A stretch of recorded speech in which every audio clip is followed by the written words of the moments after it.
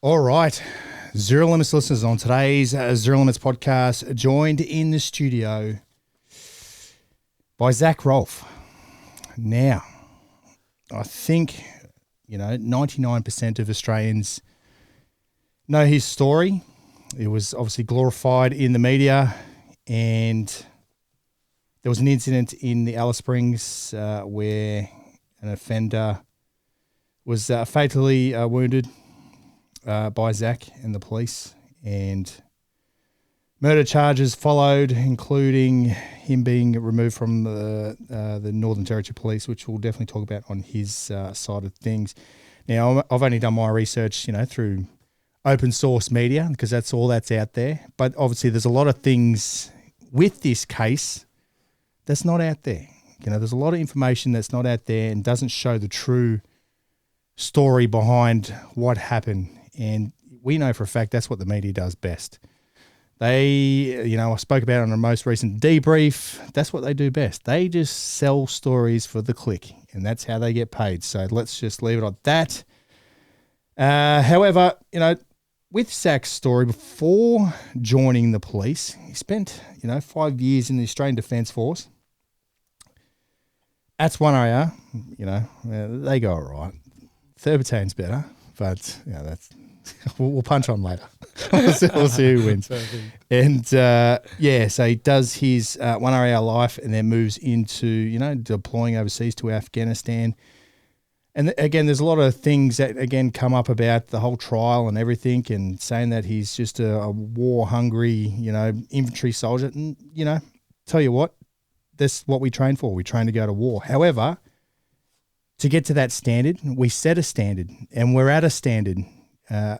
One thing I find with military guys is that we do things to the best. They say, basically, when we do something, we do it right, and we'll do it right, and we'll do it 1,000 times until we get it right. Like, for example, dry firing. You say that to a cop, do you dry fire? And they're like, what's that? What's dry firing? I said, that's me standing in my room, pulling my pistol out and pointing it at the wall to make sure that every single time is the exact same transition or exact same fundamentals of getting it right until it's right, which we'll definitely talk about. However, Zac, mate, welcome, mate. Thank you, brother. Thank you for having me. No, appreciate you. Obviously, we've been talking for, quite a while. Yeah. Both in the, mates capacity, but also, in the professional side now, which I don't know if we'll talk about it, but you obviously run a bit of a business, and, I run security, and for whatever reason, those two align, and, there's some of the biggest artists in the world using your stuff. Yeah, it's good. I'm definitely happy to talk to some of that stuff later. Yeah. The intel side of the work at the moment is pretty crazy. Yeah. It's a good spot where I'm at now. Man, and that's what the world is about, is intel. And we know for a fact in the military, early warning is one of the biggest things. So, intelligence is one of the biggest base for early warning. So we'll definitely talk about it, mate. But again, appreciate you coming in and joining the ranks of the Zero Limits guests. Thank you, brother. I've been looking forward to it. Yeah, and obviously, like I said, mate, your story has obviously reached the pinnacle of, hang out in a spa bath with Ben Roberts-Smith, but also, plastered over the media, and, we've only got one side of the story. Yeah. And that's what the media does best. Yeah, it is. And the media were definitely used by the NT police and other actors in the situation. So the media were used, and they were used because that is what they do best. Yeah, exactly. And we'll definitely talk about, the failings of the Northern Territory Police, for example, them pretty much assuming guilty of yourself and then pretty much just kicking you to the curb, instantly. Correct. Instantly. Yeah. There was no wait time, no coronial inquest. It was, he's a murderer, get out. Yeah, 100%. And just threw you under the bus. So we'll talk about that. But however, before we do, mate, back to the normal, format of the podcast, we move back to the younger days. Let's find out about you, little young Zac Rolfe. Where'd you grow up, mate? And brothers, family, and all that. So I grew up in Canberra. Got 2 older brothers, mum and dad. Dad was a car dealer. Him and his family developed a real successful business in Canberra. Mum was a lawyer, and she dabbled in all forms of law and ended up in personal injury law in Canberra, doing real well as well. But they were both just proper hard workers. So I grew up with my two other brothers and went to Canberra Grammar School, which is like a fancy private school in Canberra. And that was me. It was nice. Nothing too crazy. Just, I think I was lucky. I was surrounded by enough intelligent people at school and at home and with my family that kind of, whilst slacking it through school, got high enough marks and nearly by osmosis learn enough skills and education through that. But my main focus during school and childhood was always sport. That's it. Right. Just live for the weekends. And this is down in Canberra, did you say? Yeah, down in Canberra. What sport are we playing? Started footy pretty young, union. Yeah, never knew anything different. And then at about 12 years old, I started boxing. And then that kind of became my full focus. And then, so 12 up until 18, basically, in the winters I was playing in the Arvos, it's either footy training or boxing. And then summer was just boxing. Weekends was either a footy game or little, Saturday night house party somewhere, wherever we find out. And then Sunday was just a sleep day. Just crashing. The whole day. Yeah, that's pretty much it. It was good. And with the schooling, like, how did you go at school? As you said, you were just doing enough to get through. No, I think, so I wasn't putting much effort in, but I did, good. I did. My mum would have been a lot more stoked if I put effort in because I did get good marks without trying too hard. But yeah, so I got good marks and stuff, but I just didn't care enough about it. At the time, looking back, I would have tried a lot harder. Because you could have been a lawyer. The brain power is very important. That's it. And your brothers, what were they doing? What's the age gap between? They're twins. They're 2 years older than me. Yep. They're pretty different than me. Their focus was more like artistic, musical. One of them's now a real good tattoo artist down in Canberra. Oh, no way. Yeah. They both went down to Melbourne after school and did like the arts and kind of the music scene. One's a tattoo artist and the other's a locksmith. They're both back in Canberra now, just killing it. Yeah, right. So as you said, are they playing sports? Were they playing sports? No, it was just more not all. They were playing basketball and stuff, but it wasn't really their focus. They were like doing the more creative side, I guess, of the world, and I was just focusing on, I couldn't even draw a square. So that wasn't me. And I always ask the guests, family history within defence or policing, anything in your family? Both my parents. So my mum's dad was in the Navy, actually was a chopper pilot in the Navy, got real high up. He actually crashed his chopper, not his fault, it was mechanical error, into the English Channel at one point. And turns out there's this cool club called the Flying Goldfish Club, and it's for all these down choppers over that way. So he crashed his chopper, got out of it, full Hewitt drill success. No way. Yeah, got out of it, and then he gets this tie cravat with little goldfish wings on it. So there's a full crew of these old pilots that have just through helicopter error crashed and survived. So he was in the Navy. Dad's dad was in the Army, just truckie. They did that, and none after that generation. And I'm sure you would have done Hewitt training a few times. Yeah, a few times. Up in Townsville. Hated it. Yeah, we did it down in Nowra all the time. Yeah. Absolutely hated it. So you leave school 2009, and what was what was your thoughts growing up? Because you joined the military pretty much the following year. Yeah, pretty much straight after. I think my thoughts were always directed towards eventually policing. But I knew at 18 years old after school, private school, really no issues growing up. I had a good life. It was all happy. Never really wanted for anything. The hardships were really self-imposed, either just through whatever trouble I got myself into or by choice, training. Super hard at a high level.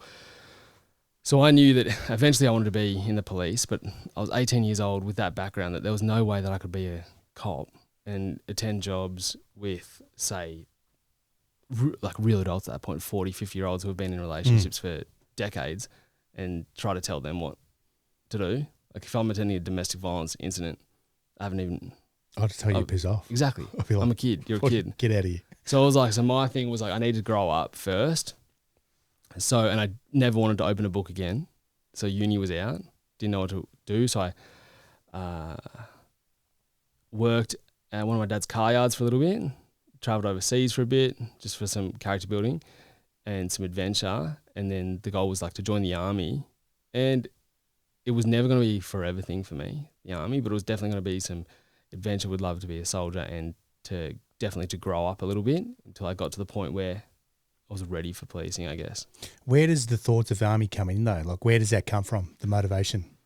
I think honestly it always had been there for me, but it had just never been a forever thing. I know a lot of people join up and they think it's when they join up, they're kind of probably thinking longer term, but when I joined up I wasn't thinking longer term, but it was always there. It was nearly in my mind, it was nearly a natural progression, like school, don't want to do the uni, so you go to the army. And if you're going to go to the army, may as well do it, let's say, properly and be in the infantry and like for the full experience. And what are you exposed to down in Canberra? Because obviously Canberra's kind of like the heart for the army headquarters and obviously the War Memorial, one of the biggest things. So honestly, not too much. Obviously there's a heavy focus in Canberra on the officer aspect of the army, like Duntroon, RMC, ADFA. There's a War Memorial which I'd grown up with, which was like it was awesome, but it was like normal. It was just like, it's a normal part of life. Yeah. It was cool. We went there a lot. The granddads, as you know, they don't talk about it, the military at all, nothing like that. It's not their vibe. But I just wanted to be a soldier, and I figured I wanted to be on the ground. I didn't want to be behind a desk or be ordering anything else around again. So I didn't go to the ADFA path or nothing like that. I went regular soldier. Yeah, so you enlisted into the Defence Force, and did you have any concept of what was going on in the world? Obviously, this is 2010, so Afghans in full swing. There's multiple Australian soldiers have been killed, wounded. The coalition in general killed, wounded. Iraq, Timor, Solomons, any deployment possible was happening. Yeah, I think my eyes were open to that, so that's what I was kind of expecting and hoping for. But as you know, like it's about when timings when you get in. If you get lucky, you miss out on deployments. Or when I got to Battalion, just give me a head. Luckily, it was lucky for me that I got on the deployment with the time in the battalion. Battalion at that time. Yep. So let's break this down, mate. So call 13-1901, mate. This is the edge. Yeah. Go through all your psychometric testing, medical testing, all that stuff, physical testing, pass, get off a position, you enlist, get your enlistment day. From there, you jump on a bus, mate, head to Wagga, Kapooka, mate. How'd you find that whole... I found Wagga, the 80 days at Kapooka, probably the most boring 80 days of my life. And I don't know if it was just like, because I know a lot of people had fun. A lot of people that were there in a different hallway than me, they had fun. But for me personally, it was like very easy in a way. But it was boring. Like it's like 6 a.m. till 10 p.m. You spend a lot of time polishing brass. The fundamentals of being a soldier. And you don't like looking back on it now. Like now I can look back on it and appreciate what's being ingrained in you. But I didn't know that at the time, and I don't think some of the trainers probably know. They're just following what the guy before them did or what they're taught. But they are. It's important there, and the lessons you're learning there and the conditioning that's occurring is very important, but I didn't understand at the time. So I was just bored. You never do, through it. You never do. Yeah. Until you obviously look back in hindsight and go, you know what? Yeah. I understand why they do this or do that, exactly. and why I train every day. Yeah. And you got to look at the Kapooka, mate. Look at the names that have gone through that place. Especially in the GWAT era. Yeah. The BRSs, the Hamish 100%. McLaughlins, the Andy Whites. Most of these guys have had on the podcast. Absolute just warriors and heroes. And the fundamentals, they're coming all the way back from like Napoleon's lessons. They're there, they're being taught in Kapooka, but we just don't comprehend it. No, that's it. Until dumb little kid. So you found it quite easy. Yeah. I think most of us did, especially coming from a physical, sporty side. Yeah. The physical is not too demanding there. How'd you go with the firearms and all that? The firearms at the time was a bit difficult for me because I didn't grow up on the farms. I wasn't shooting too much. So the longer range shooting was a bit difficult for me. Apart from that, I was fairly good. But the longer range stuff that was a kind of like, it's like when you get nervous for a test because I hadn't done it before. That was the stuff I struggled at. But that's all I really had to focus on. The rest was all right. Yep. And so you do your 80 days with it? I think it was 80 days. Yeah. I feel like it was 80 days. Yeah, I did 2003, so I think it was 45 days. Yeah, right. Yeah, half. That would have been good. Yeah, I know, yeah, it was good. Nice and quick. So you do that 80 days, mate, and just quickly, your section commanders, any infantry? I think there were a couple. Were they Afghan vets or Iraq vets? Honestly, I don't know. Don't know, can't remember. The main dude was the supplies lad, the blanket folders. Ordnance Corps. Yeah, Blanket yeah, folders. Yeah. So that's all I remember. I'm like, ah. Yeah, right. So I don't remember too much from that. Any other grunts in your? Yeah, a lot of the boys from Kapuka went with us to Singo. Oh, did they? So yeah, obviously long life mates. Yeah, definitely. Yeah, always the way, isn't it? Yeah. Yeah, right. So from there, this is where you move to Singleton up this way, mate. And this is where it all changes because this is where we focus on infantry tactics, close quarter battle, section attacks, and all the infantry, firearms. Minimi, I think they got Maximi at that stage. Yeah, Maximi. Yeah. Obviously the Steyr rifle, and then obviously moving to the 66s and 84. Throw grenades. How did you find Singo, mate? That transition from that fundamentals to doing some cool boy shit. Yeah, I think it was like standard experience. Like I loved it. After going from Kapuka to Singo, where it's just awesome. Like the focus is real. You're training properly. You're learning good shit. You're learning infantry stuff. And you're with more of a focused group of individuals who are same mindset, same goals. So I loved it. That's one of the best things about Singo is that everyone that comes into Singleton, everyone's got the same mindset. They just want to be a grunt. You just want to get to your battalion. You want to deploy overseas and do the job. Yeah, exactly. And I guess you probably would have seen the difference when maybe you went to the police academy where everyone's just different. Not everyone wants to be a GD. Not everyone wants to be a detective. Not everyone wants to be a canine handler. So there's just different mindsets in a collective of people. Whereas at Singo, it's just everyone's like, just let's go. Yeah, it's awesome. It's the same. Everyone's like a footy team. Exactly. Yeah. Yeah, it's mad. Yeah. So run me through Singo, man. How long was that? 3 months. 3 months, and you just enjoyed it? Just enjoyed it. Had a good time. Like, didn't perform amazingly. Performed good enough. Fitness was always there. On the tools, nothing like superstar. Yeah, because there's always that one or two that's like, far out. This is super soldier. Legends. Yeah. You can never beat them. No. But performance went well. I actually, in the last week of Singo, I got a call because the Army rugby team was doing a tour and they'd had like an injury or something like that. And my old head of discipline at Grammar used to be in the Army and played Army rugby, and he knew I played. So he called me and asked if I could fill in for the Army rugby team flanker in Singo.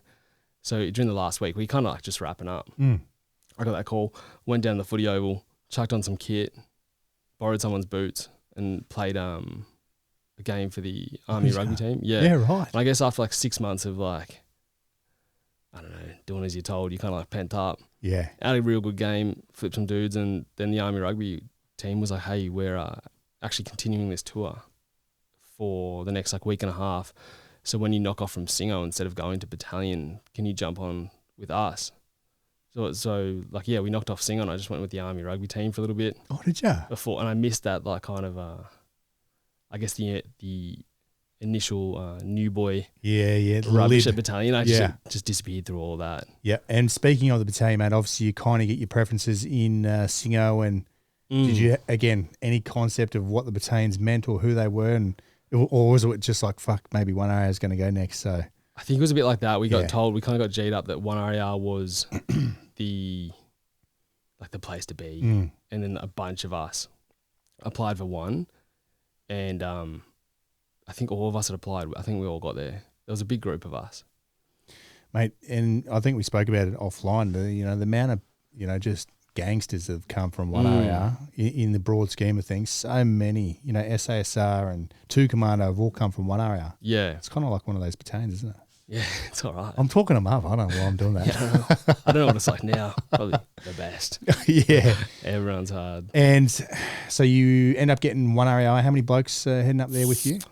I honestly feel like about 8 of us. I feel like maybe like 6 to 8 of us went up out of the like 30. So you get in quickly and then you're straight onto rugby. Yeah, so I missed out. So we get in So I don't even go up with the boys to Oh, don't you? Townsville. You're straight off to rugby. Go straight from Singo to rugby tour in Sydney and stuff like that. Spend the week just playing a fair few games. And then I went up to Singo. So the boys, and I got up to Singo in the car, and the boys are fairly shell-shocked. Yeah. Up to Townsville. Sorry, up to Townsville, yeah. Got up to Townsville after that week, and the boys have been dealing with the new boy week. And then I kind of got just like to sneak in on the background, and no one knew who I was, and I was just quiet. Yeah, because away from it all. I think I've spoken about it on multiple other podcasts, and I asked a lot of the other infantry guests because it can be quite a daunting experience. Moving into a new unit, and when we talk about one area at this stage, I think there has been a couple of deaths. Yeah, they just got back from all that. All the Iraq, they've all been to Afghan. There's like in your lid. 100%. And some like big shit has happened. So there's some like real soldiers like walking around, and there's some like anger and like rightful anger about what's been going on overseas. And we're lid like kids. just going like, that was fun. Like that was a fun 3 months. What's next? And then it ain't like that no more. No. So after how long were you with the rugby for? I think it was just a week. A week, and then straight up to battalion. So straight up to battalion, mate. You get to the battalion.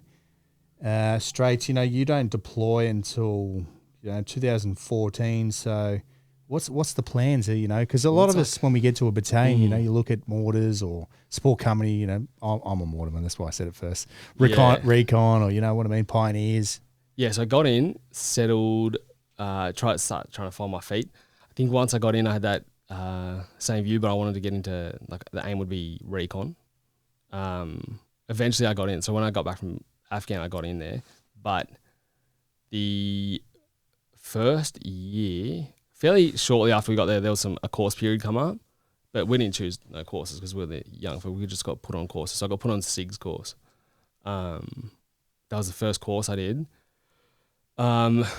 And then it was just kind of like trying to get as many courses as I could. Eventually got on the recon course because no deployments were coming up. So I guess it was just about upskilling where I could. There was the idea of like joining or applying for SF.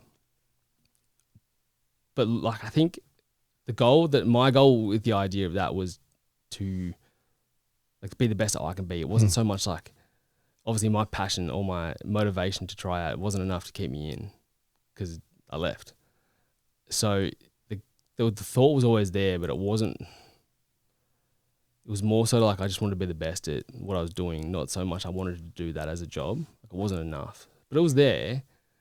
But eventually did the recon course just prior to Afghan, then got that deployment, and then got home and posted up to recon, but only briefly before I bounced. Yeah. Just talking about that motivational, and that mindset of being the best you can be.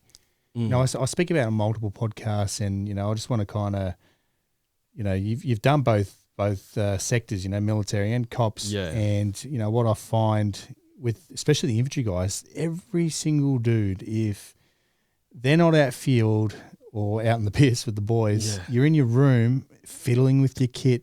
Yeah, chopping and changing it, making your pack better, going to the Pac-Man and getting something built and added on, and looking for the newest kit you could afford. The newest bivvy bag or whatever. But you always wanted to be the best you could be.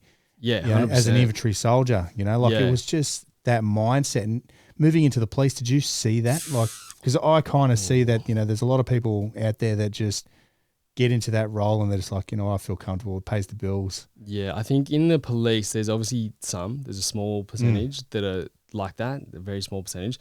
I would say that the larger percentage are the kind of folk that go, well, it's a job, which it is, it's just a job, but it's a very critical job. But they go, this is just a job. And if the job's not paying me to do it or not giving me, like not doing it in the time where I'm on shift, why would I do it? So I understand that argument for themselves because, again, it is a job. And if the organisation wants you to be better, they should be investing in you. Yeah. But at the same time, your job and how well you perform at it, one, goes to how well you can protect other people or help other people, but also yourself and whether or not you go home at the end of the shift. So it doesn't stand up as an argument for me, but that is the general, I guess, the general argument you would say. There's a lot of people that would love to be better as cops, but they don't know how to become better cops, and they rely on the in-house training and stuff like that. And often is the case, or at least where I was, that's not up to scratch. Yeah, and I guess that's where, I guess that rank structure comes in. Again, what the military does best is, we're in a section of, 8, 10 blokes, a platoon of 30, that your section commander is the kind of the guy that you look up to. You pretty much replicate what your secco, how he's got his pack set. Oh, fuck, he must know what he's doing. He's been 100%. In 10 years. He's got 2 deployments, so he's done it before. And then you look at your platoon sergeant and go, he's the senior soldier right now. So if that's how he's doing the pack, maybe we'll just ask him how. Yeah, definitely. Sarge, why you got your magazines like that? And he goes, well, funnily enough, I had to pull it out, and this is how it worked best. So maybe you should do that. Exactly. And it's hard in the police because once you finish your training, you do your 6 or 7 months of police training, and then you basically deploy forever. Like every day is work now. You don't really have that training, deployment, rest, recovery period. So obviously in the army, especially at the higher level units, you might have a 4-4-4 like month rotation where you've got 4 months training build up, 4-month deployment, 4-month rest. And I know my view, I think other people have the same view, is that policing should be in some way. Yes, I know there's going to be manning issues and stuff like that, but if you want the best police force and the best people that aren't getting burnt out, aren't performing or are performing as best as they can on jobs and haven't got all the mental health issues, there needs to be some rotation period where you're on the streets for however many months of the year, and then you have a period where you are, it's a kind of a rest period because you aren't doing night shift, you aren't on the road. But during that period, you need a real training, upskilling period and perhaps it is, 10 months on the road, but then 2 months of rest and upskilling. But there needs to be a rotation period rather than just putting people out on the road and being like, well, you went through police college 20 years ago. Why don't you remember the legislation? Why aren't you as good as you're supposed to be when you knocked off, kind of thing? So it is really hard for police on the street like that. Of course, yeah. And that's obviously not the general duties or the cop on the ground's fault. That's not at all. That's the command and obviously the way policy and procedures are written. Exactly. And the argument would be, well, look how much manning we would need if we gave people a rest period, like a recovery period, 2 months or 3 months of the year. The extra manning we'd need, but then you go, well, how much people do you save if you actually had that environment where the workplace is, you are looking after your boys and girls, you are upskilling them, and you're not stitching them up. If you fix the culture and fix that cycle, less people would quit, and maybe the manning kind of sorts itself out. Yeah, 100%. And the reason why I bring up all of that is because, you move into the police, which we'll talk about down the track, but you've got a leg up because you've had years of training as an infantry soldier where it gives you that professional level of above the minimum standard. I believe, a cop gets out of the academy at the minimum standard to be a police officer. You've exceeded that. Yeah. You're already at a set standard. So your methodology of thinking, especially when it comes to a scenario, is a lot higher. Yeah, a lot more capable. You run a more risk management processes through your brain. Yeah, I agree. People think that there's a lot of arguments, random arguments, that people from the military shouldn't go to the cops. But everyone that I know basically that's been military and gone to the cops, they find it a good transition. And because, again, being a police officer is problem solving. What we do in the military, a lot of it is problem solving. But you are conditioned to do it under stress. And you've done that training to do it so many times so when the shit hits the fan, you already know how to stay calm. Whereas a lot of people in the cops, they got to learn that, and they're not learning that in police school anymore. So I agree. I think that the military provides a massive leg up. Of course. Yeah. And 2012, again, we spoke about the death of Australian soldiers over the years. Up to 2012, there was 30 something at that stage. Yeah. Which I'll probably bring up the list. But this is where you lose a close friend, and Rob Pote, Pody, as you'd call him.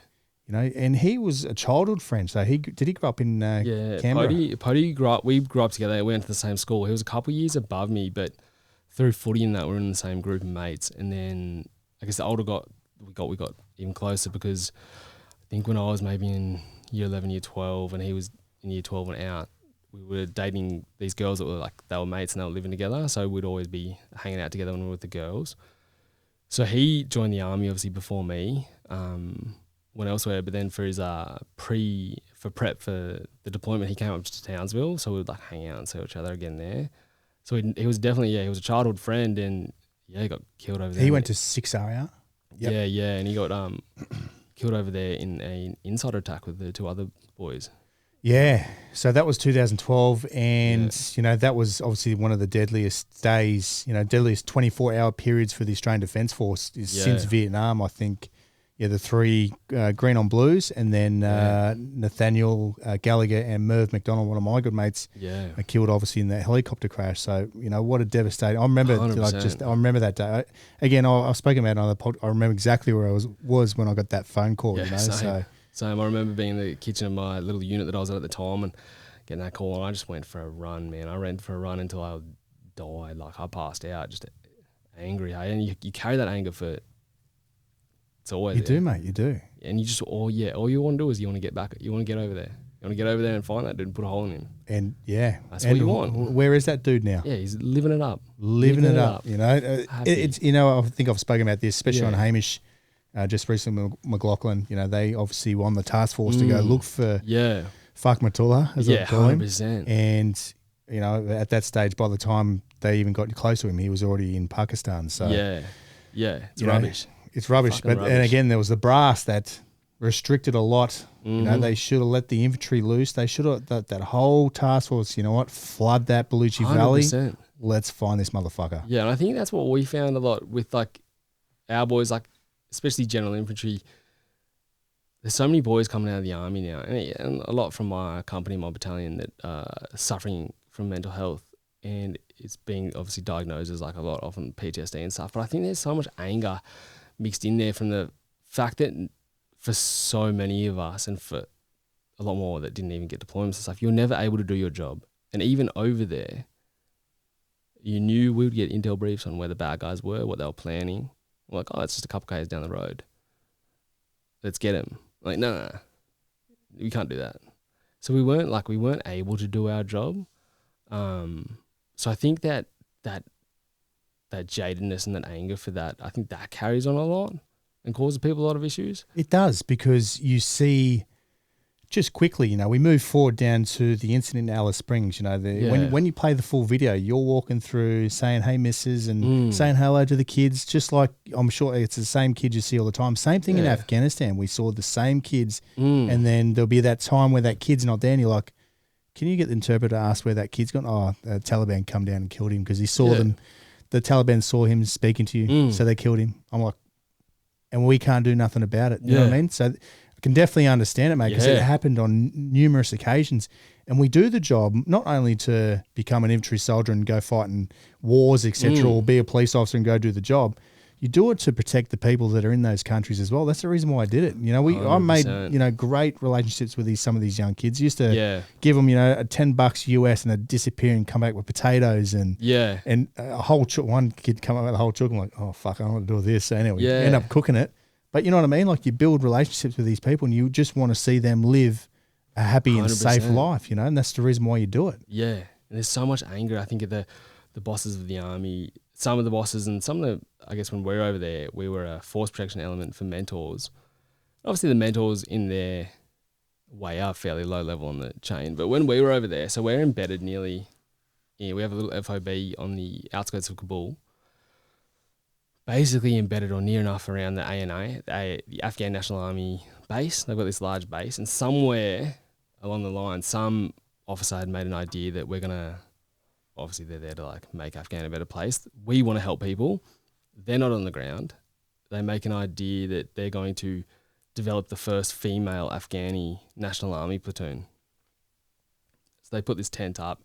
They get these women together, and they would have sold them a real nice idea about improving their life and stuff like that. And they put them in this tent amongst the ANA. Oh, yeah, brother. and we're gonna be there to protect them from 9 till 5, and then we've got other jobs to do. Got to the point where they had to build a cage, obviously a big cage, barbed wire around their tent to protect these women from the men, because the culture over there is not the same as ours. But, you know, you got the bosses that are thinking rainbow thoughts and everything's good and everyone's happy. But who gets the keys to the cage? No, You know, it's the ANA. So, like, we're there trying to, like, so there's, like, a disconnect sometimes. Like, there's some dumb ideas that get done. Yeah. They're put in place. I think that stems from our government, mate. Yes, you know what I mean? Like, there's a lot of dumb things happening here in Australia. But, yeah, stuff like that, that's just, like... Weird. Dumb. It's just like like I said, the quiz for Palestine. Like, oh, come on, like, just wake up to yourselves. I know, brother. That you're not welcome there. Yeah. Like, you know, you're welcome here in Australia where you're home, but you go there, you're going to get kicked off a fucking cliff. 100%. Like, and we saw it in Afghanistan, mate. If you had to protect the women, there's video. I've got video on my Instagram from Chris Corfius that was a sniper, and he's got video of a dude giving a couple of seconds to a donkey. Yeah. I'm like, bro, like that's next level. Brother, there was some camp dogs over there that we had, and we didn't have them, they were just there. There's dogs everywhere. But there was this little pack of puppies that we liked, and they were close to us, so we all hung out with them, like 4 boy pups and a girl pup. Even the girl pup, once she got to like 6 months old and the other dogs would try to hump her, the locals like, oh, it's all a cute puppy. Next minute, no, she's disgusting. We'll throw rocks at her and kick her and beat her. And we're like, bro, luck. Bullshit. Yeah. And like, it's just a different culture. Yeah, it is different, mate. Yeah. It is different. Totally gone now, which we'll talk about far out. But quickly, like we obviously got forward a little bit, moved back to, obviously, again, we spoke about Rob Pody, I should say, lost his life in 2012. How did that, we spoke about, the anger at the time. How does that feel for you in regards to losing, one of your, good friends you grew up with, and the accumulation of all the Australian soldiers that have, been killed? I think it definitely, like, the anger and the sadness is still there, but I think the way it affected me moving forward was obviously he was killed in an insider attack where the soldiers at the time were working with the ANA, members that they should have been able to trust. That was a kind of like agreement, obviously. Me personally, just my level of trust went even further down from where it was at. So me with strangers, definitely overseas, like you got to earn the trust before it's coming. So I guess, like, if I was like cynical, I became even more cynical, if that makes sense, but more guarded. But for me, that was a proper tactic, proper defense mechanism that was required, because look what people are up to. Yeah, especially those green on blues. I never thought about it when I went in 2008. Like, it would never cross my mind. But then as I went back as a private contractor, I thought, fuck, you know what? This shit was happening. Yeah, this can happen anytime, anywhere. So you got to let these people build trust with you, and you got to build trust with them. Yeah. So I guess if anything, I became so guarded that maybe you couldn't even build trust with me, but worked for me at the time where I was at. Yeah. So, that was 2012. Moving on to that deployment in 2014. When do you get the word? Because at this stage, again, we're talking 2014, the Afghan war has already been told that it's going to be winding down. Yeah. This is kind of coming up to that final periods of, defense forces and militaries around the world actively engaging in combat in Afghanistan. Yeah. So when do you guys get the word, and, how was the feeling? Like, fuck yeah. I think it was finally got one. Yeah, 100%. So it was pretty... We went over mid-2014, so it would have been around the start of 2014 that the room mill started coming out. But for my company, only 2 out of the 3 platoons were going over. So it was a bit of a, I guess, race, competition of who could get on. So everyone was scrambling to get on. There was some people that didn't want to go. But the rest of us were just scrambling to get a spot. And when I got on, we were all stoked. Like, everyone that was going over was stoked to finally get a trip, because, again, as you were saying, like, we didn't think there was any more coming.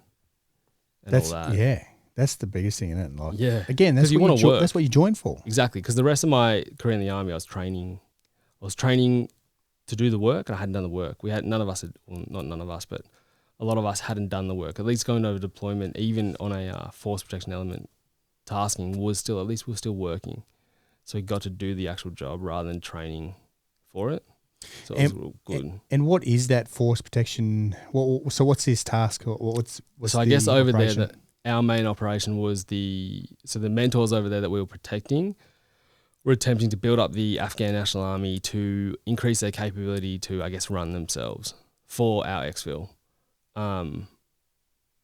So we're basically just looking after British, Aussies and US, I think, mentors, the officers who are teaching the A&A, and we're just providing basic overwatch and protection for them. Gotcha. Main threat being insider attacks. And what's the area of operation? So we were on whatever side of Kabul airport is. Yep. We're on the other side. At Karga. Yeah, we're at Karga. Yeah. Yeah. Camp Karga, I think it's Yeah, called. correct. Yeah. I drove there a few times. Oh, yeah. Yeah. Good place. Good place. It's funny, like when you rock up as a contractor, you know, when I rocked up as a contractor, there's 4 of us in, you know, 2 Land Cruisers, just up armored Land Cruisers, and you see the poor grunts there getting dressed in their full fucking neck blast shields and relax, boys. I know. It's not that bad. Yeah. But yeah. It's chill. Yeah, so how long did you spend in Karga?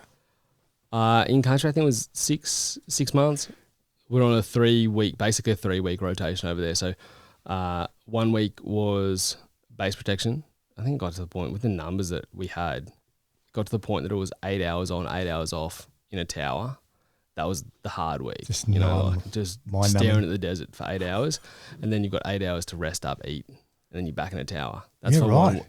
Got for 1 week. So 8 hours on, 8 hours off. Yeah, so that was that 1 week base protection, 1 week QRF, just hanging out in the room, chilling out in case something happens, and then 1 week with the mentors. So that was our split. And on those mentors, where are they going? Is this all just in Kabul? Mainly, it's all Kabul. So it's mainly just around the area that we're at. Sometimes you're doing trips into different areas across the city, but it was mainly within a few Ks of Karga.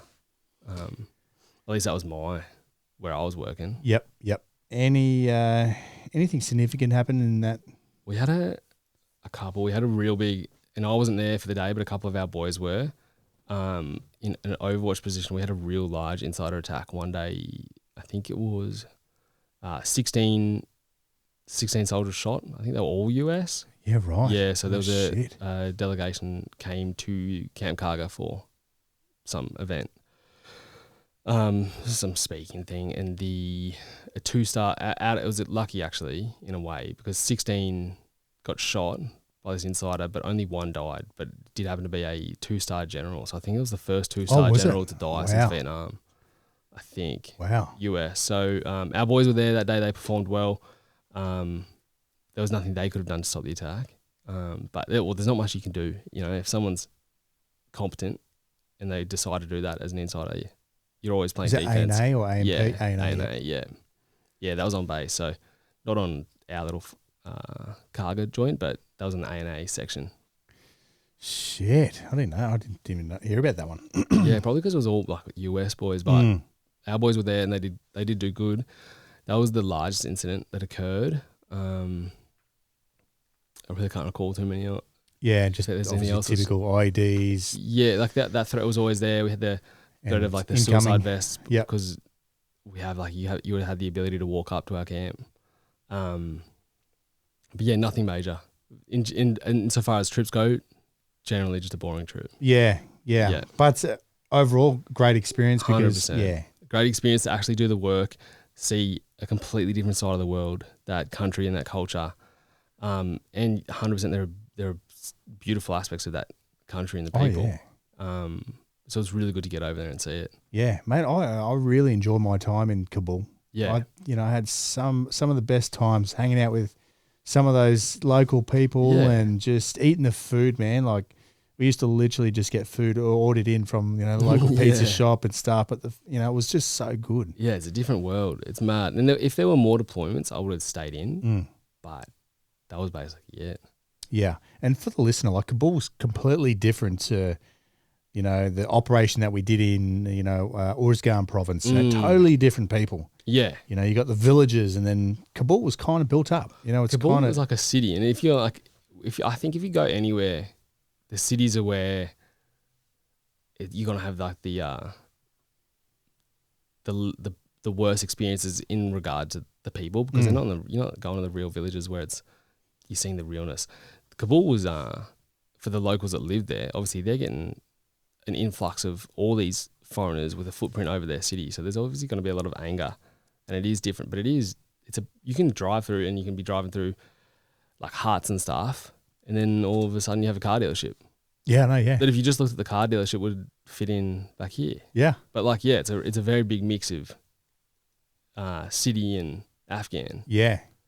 Yeah, mate, absolutely crazy place. And, mate, you can go back there now if you want to. The Taliban have said, come along. Yeah, haven't you seen that? I haven't seen that. Dude, there's this video. It is probably one of the best, like the CUNT type, Yes. come to Northern Territory type thing. But there's this one where there's these three white dudes and they've got rubbish bags over their heads. And there's all these Taliban fighters standing behind with guns. And they pull the thing off, go, visit Afghanistan. No shit. I was like, I guess, lean into it. I don't think I'll go. Mate, as much as I'd love to go back, I just couldn't, 100%. Nah, It's not an option. 100% get my head cut off for sure. Definitely. So you get back from your trip from Afghanistan, mate. How did you go? Did you get any rockall in between, which is like, your leave period? Yeah, I did. Just got, I took the 2 weeks in Italy. Got dropped off in Rome. Oh. Yeah. Because it's just like I didn't have, and then come back home too. So I just get dropped off in Italy, have a good time. With the boys? Yeah, with the boys, and then go back to Afghan. Just get on the booze. And yeah, there was more time. So yeah, got dropped off in Rome and got picked up 2 weeks later.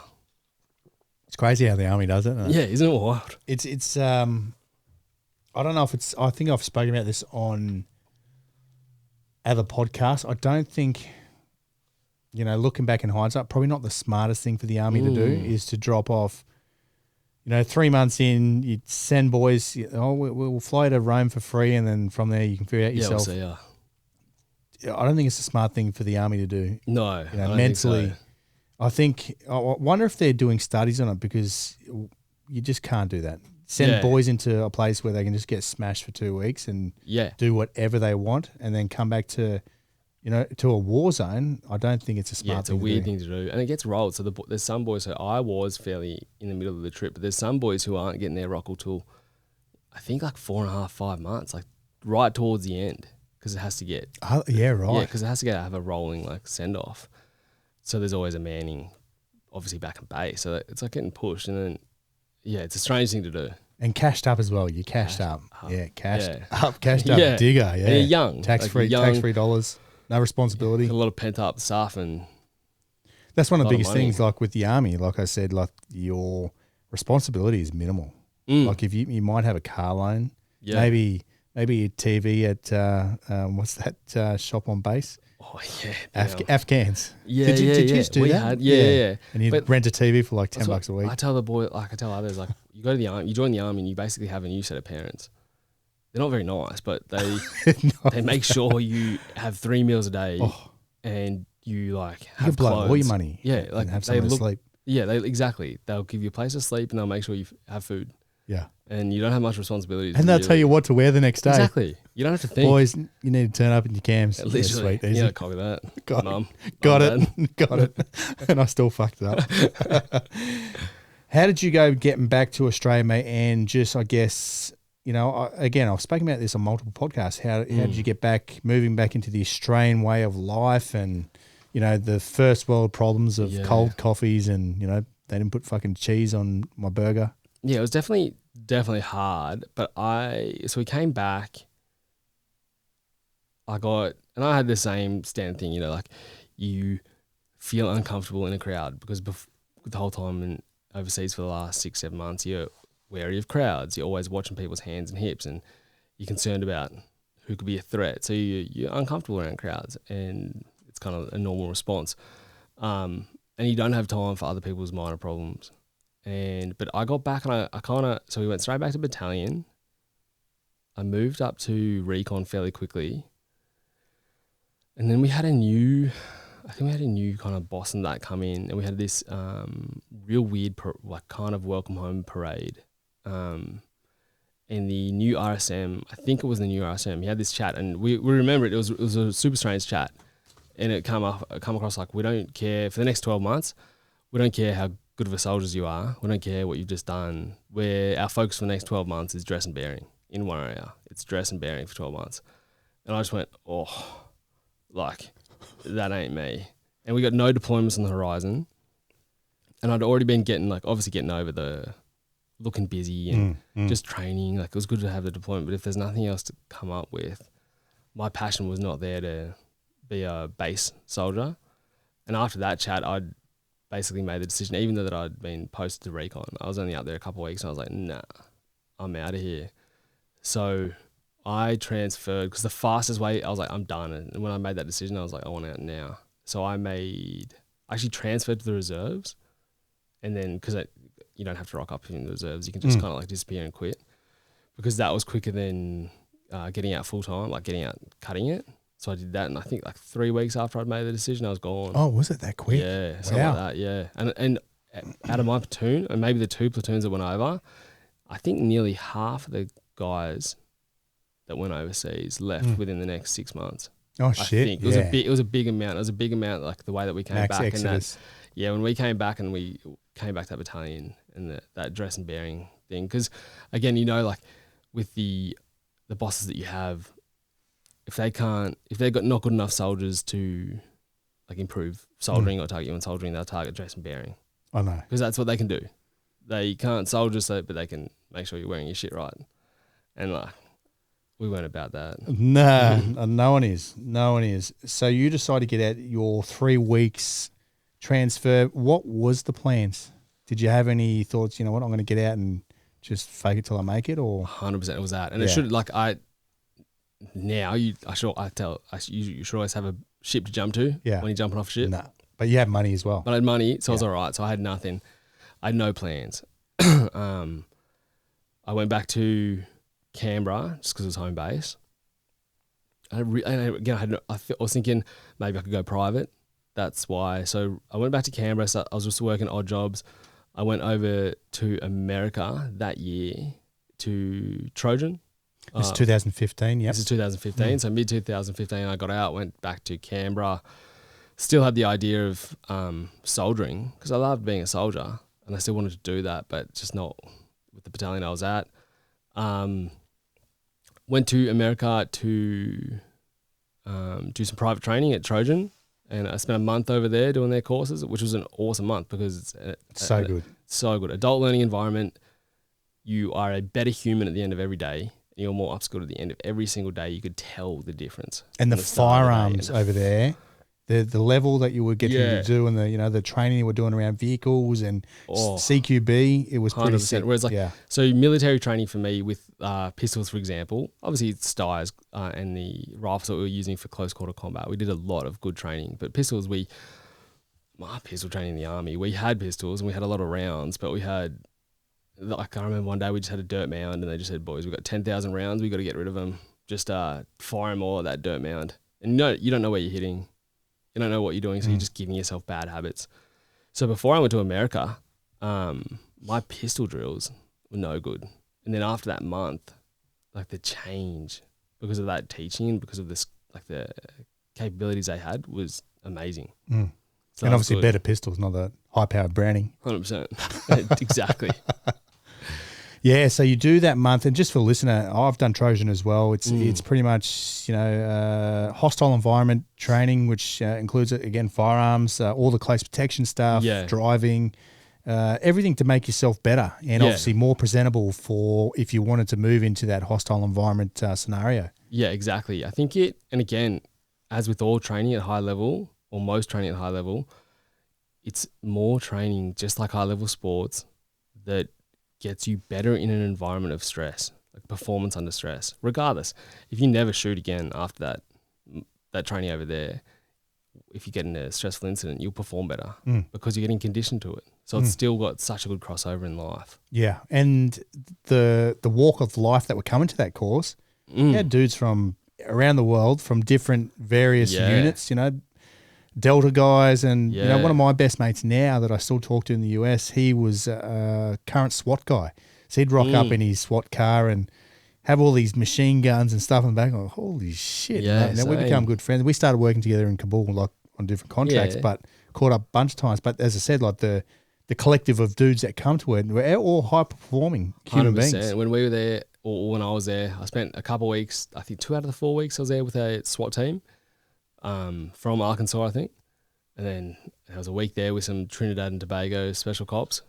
And like, so yeah, it was from every walk of life. And the instructors were just high. There was always that one or two Trinidad, Tobago. You got to be careful of them. Yeah. They were shifty, range. yeah. Yeah, they were, weren't they?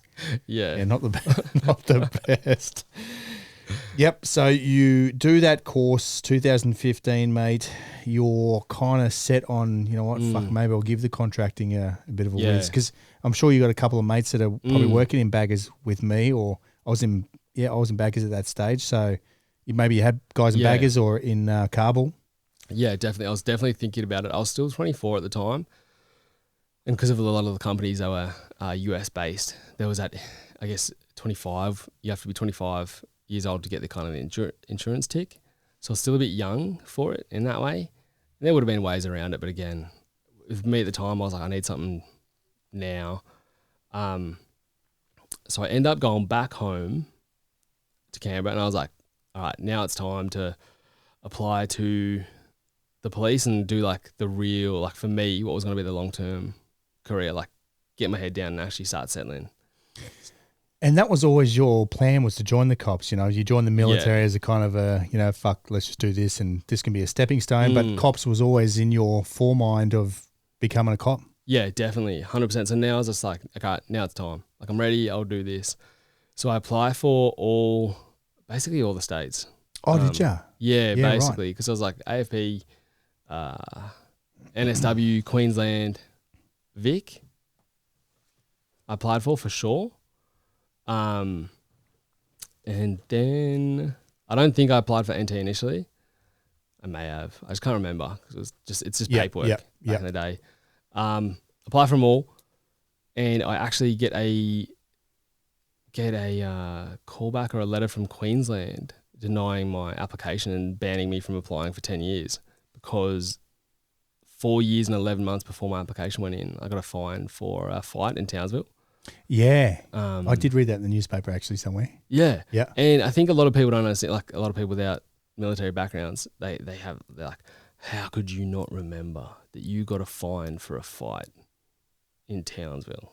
And I was like, the army, like it's not an abnormal thing. If you're in the army in Townsville, I got multiple. You know, like multiple. Yeah, it's not like a thing that strikes your memory. Like, and I got into multiple fights.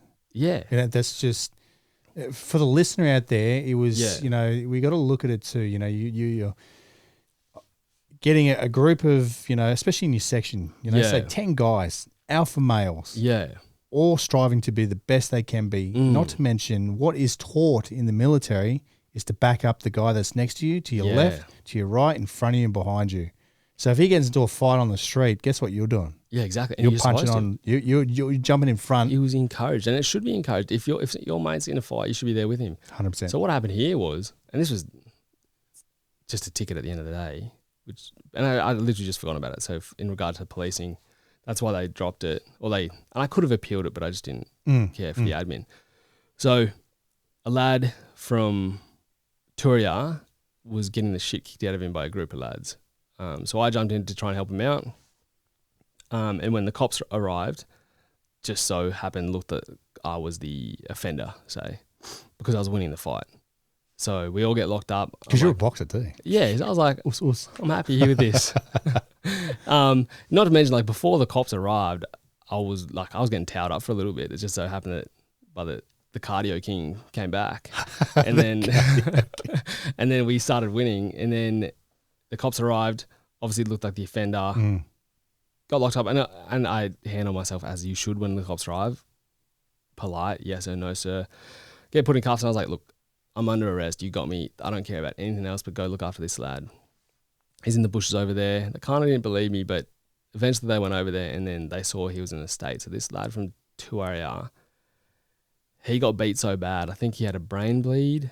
Shit. A lot of he got med discharged. Right. He was fresh in, wow. And he ended up, I think he lost sight in one eye. But the army was still good back in the day. That once it all got found out what happened, and they backed you. The army 100% backed me. The cops were sweet as well because it's a fine. Who cares? You pay your fine, you move on with life. I think they were thinking about charging before they found out what actually happened, and then I think those other boys got charged for what they did to this lad. But the army was stoked. I got like taken to the RSM's office. He shook my hand. My sergeant was stoked with me. He shook my hand. They asked me to go sit in this dude's hospital room. So when he woke up, he knew that he wasn't left alone in the fight kind of thing. So the army was good about it. Because that's what they teach you. Yeah, exactly. Stand up for your mate. Exactly. And I just literally just forgot about it. Yeah. Because other stuff happens. And you didn't get charged or anything. Exactly. It was a minor thing in my life. So Queensland Police, and fair enough, their rules were if you had a ticket or anything like that, you have to disclose it, and I didn't disclose it. So they were like, yeah, you can't be in for 10 months. And I was like, I haven't disclosed it to anyone. I was like, AFP, all the application processes were fairly in depth. The NT one wasn't so in depth. And of course, I was like, I assumed that if I got kicked back from Queensland, looking at the application process, I was like, if I got kicked out of Queensland, the same's going to occur for the other states because they're similar application processes. So I called the NT recruitment team up and I was like, hey, just letting you know, I've forgotten about this. I didn't disclose it. Here's the story behind it. And I remember to this day, old mate laughed and was like, you'll fit in here. Application in. And I was like, no way. Okay. Then a couple of weeks after that, I'm at police school in the NT. Starting. And how was that for you? I guess, you've moved away from Canberra anyway, nothing really tying you down. Quite an easy transition moving to Northern Territory? I would say it was an easy transition for the police school, which is based in Darwin. Darwin has a very similar vibe to Townsville. Yeah. It's similar. It's it's on the beach that you're not supposed to swim in. It's got the same feeling, very similar feeling to Townsville. So it was similar. That wasn't a big change at all. I think a better nightlife. I fucking love shenanigans. I did Relax in 04 and tell you what. Yeah. I can't believe I got a medal for that. So good. Crazy. But so your transition to the police, mate. And, I guess over the years, a few things have happened over the years before you joined the cops, especially in NT. Lynn Cafe happened, down in New South Wales. And was there any aspirations in going further than just being a general GD, at that stage? I think I had a plan. The plan was simple. Okay, it was a very simple plan. The plan was get in the cops, do GDs, learn the craft, get into the tactical team until my knees hurt, and then become a detective. That's what I thought the progression would be. Yeah. Do normal cops to learn the job, go to tactical team until I get sore, and then become a detective and sit behind a desk and eat donuts. And that was the plan. Yeah. That was my progression pathway. Yep, gotcha. My mind. From there, we're back to the academy, mate. You get offered so what do you got to do? It's similar to the military where you got to do your medical, psychometric testing, physical, etc. I think it's similar, but a lot less. Yeah. So you do your fitness day, some psych testing, that standard one. I think it's the standard one they do for jobs now with the hundreds of multiple choice. So it's just that fitness, psych.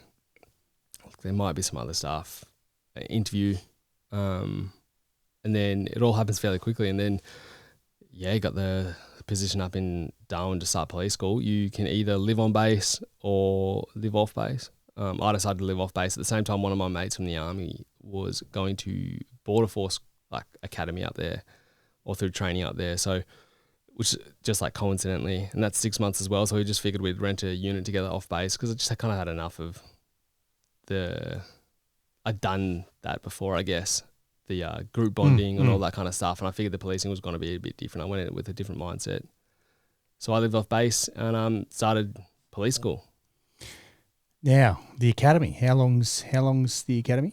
It's about 6 months. 6 months. And how did you find that whole process? And it's a lot of, look, to be honest, I loved it. I loved it because I went from Kapuka 24/7, Singo 24/7, the army where you are at the behest of your bosses, you have to do what you're told, to now I'm at this place where I think we were working from 7 till 4. Adult environment. Yeah, you're working from 7 till 4. It's kind of adulty, we're getting PT in the morning still, and then you have brekkie, and you're going to knock off at 4. And I'd never worked in an environment I'd been in the army before. But now, if you do something good, people clap for you. Yeah. You know, it was weird. Like, it was weird. I was like, what? People are being nice to us. Yeah. Yeah. So it was different. It was The completely food is different. warm. Yeah. I was like, insane. So it was kind of just like a nice environment. For me, it was like 7 to 4 day shift with paid PT. So I'd do the PT with the crew, and then you have an hour for lunch, or for brekkie, and shower. So I'd do a bit more PT and then shower up and then go to class. There was a lot of death by PowerPoint. That's just what it is. There's a death by PowerPoint, and then there's a number of 2-week blocks. A 2-week firearm block, 2-week driving block, and 2-week investigation block, I want to say. But apart from that, it is a lot of classroom time. But again, I guess like while growing up in Australia, I was aware of what the laws are in Australia, because they're the laws that bind us. We have to abide. So I kind of like, it wasn't too much of this learning, but like the legislation was there. So all you're learning is like a lot of legislation. So it wasn't like mind blowing to me. I didn't It's reaffirming, really. Yeah, really like that, because I wasn't struggling too hard with it. Yep. And when we talk about you move into that pistol phase, is that 2 weeks, did you say? Just 2 weeks, yeah. And how did you find that? You know, again, I didn't say you struggled with it in the military, but you got better when you did Trojan, obviously, because again, the amount of rounds and different pistols you get to use, and obviously moving into the NT. What are they using, Glocks? They're using Glocks, and they're still on 40 cal. Yeah. I just think they haven't changed from 40 cal. From back in the day, the old the thinking process of bigger caliber, bigger stopping power kind of thing. That was probably the decision process back in the day to choose 40 cal over 9mm, and they probably just stayed there. Well, you got fucking crocodiles and buffaloes. Yeah. You know, that's probably another thing too. And they are shooting crocs sometimes. Yeah, that's what I mean. They're having to. The pistol phase for me was again fine, because it was a good time. Like, it was a good 2 weeks on the range.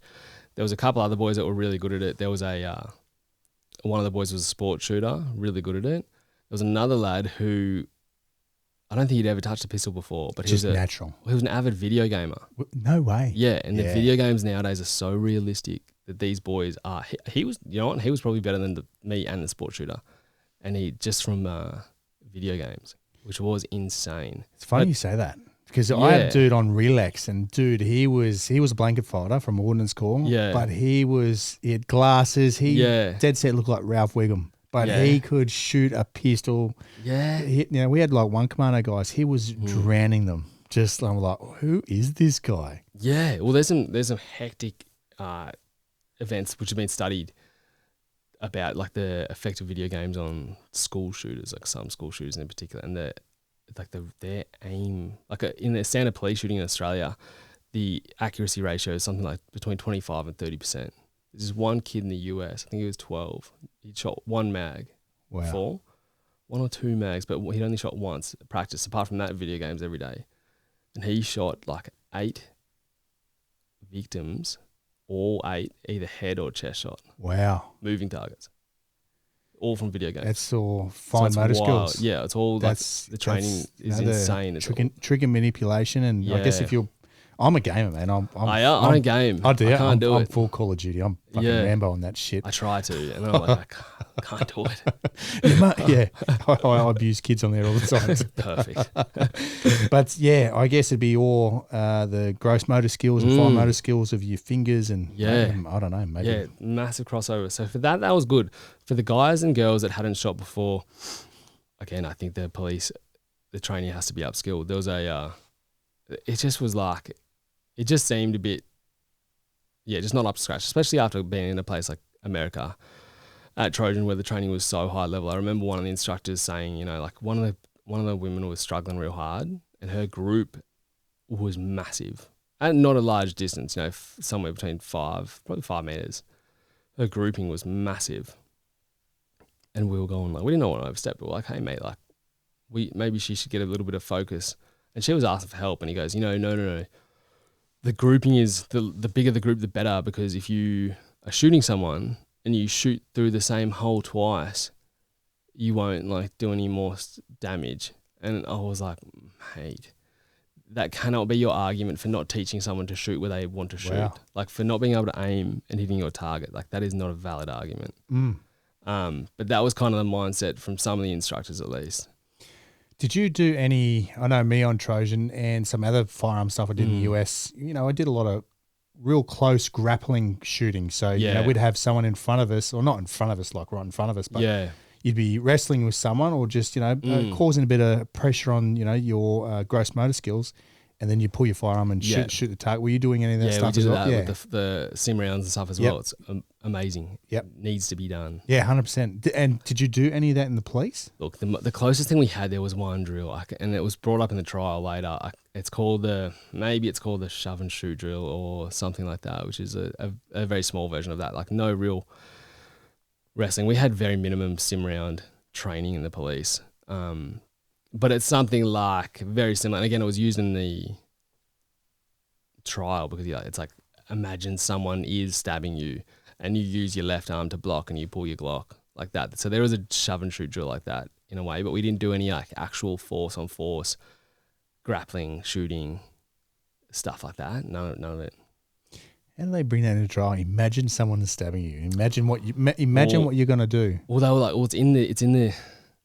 it's in the training book, right? Like that we had, like the whole trial was based on the training book. And there's these photos of someone overhand stabbing you. It was actually really good for my case because it's like, there's a picture of an offender overhand stabbing you.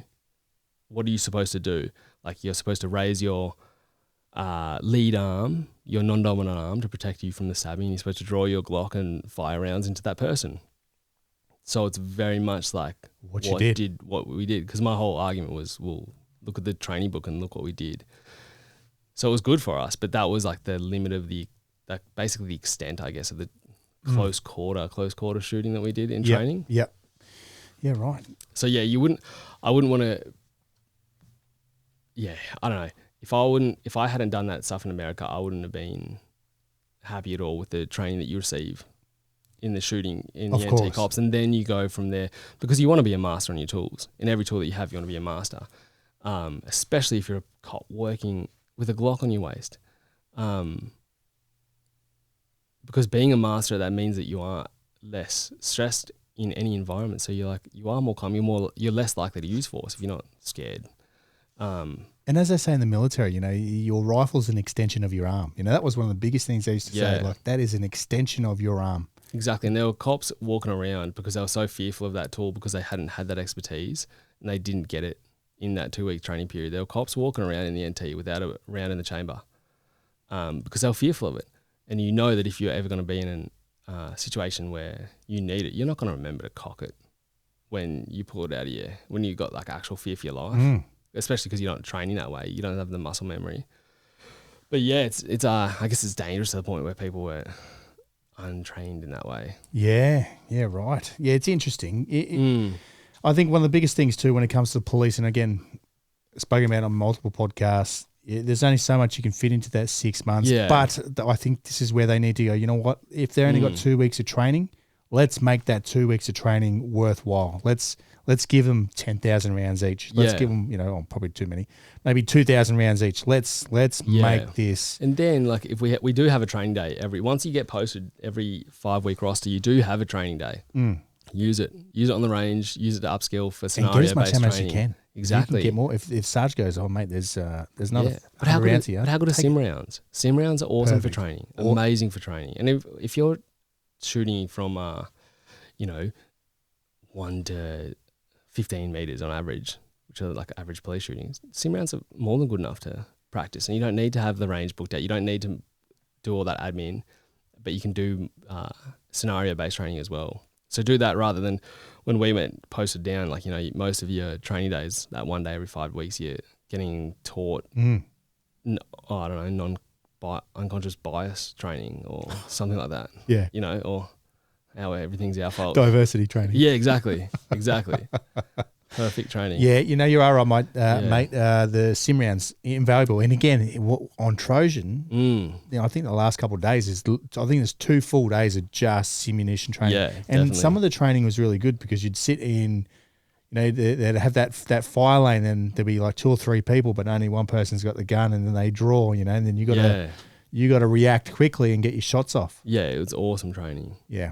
mate. Very good. Hopefully the police, I'm sure they'll figure it out eventually. And I think some states are slowly. I'm sure other states, like what I'm saying now, again, this is based off training in 2016. Hopefully the NT has already improved, hopefully drastically by then.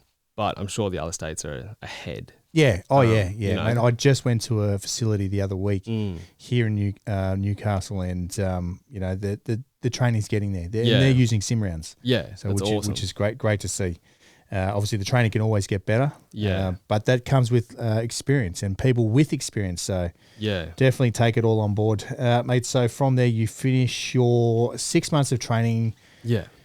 Happy, just, want to get onto the road, mate. And one of the things I always ask brand new cops, do you remember your first arrest and, trauma? That's one of the biggest things. Were you exposed to any trauma in the academy? Like, because I know for a fact I've had multiple GDs on the potties, rocking up to car crashes or, look at the other week, that dead baby, the train. Like, imagine the poor cop that rocks up to that, like the first responder that rocks up and goes, fuck, man, that's... Yeah, it's insane. It's rough. So I know that before my time, and not too long before my time in police school, they had a conditioning program where I think they would start taking people through maybe a presentation to condition them to like the dead bodies and certain incidents like that. We had that to an extent. Like they put us through a presentation of showing us some crime scene photos and all that, but they'd taken out the part where you'd actually go to the morgue and did they? Yeah, like attend maybe an autopsy and stuff like that. There was none of that. So there was still a little bit, but it's photos on a screen. There was nothing further than that. So there's still people attending, their first actual critical incident or their first dead body on the road. For me, obviously, I went down to Alice. My first shift actually was an overtime shift because, I got down to Alice and my first shift didn't actually start for a few weeks. So I picked up an overtime shift and ended up spending the first whole shift on a crime scene just twiddling my thumbs. Yeah. Yeah, right. First shift, but that was fine. And what type of crime scene were we talking? Like nothing, brother. A stolen car, like dumped. Oh, was it? Yeah. Yeah, nothing exciting. Like, I was like, come on, yeah, first shift, real cop. I was like, nope. I was like, classic. So that was the first shift. First arrest, I don't remember at all. We had a lot of deaths in Alice Springs. None of them really stick with me too much. Obviously, the dead kids always. They're the roughest thing. But that's, again, like the only thing from Afghan that really sticks as well. Like one of the girls, one of the family, a young woman, was trying to like utilize her child potentially as a roadblock. And she probably just wanted help, and you want to help her. I was gunner on that day. The kid looked about like a 5-year-old girl, but you can't stop because potentially, it's an ambush potentially in the situation we're at. But the kids are the ones that stick with me from the policing. Like we went through a real sad stage in Alice where there was a few teenage suicides and hangings and stuff like that. So that was rough. And you went to them? Yeah, correct. So that was what ages are we talking? Like, early teens? Early or late teens. Like there was this, without getting too personal, like for the family, like 18 even, like on the verge of like just finished high school, everything's about to go good, but just one bad night. So there's some rough times there. But first arrest, I wouldn't have a clue. No. Wouldn't have a clue. Yeah, right. And, moving forward, you spend a couple of years in the cops. Is there multiple arrests? What do you... Obviously, this is Alice Springs become... I think over the last few years, it's become, a hot spot, obviously. Yeah, we were arresting people all day. I'd been in Alice 3 years, and you have a little job tally of how many jobs you've gone to. And so in 3 years, I'd attended something like nearly 3,100, 3,200 jobs. So you're averaging a lot of jobs. So we're going to multiple jobs, non-stop, all shift. You just go from one to the next, to the next, to the next. So you might arrest the same person twice in the same shift. Yeah. With the court system up there. Yeah, and just on that, obviously a large Indigenous population in Alice Springs. Is a lot of it Indigenous, or is it just a mixture of everything? 95%, if not more, of the people that I ended up. So you get to know a lot of these offenders. Yeah, correct. Yeah. Yeah. And you somewhat become not friends with them because they're Well, offenders, but in a you way, you build a relationship with these people. Yeah. And you know how it is. Like you can have a job, and I've had a couple of jobs where you end up in a fight with the offender, and if they could, they would stomp your head in. Mm. But then you cuff them, and 5 minutes later you're having a laugh with them, and like they're actually good lads. They're just going through something. Yeah. So you do have that kind of like relationship that you do build with them. Yeah. And that's what I kind of want to bring up because, you spend 3 years on the streets working with the same people, reoffending, as you said. Yeah. If they had the chance, they would. And then, a week later, they're, seeing the street. Yeah, you mate. You can be mates. Yeah. Yeah. Crazy, isn't it? Yeah, it's wild. How did you find that first couple of years? It's that first week in December, is it? Oh, the river thing. Yeah. So let's bring this up because that's one of the things that's popped up in the media over the trials, etc. However, they never really dive into the full situation. They quickly go, "Oh, he's a hero," but not. Yeah. So I think it was in the first. So I'd been in Alice for a couple of weeks, but it was my first week of duty. First December. week as a police officer. Yeah. First week on the road as a cop. So turns out in Alice, once every 50 years, there's a high rain period which causes a lot of floods. This was the year. So it'd been raining all month. We get a call towards the end of shift and it was hard to tell exactly what had gone on because there's no reception around Alice. But what had happened is about 40 minutes outside of town, along a causeway, a river had sprung up, and there was a lot of cars blocked out on either side, and a tourist and his missus decided to try and make it through the river or through the causeway, not knowing that the causeway was already elevated maybe 2.5 meters from the riverbed, and the water's already flowing over it.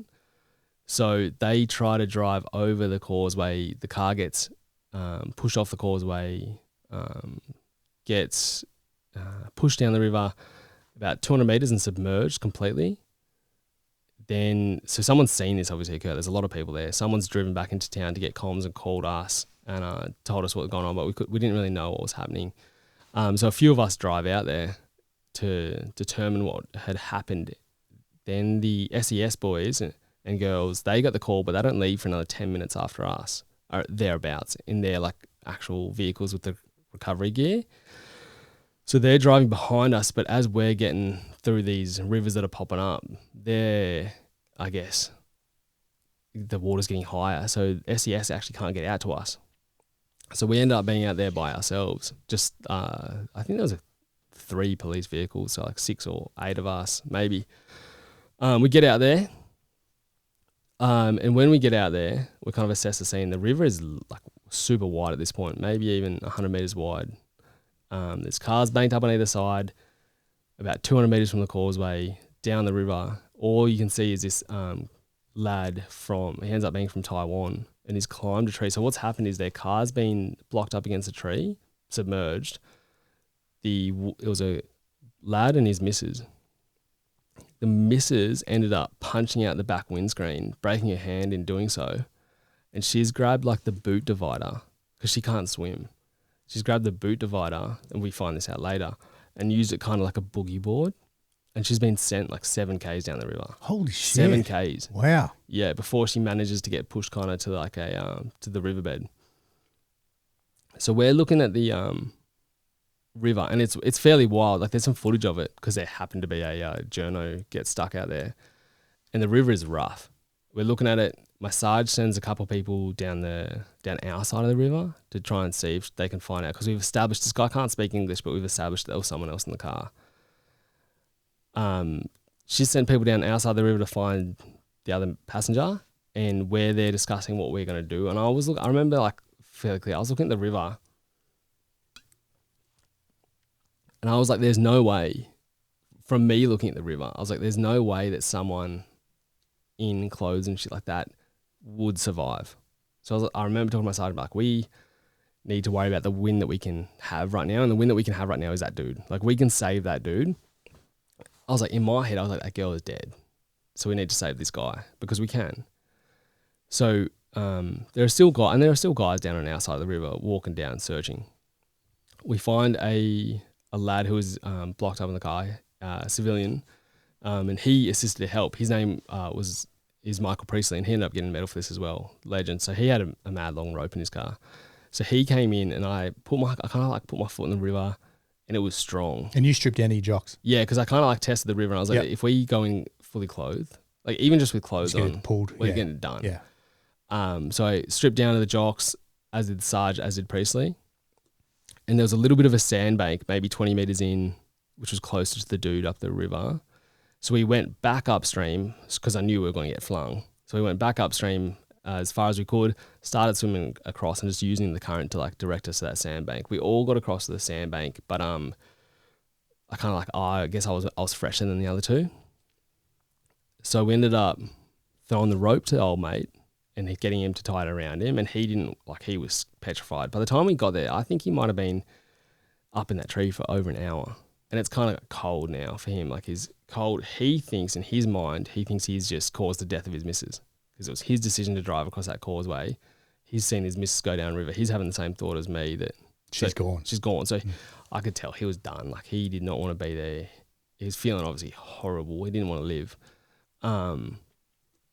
Get him to tie the rope around him, and then we make the rope as long as we can and push to the bottom of the sandbank, because we know like eventually we're going to pull him off this tree and he's going to get sent down. But if we can pull him and use the river to pull him towards us, that's what we'll do. And eventually, we kind of like convinced him to let go. And the plan was basically, if whatever happened, the rope fails, we're just going to have to jump in and just Baywatch him. I was like, yeah, that's on. But it worked. We pulled him towards us, got him to the sandbank, and then my Sarge, and good on her that she did this, because I was like, that's all we can do. There's no one else. My Sarge was like, no, we have to keep looking for this girl. Like, there's a chance she's alive, so we can't give up. And she was like, we got to get someone to the other side of the river. And I was confident that I could do it. It was wild, but I was confident that I was strong enough swimmer to get to the other side. So me and her agreed that her and Priestley would stay on the sandbank with this lad and get him across they would figure out how to get him back. I swam across the other side of the river and started trekking down. I knew at the time that I had probably like 2 hours of light left, so I figured I'd just walk down for an hour, and at the end of the hour I'd have to turn around and come back up, because otherwise like getting back across that river in the dark would be impossible. So I was going down the riverbed and like my feet were getting cut up. I'd spend some time in the water where I could and do a bit of like diving under the tree roots to see if looking for a body. I'm basically looking for a body at this point. And then randomly at some point after about an hour, I start yelling out this girl's name. I was probably yelling it out before, but I hear a response. And the river had ended up forking, and I see this girl in the river in the middle of the fork, and she was there just cooked as in the middle of the fork in the river, screaming, like obviously like devastated. She has thought her partner's dead. So, but now there's another like 70-meter river between us. So I go back upstream, and she didn't know I was a cop. She just sees a dude in his undies. Like, I'm getting ya. Baywatch. Yeah. So I start swimming in the river, and I was swimming tree to tree because it was real strong at this point. So I'd swim in, get pushed up against a tree, have a rest. And I'd keep doing that. That was how I was like transversing the river. And she was like screaming at me, telling me to stop because she thought I was a crazy person. And it was all going well. In the center of the river, I got pushed up against a massive tree, and the current was so strong that I could barely move. And I kind of like thought at this point, I was like, I've probably bitten off a bit more than I can chew here, but I can't do anything else. I'm got to go with it. So I just inched myself along the tree until I knew the current would take me, and the current took me and tumbled me a fair bit. I just kept trying to get to the end of the river, and eventually I started getting pulled along like rocks and shit, and knew I was getting close to the edge. And then got up there and got to the other side, and like I was laughing because I was like, I thought I was done for.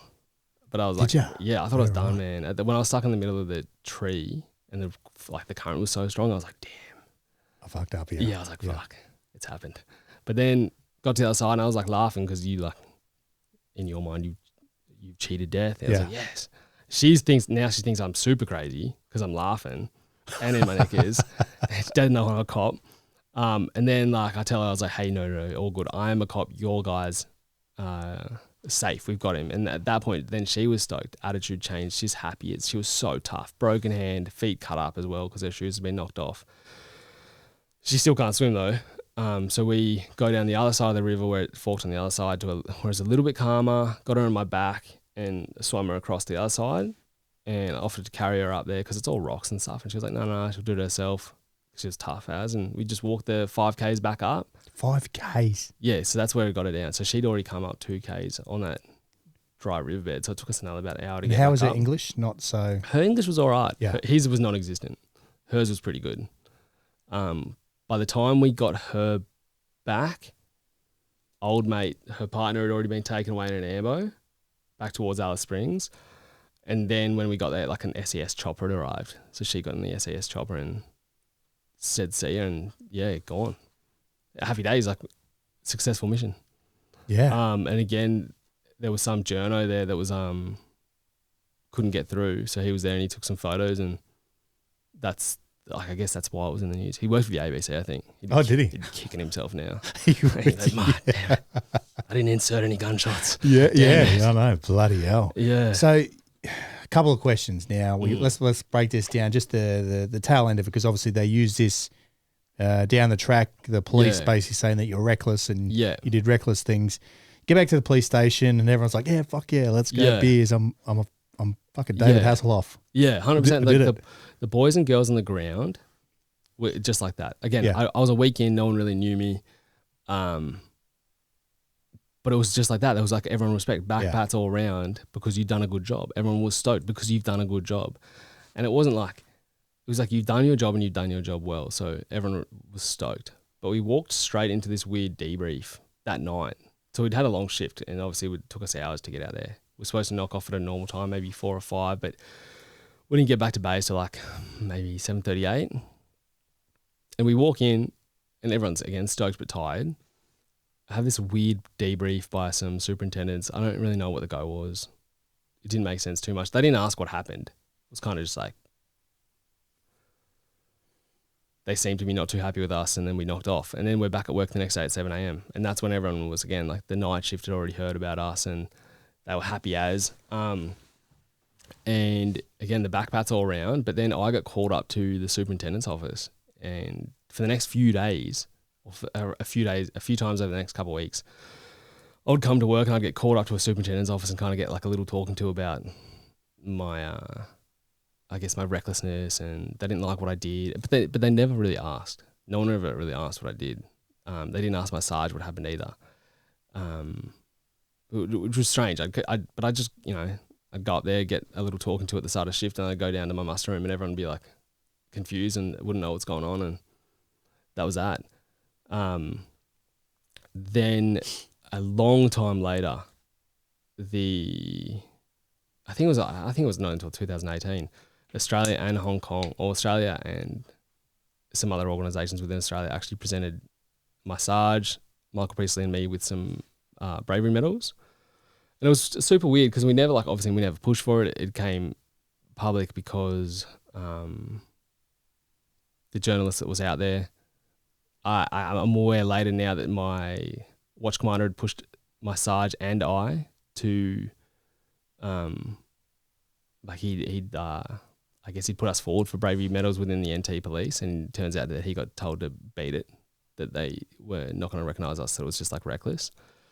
But basically Australia, the Bravery Association of Australia, made the decision and they were going to give us a couple of bravery medals. And the strange thing was, the night before the presentation, for me at least, I got a visit from one of the members of the board, and he came to my house and was just like, hey, just got to let you know that when this citation's being read out, I need your face not to show, because he had gone out, he'd interviewed me, the witnesses were there, including the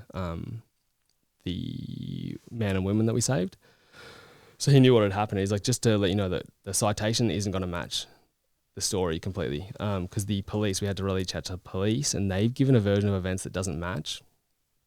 The NT police's version of events was basically that you waded into waist-deep water and kind of coaxed these people towards you. And I was like, oh. And they're like, kind of so like, you're kind of going to get this medal and now you're going to get this medal. I didn't think anything of it at the time because you're not doing anything for medals. Later down the track, when you get charged for murder, like any positive thing on your resume is a good thing. So you're like, that's kind of rude. But yeah, the NT police from the start, I think to this day, I think my Sarge and me from that day, I think we're the only cops on duty in Australia to get a Bravery Medal from Australia for an on-duty incident that have not been recognised by their department in any way for what happened. Why? Like, why? This is, the simple question. Yeah. Why? I think... Is it, is someone racist above you? I think it was this, and I think this is the same issue that transpires across like professional standard commands, because this superintendent in charge of our station at the time ended up being PSC, like the internal affairs. I think it's an issue that I see with a lot of PSC cops and cops in general that climb the ladder. Not all of them, and not all PSC, but a lot of them. And I think the issue that others would agree with is that some of these people are cops that they've gone their whole career not only without really truly helping someone, they've never really done something like that, like save a life, or more importantly, not more importantly, but they've never had that camaraderie of the police station floor, where we got it a lot in the army, right? If we did something good in the army, like you're with the boys, everyone recognises you, everyone's out to get you. But in the police, there's a lot more like nearly stabbing people in the back a little bit. Vibe. So I think these are cops that look at cops like that and they go, well, I think like cops that do that kind of stuff are real cops. Like cops that put themselves in danger, put their life in danger over someone else. I think that's what you're supposed to do. You're supposed to run towards danger. You're supposed to be the superhero. Exactly. You're supposed to stand between the danger and the person who needs help. That's your job as a cop. That's what you join up for. Even if it's scary. Exactly. And even if you're going to get hurt. Exactly. That's your job. That's the role. That's your job as a cop. And I understand that is scary. If you don't want to do it, get out of the way kind of thing. But I think they're those kind of cops that won't do that. So they look at a real cop and they're like, I can't be that, because they're not willing to do the work. They can do it if they put in the work and put themselves out there, but they're not willing to do that. So they're like, I can't be that. So the next best thing is I can take that person down, because if I take down a real cop for a day, maybe I'm better than them, So that's what I think the vibe was. That's the vibe I got. Like this woman had done her whole career, 20 years, and she'd never, had the support of the boys and girls in the station, as far as I'm aware, and probably has never done anything where, you never really did put herself between that danger and that person that needed help. That's what I think. It's kind of like a competition kind of thing. Yeah. That's what I felt from it. Yeah, it sounds like it. Or like I said before, could it be racism? Yeah. Maybe at the top. Now we talk about that racism side of thing, because, that become, almost majority of the case down the track was racism. Yeah. And what the media, failed to mention, most recently in the last couple of years, is the race of these two people that you saved. Yeah, correct. Now, correct me if I'm wrong, but if I was, I probably shouldn't say it, if I was fucking Adolf Hitler and a Jew started fucking drowning, you probably let it happen. He'd let it happen. Yeah. Because that's what racism is. But, yeah, they called you almost something similar to the extent of being a neo-Nazi and blah, blah, blah. You'd think you'd just let them drown, wouldn't you? You just go, nah, fuck them. They're Asian. I don't care. 100%. I wouldn't have done that for anyone in that river, regardless of race. But yeah, exactly. Myself, my Sarge, and any of the other boys, if they were capable of doing them that day, they would have done the same thing.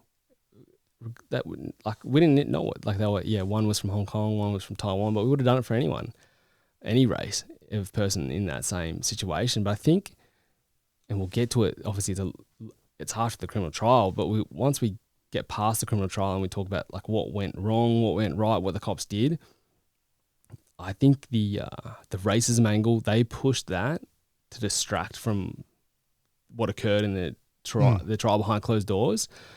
And the media and the coroner, they drank the Kool-Aid and they were like, yep, we love it. And they just went hard with it. And that became the story.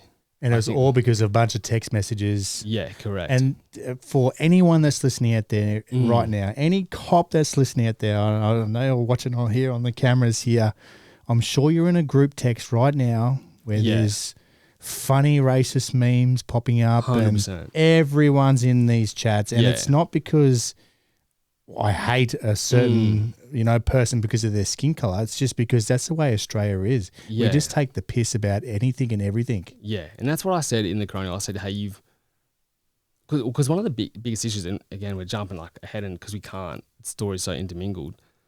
One of the worst things against me that I felt during that whole Coronial process was this invasion of privacy of someone taking my phone without a warrant, downloading everything and sharing it around. Every text I've had, every like photo, note. It's like your diary nearly. It's like you're so personal. And they shared it all around. And I remember in the Coronial, I'm going like, you have thousands and thousands of text messages and you've picked up just like a few from me. And I was like, and you know that I have in that phone, I have talked shit, exactly what you said. I've talked shit about every single race, my own more than anyone else. Because it's like stupid, you're just saying stupid shit sometimes. Yeah. And I've talked shit about everyone. And it's meaningless. And the council assistant, the coroner goes, oh, yeah, well, how about I just release all your contents to the world then? And I was like, mate, come on. And it was kind of like laughable because she's just trying to like intimidate a witness. Because again, it's an invasion of privacy, and her go was like they knew that they'd cherry picked the evidence.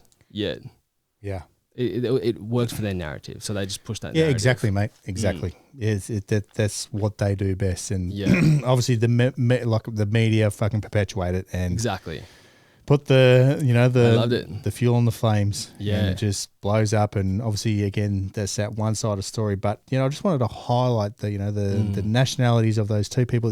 Have you been in contact with them ever since, or? I'm sure they're out there I'm sure they're out there quite thankful. Yeah, 100%. Well, they're lovely, but like I haven't personally been in touch with them. So for whatever weird reason, with that weird reaction from the NT cops, turns out later their girl, her name's Cherry, came to the station to say thanks to me. A couple of days later, I was at work. She got turned away, or she got told that I wasn't there. No way, but you were. But I was. Yeah. But she left a nice letter, super lovely, and then I think she even when I got arrested and I got started going to trial, got made the news even back home in Hong Kong, and she ended up sending a letter or an email to my mum. A lovely email, being like, hey, I'm this girl. You probably don't know me. Of course, my mum knew what she was talking about, but you probably don't know me. Zac saved my life. I see that he's in trouble back home. Like, if you need anything from me, I'm willing to help and provide statements and stuff. Like a lovely message like that. So, yeah, she's awesome. Yeah. But we didn't need it because obviously the criminal trial was, of course. Luckily, the criminal trial was about what happened. It was afterwards that it became about a drama show. That's what they got to do. It's almost at that military mindset. If we can't get you for this, we'll try and get you for something else. 100%. Exactly. What they do best. But yeah, mate, it's crazy how they just forgot the nationalities of these people that you've saved. Yeah. And just on that, they got citation. Have you got that at home? For the river thing? Yeah. Yeah. Is that the bland version? Yeah.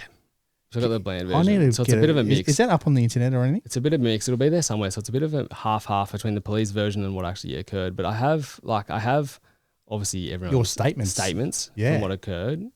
And they're totally different. And then I have the police report because it was interesting because then people were like getting done at some point. One of my mates was getting done for providing false information on a police report. I don't know what the police report was, but it wasn't. I don't think it was like a lie. It was probably just like cutting corners. Yeah.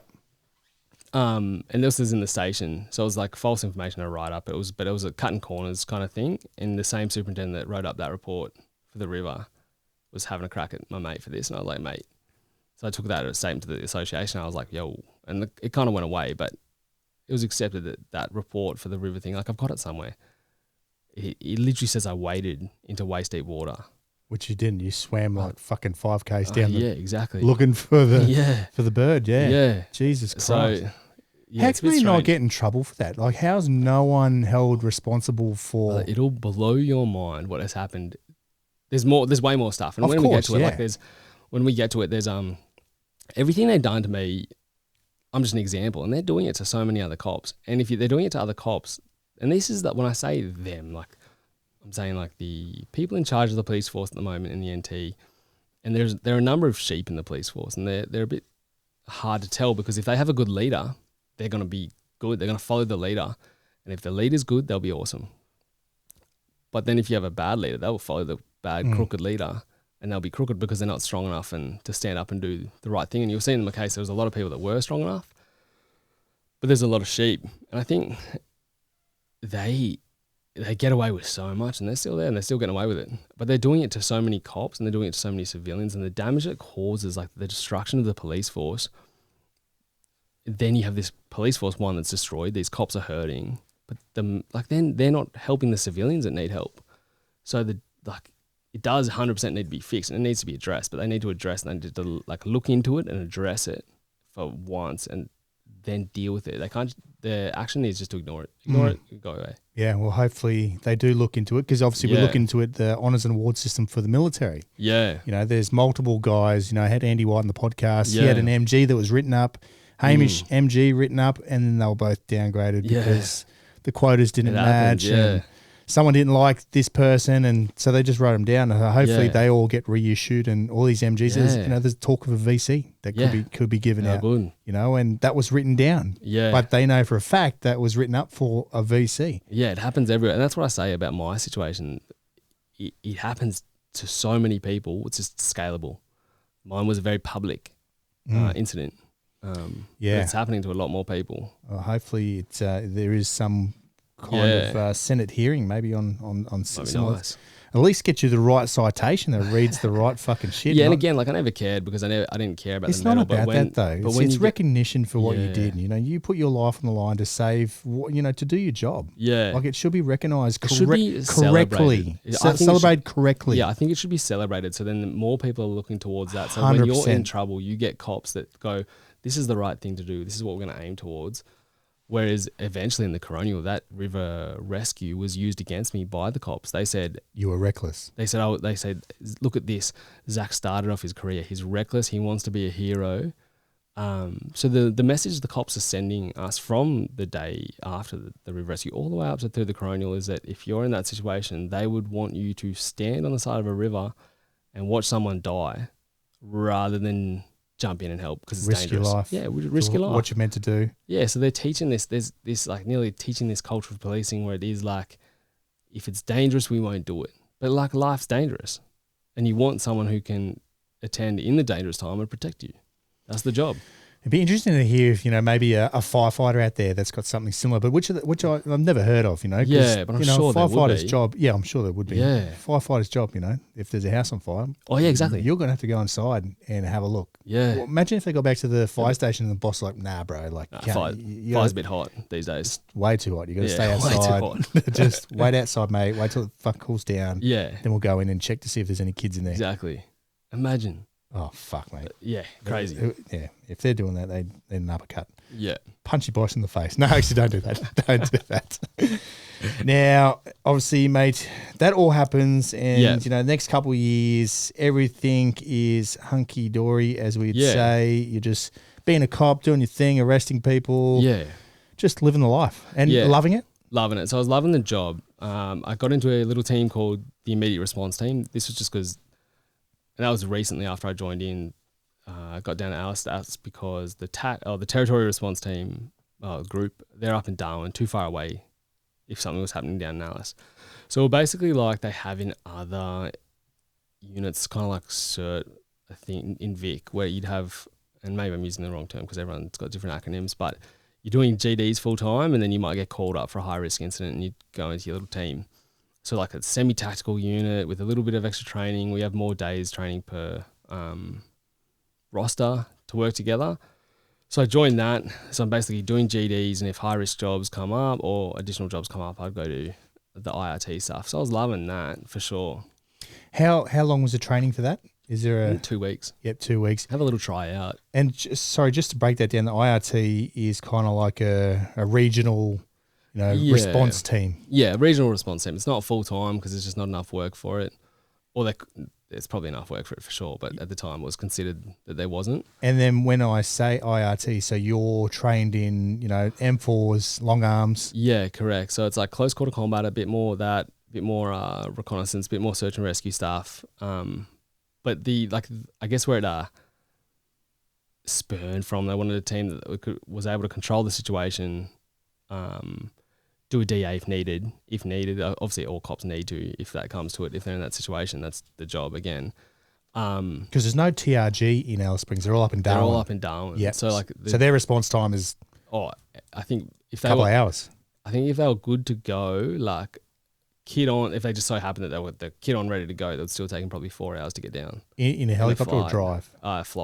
Drive 15 hours. Yeah, so helicopter, Yeah. 4 hours. So 4 hours return time. So obviously they need to establish a response team in Alice to obviously deal with the high risk. Yeah, correct. And so scenarios. that was us. So I was loving it. I was loving GDs, loving the IRT work, had a real good crew of people down there. I was getting used a lot because I was effective, and I put a lot of effort in it. My patrol group.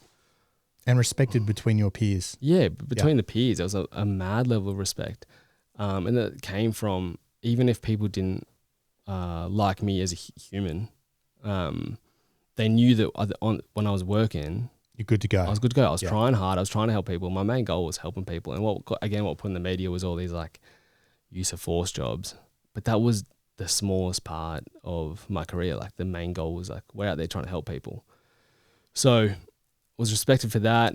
But again, I was used, not only IRT being used, but there was evidence that came out in the trial and the Coronial that the up to superintendent level, if there was a tricky job that come up, they would end up calling me to assist because I was good at hunting people and arresting people. And I got to put the effort in. I was fit. And we have a lot of runners, which is fine. Like for the one, we had some runners down there now, so I could catch runners. So I was effective. So I started getting used a lot for those kind of jobs by management, which is good again because it's good to be used. It's good to do what I want to do and catch offenders. But I guess at some point, obviously with policing in general, you do get those periods of burnout for sure where I'm working so much, night shift, and then I was young as well, so I'm probably overtraining to try and like fight that lethargy where I should be doing the opposite, but you just don't know at the time. Like I'm tired, I feel like shit, so I got to train harder to feel better, which is affecting your sleep more so for the worse. That's just a learning thing, and we're learning that now, and I could have learned that back then, but I didn't know it at the time.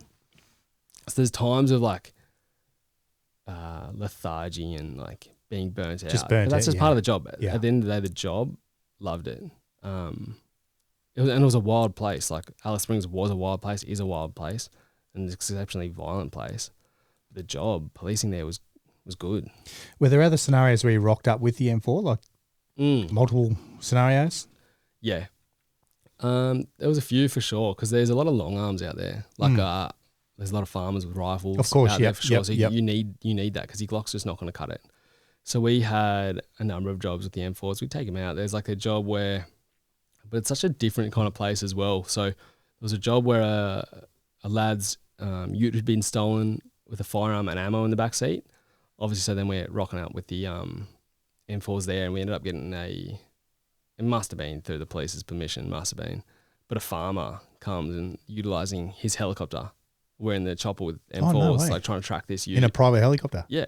Yeah, so it's just like a different kind of place. Yeah. Like we were doing that stuff. So there was jobs that I went to without a Glock at all because there was a one period where you have to do a recoil every year.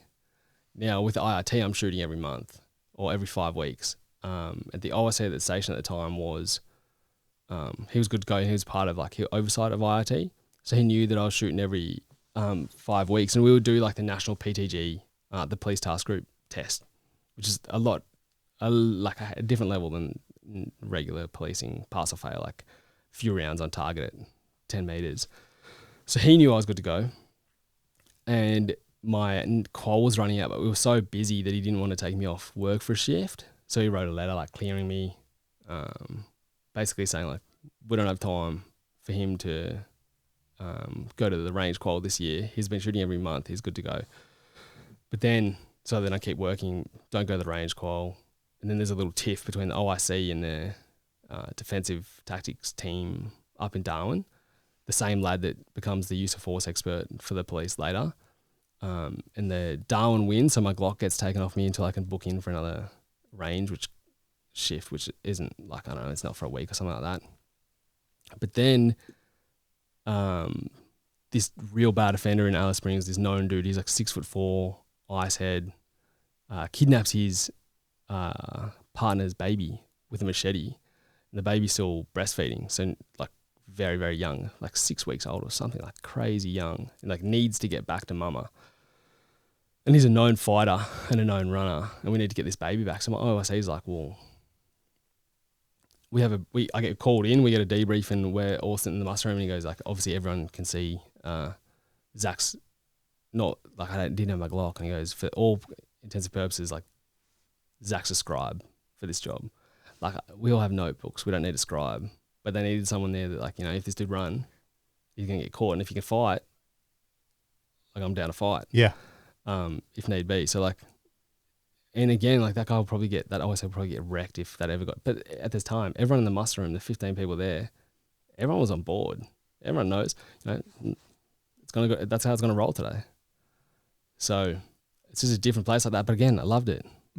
Like that was mad to have that support, to have that team, to be doing those jobs, to be trying to get a baby back to her mum, and like putting this guy behind bars.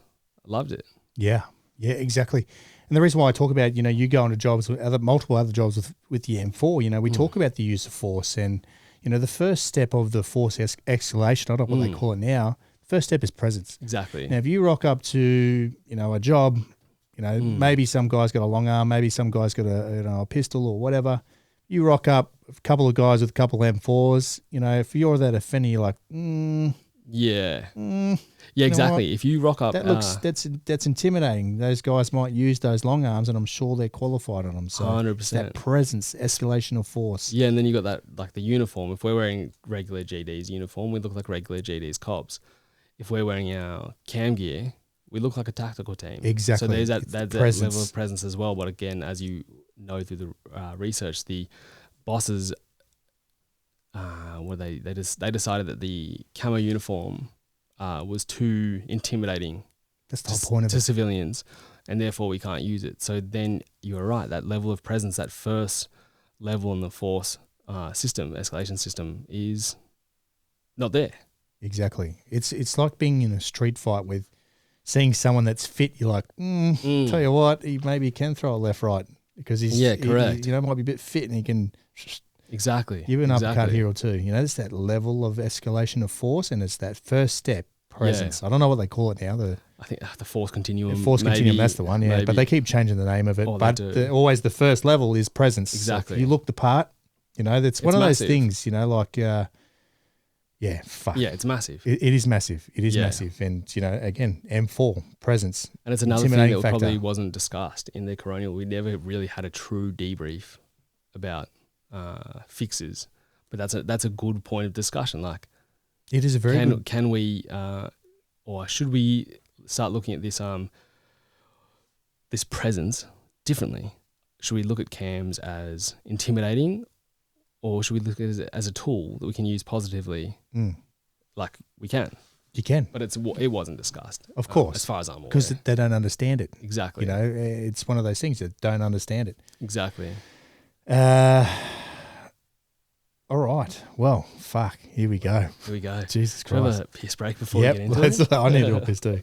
We'll grab another beer actually. And just for the listener out there, we're having a beer because we're adults. Yeah, because we're on a boys' date. We're talking for 3 hours. That's we need a beer. We need a beer, and, you know, it does calm the nerves. All right, piss break. All right, quick break. Bit of Sanger, new beer. We were just talking about your IRT stuff, moving into that, and we talk about the escalation of force, which includes, you know, obviously the force continuum and, you know, the reason why you carry M4, because it can work as a presence tool. Yeah. Moving on to 2018, Special Forces, you know, SASR, all that's floating around, and I'm sure you're still talking to Army boys, and, you know, it's just wanting to better yourself and be better than what you are, and obviously test yourself, because joining, you know, attempting SASR selection, or even, you know, you move into trying out for TRG as well. So let's talk about quickly that stuff. Yeah, for sure. So 2018, so been in proper 2 and a bit years now. And as you said, like there's this constant desire I think it's a healthy desire to progress and to improve yourself. In Alice, we're having a hard time. There's a lot of us having a hard time getting on, because police are the same as the army. We still have courses. But the courses are run up in Darwin, and we were having a hard time getting up to Darwin for courses, to get put on courses. Obviously, it costs more money for us to get sent from Alice to Darwin. They need to find accommodation for us. And it's just so busy in Alice that there's a manning issue as well. So we weren't getting courses, so there was a lack of progression in our careers. We were kind of like stagnant, or I was feeling stagnant. And I could get so few courses up me, like get them done. That at one point, and it might have been before attempting SAS selection again, for that time, but I even travelled to South Africa for a trauma medic course, just on my own dime. Ronan. Ronan, as right. just the medical component of it. It's like 5 weeks. The whole component was 5 weeks. I think mine was maybe a week or 2. Yep. The medical component. Oh, shit. Amazing. The medical training over there was amazing. But again, I did it as a part of a holiday, but like with me, like I want to learn, I want to improve myself. So going over there for a course out of my own and that's money like just for the listener, that Ronan course, that medical component, you're actually on the streets with the paramedics 100%, dealing with actual scenarios. Yeah, so they do real it, scenarios. They run it out of Cape Town, and part of the course there, because they're one of the rulings is that there's an allowance for volunteer ambulances over there. So there's a lot of volunteer run ambos. So you, as part of the medical component, obviously you're doing trauma medic training because you're in a position where you have a lot of gunshot wounds, stab wounds, injuries like that on the street over there. So you get a lot of practice. So then as that course ends, you do shifts in the ambos over there, and you're dealing with the real like drastic injuries. But like the medic staff had never really been a mad passion for me. But again, I knew how valuable that is for police soldiers everyday life. So it's a valuable skill. So I just wanted to progress myself. So I'd done that, I think, at the start of 2018. Came back again, no more courses or anything like that. Getting a bit sick of it. Sorry, just quickly. Yeah. In Africa, predominantly black human beings. Again, yes. And you were, assisting trying to keep them alive. Yeah, correct. Interesting. Yeah. And then I come back, mid 2018. I look, as you said, a lot of the boys that I was in with, they've now gone over to the SAS and they're serving over there. There's a bit of interest again, wanting to improve. So I ended up calling up the recruiter, one of the majors over there that I had a contact with, and I just gave him a little spiel who I was. He obviously had my record from the army, asked if I could try out. I wasn't in the reserves no more, hadn't touched the military in years. And they were cool about it. He was of the view that there were high number of operators sitting on couches at home who had been kind of like pushed out of the regular army due to the way that the regular army is run. 100%, because people just get jaded with the lack of work and maybe the bosses push them out. They get blocked from trying out for a number of reasons. So he was down for it. Flew over to Perth, did barrier test, passed barrier test, but at that point in time I actually passed barrier test. I had a fractured wrist at the time. I was just kind of like hoping it healed up. So I did the barrier test just loaded up on painkillers. And then after barrier test, I came back and finally got the wrist looked at. And unfortunately, my wrist had been fractured. Cartilage had been torn, and the fractured bone had actually gone in between like the tear, so it couldn't heal. So I needed surgery for that. That means, like, obviously with selection, if I would have some people a lot tougher than me could probably do selection injured, not many. I was not one of them. Like I knew I would pass. I was just wasting everyone's time. So I got the surgery done on my wrist, and by that point I kind of just like closed the door on that, and I was like, let's keep going forward with the police. And as soon as my wrist healed up, I tried out for TRG up in Darwin, the Territory Response Group. The Territory Response Group, the tryouts, like you do like maybe a pre-tryout, probably similar to just a regular fitness test. Push-ups, pull-ups. I can't really remember it, but it's probably something similar like that, a bit of a pack march maybe. And then the TRG selection, it's like a 2-day, similar to like one of a hardcore field exes for 2 days. 2 days basically mainly physical stuff. and then 1 week on the range and doing a bit of training to see how trainable you are. But the 2-day hardcore component is like really the gateway that you really have to get through. And it is hard. Obviously, you can make anything hard. You can make a few minutes of something hard, or it's probably not long enough to determine the kind of like character of people and in that regard, but it's what they have. So you do the TRG selection. How long is that selection? So it's so 2 days hardcore stuff. 2 days hardcore. 2 days of physical Yep. stuff. It's got like Navex's 20 clicker pack march. It's got a bunch of stores carries. It's just designed to wear you out kind of thing. But after training for Perth, it was kind of like a breeze. Yep. For me, it is hard, obviously, but for me at that point, you're just trained to such a high level, and I trained properly for Perth. So 2 days on the fitness, 1 week on the range.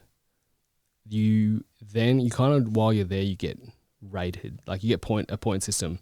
Then that point system turns into a highly recommended to apply, kind of satisfactory, not recommended, that kind of stuff. So I think on my course I topped the points, got highly recommended.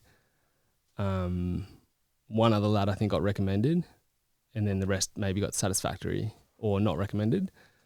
But then what happens in the NT is because I think it's fairly common in police that you do your TAC team tryout and then you kind of like roll straight into a reinforcement cycle. Perhaps that's what we would consider coming from the army. But in the police, I guess in the NT it was different. You'd then go back to your position, wherever you are, and wait. When a position came up, you'd apply, but your application would actually go through the regular promotional. So you got to apply again internally type thing. Yeah, so you apply for the position. You've passed now, and you apply for the position, but you apply to at least when I was there, you apply to the promotion board, not to the TRG, and your points, your recommended, highly recommended, or not, whatever, they all become one tick in the box. Did you pass?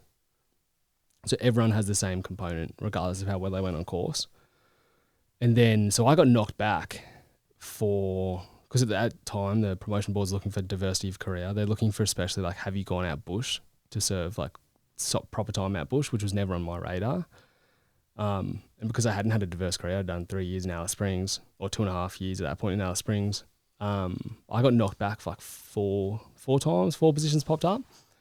And because they have that system, I think, where they have that system where you could get not recommended or just satisfactory, but that turns into the same tick in the box, they would then get people up there who would get put through a reinforcement cycle, and they'd fail Rio cycle. So it's kind of a wasted, you've now wasted a few people's months, and they're out, gone, and then they've got to do it again kind of thing.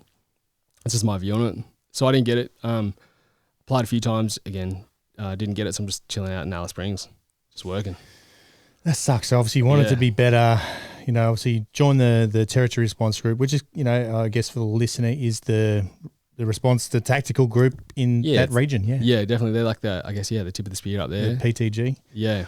And it's a weird process, definitely a weird process, but I guess that's, that period of life, especially in 2018. That's what works with them. And obviously we're going through that DEI, diversity, what's it called? Diversity, equity. Is it equity? Equity? I don't know. See, we're not qualified. We've not paid attention during diversity training. Definitely didn't listen to it. DEI, anyway, whatever it is, I can't remember. I've said it multiple times before in other potties. So you just continue on with your life as a GD officer, still doing the same shit every day. Yeah. Loving life, loving the job. And obviously probably a bit disappointed, but not getting into TRG, I'm sure. Yeah, but I knew eventually it would come up. Yeah, of course. There's a process at some point. There'll be one spot. Apply and again. Be only me qualified. Yeah. And my lack of diverse career wouldn't matter. Yeah. At some point that would have occurred. Yep. And now 2019, November. This is where everything, your world totally changes. Yeah. Now, obviously, what we've seen on the media, there's that first, I guess, where it all comes into play is that first scenario where Walker confronts these 2 officers that go to arrest him because he's essentially broken out of a alcohol and drug centre, cut his tracker off, and to attend an uncle uncle's funeral. Yeah. You know, according to the law, it's against the law. Yeah. So obviously they've got to send police to investigate, and which they do. They head to this area where he's located, and he's chased them with an axe and pretty much run off into the mist. And obviously the response from the police at that stage are basically they thought they'd hand it over to the local liaison, and I don't know why there's two different laws for two different people in this country, but, you know, we all abide by one law, Commonwealth law. So, mate, let's run through this whole scenario from your words, your mouth, not the media out there. I see you's watching. I know you're out there watching, listening from your mouth. So, again, the axe incident happened on a Wednesday.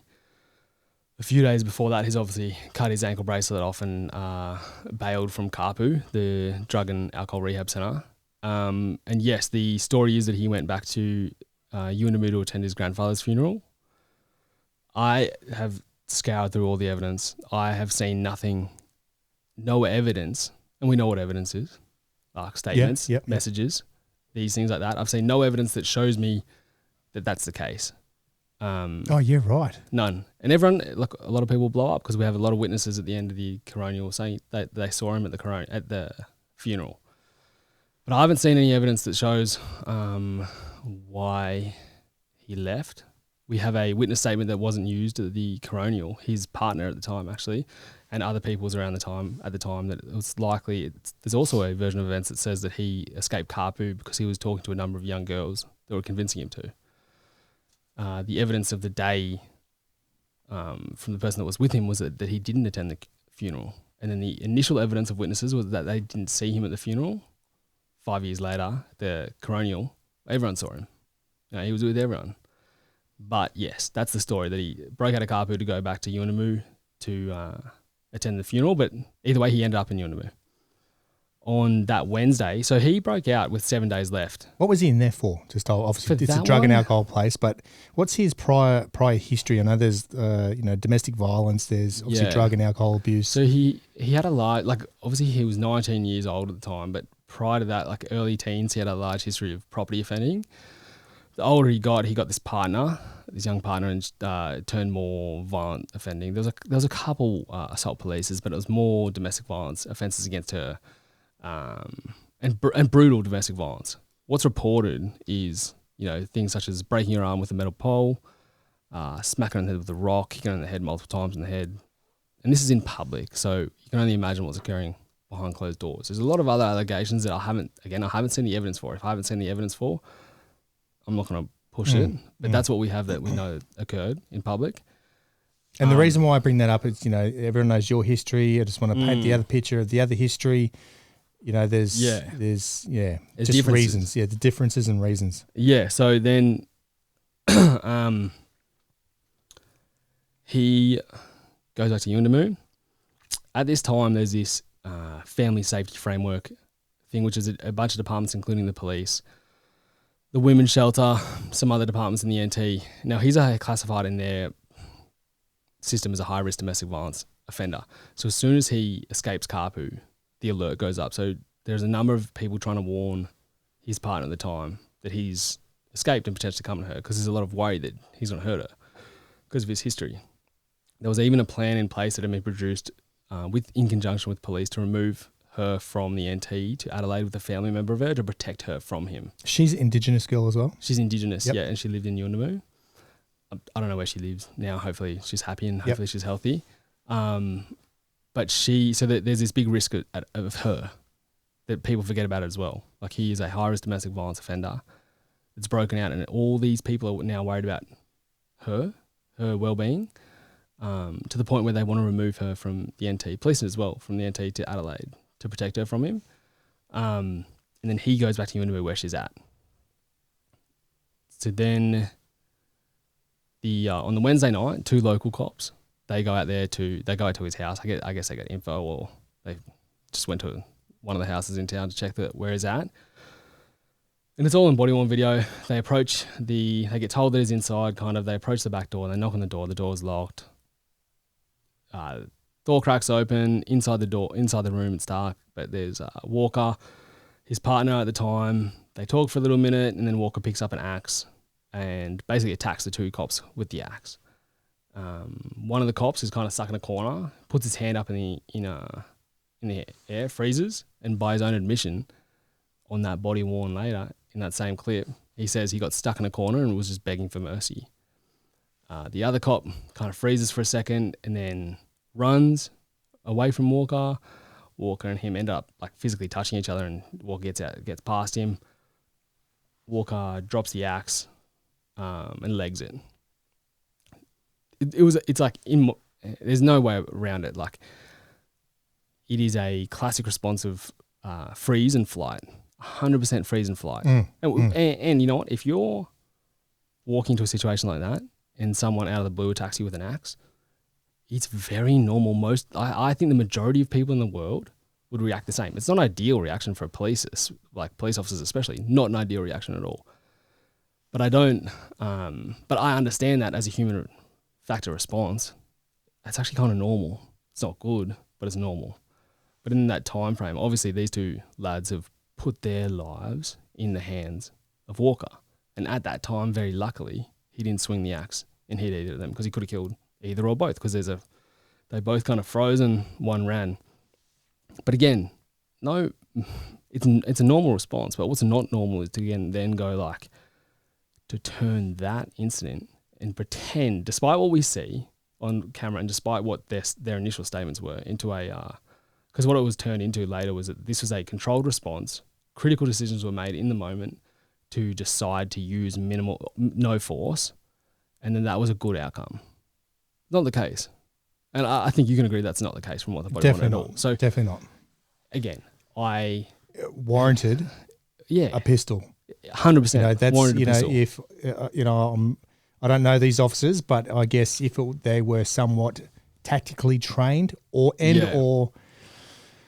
I don't know, just aware, and again, it's, you see it. Muscle memory kind of shit. Muscle memory. It's straight to the pistol. Draw 100%. From the hip, they teach us in the military. First shots are from the fucking instinctive shots. Yeah, and it shows a lack of training and conditioning in the police. But again, the argument is, it's all good because no force was used. But you put your life in this guy's hands. If he did something slightly different, you're dead. Or your partner's dead, even worse. Or he runs out and then he comes back and he's like smokes someone else. And it's also easy to look in hindsight. It's easy in hindsight, you can say like you can make it work. But yeah, again, that's what occurred. And again, normal human factor, normal human response. But the story changes to that being a critical decisions were made and positive critical decisions were made in the moment. And they decided to do that. And that was the right thing to do, which is real weird.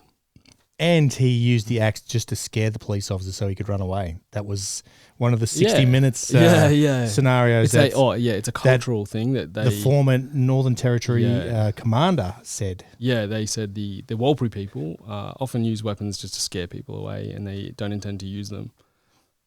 If I did that. It's pretty risky. If I did that. It's pretty risky resting your quarrels on that. Is it just going to be, because if it's not going to just be used to scare you, it's going to be, then you're dead. So he runs out the house. He runs into the bush. The lad that ran, he ends up getting in the police vehicle, and for some reason he turns his body worn off. But in his initial statement, he says that he ended up, so Walker's dropped the hatchet. He's caught up with him in the police vehicle.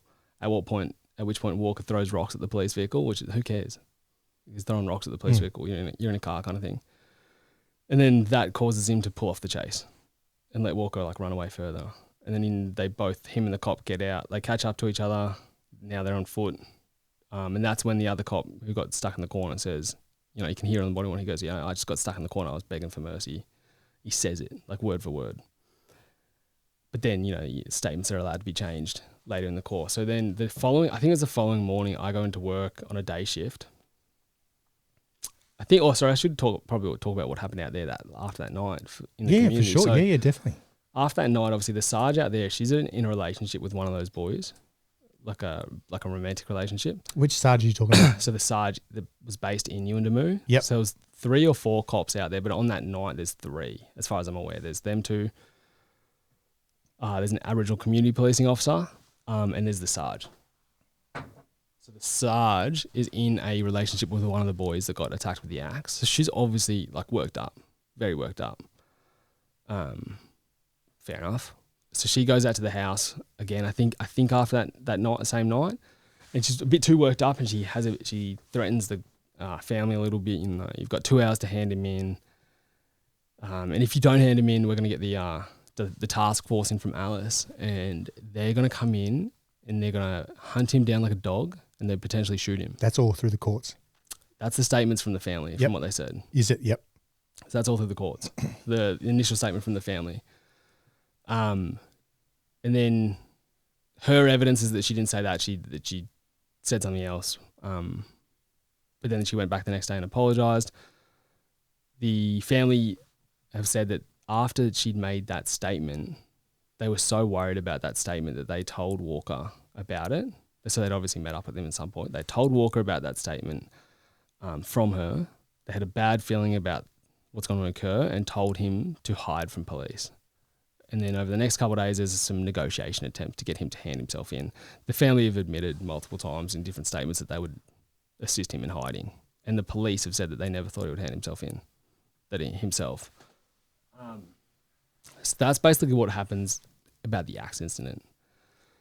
There is some correspondence between them and then higher-ups about the incident, about the Yuendamu police and higher-ups. And then the following morning, I come into work and it's a day shift. So you jump on your computer, you basically get a daily intel sheet.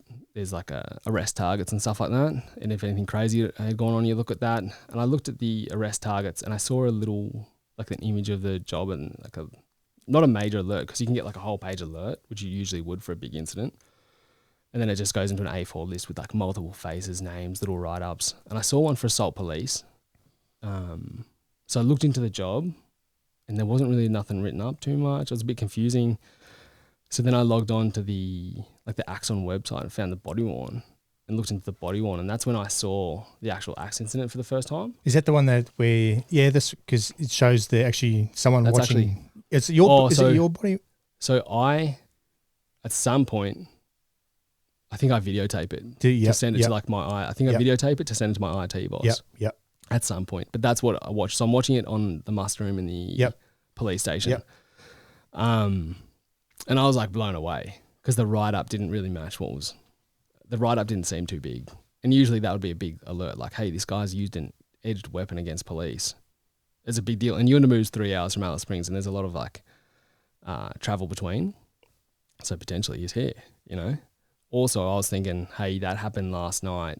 Nothing's occurred since then. Why hasn't there been an immediate response that night to this incident?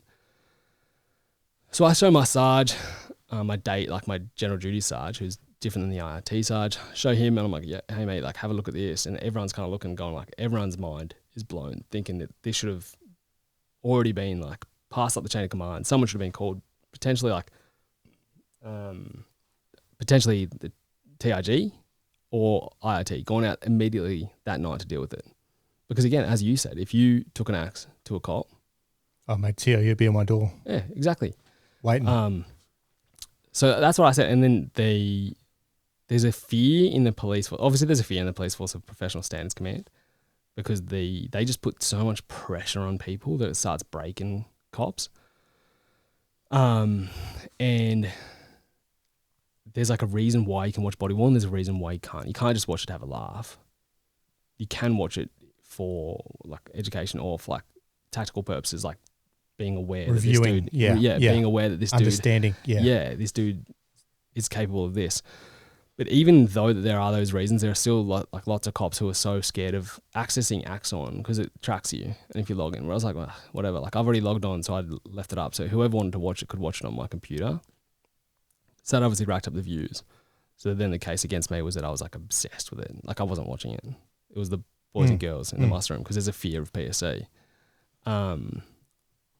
So then, basically nothing happens that day.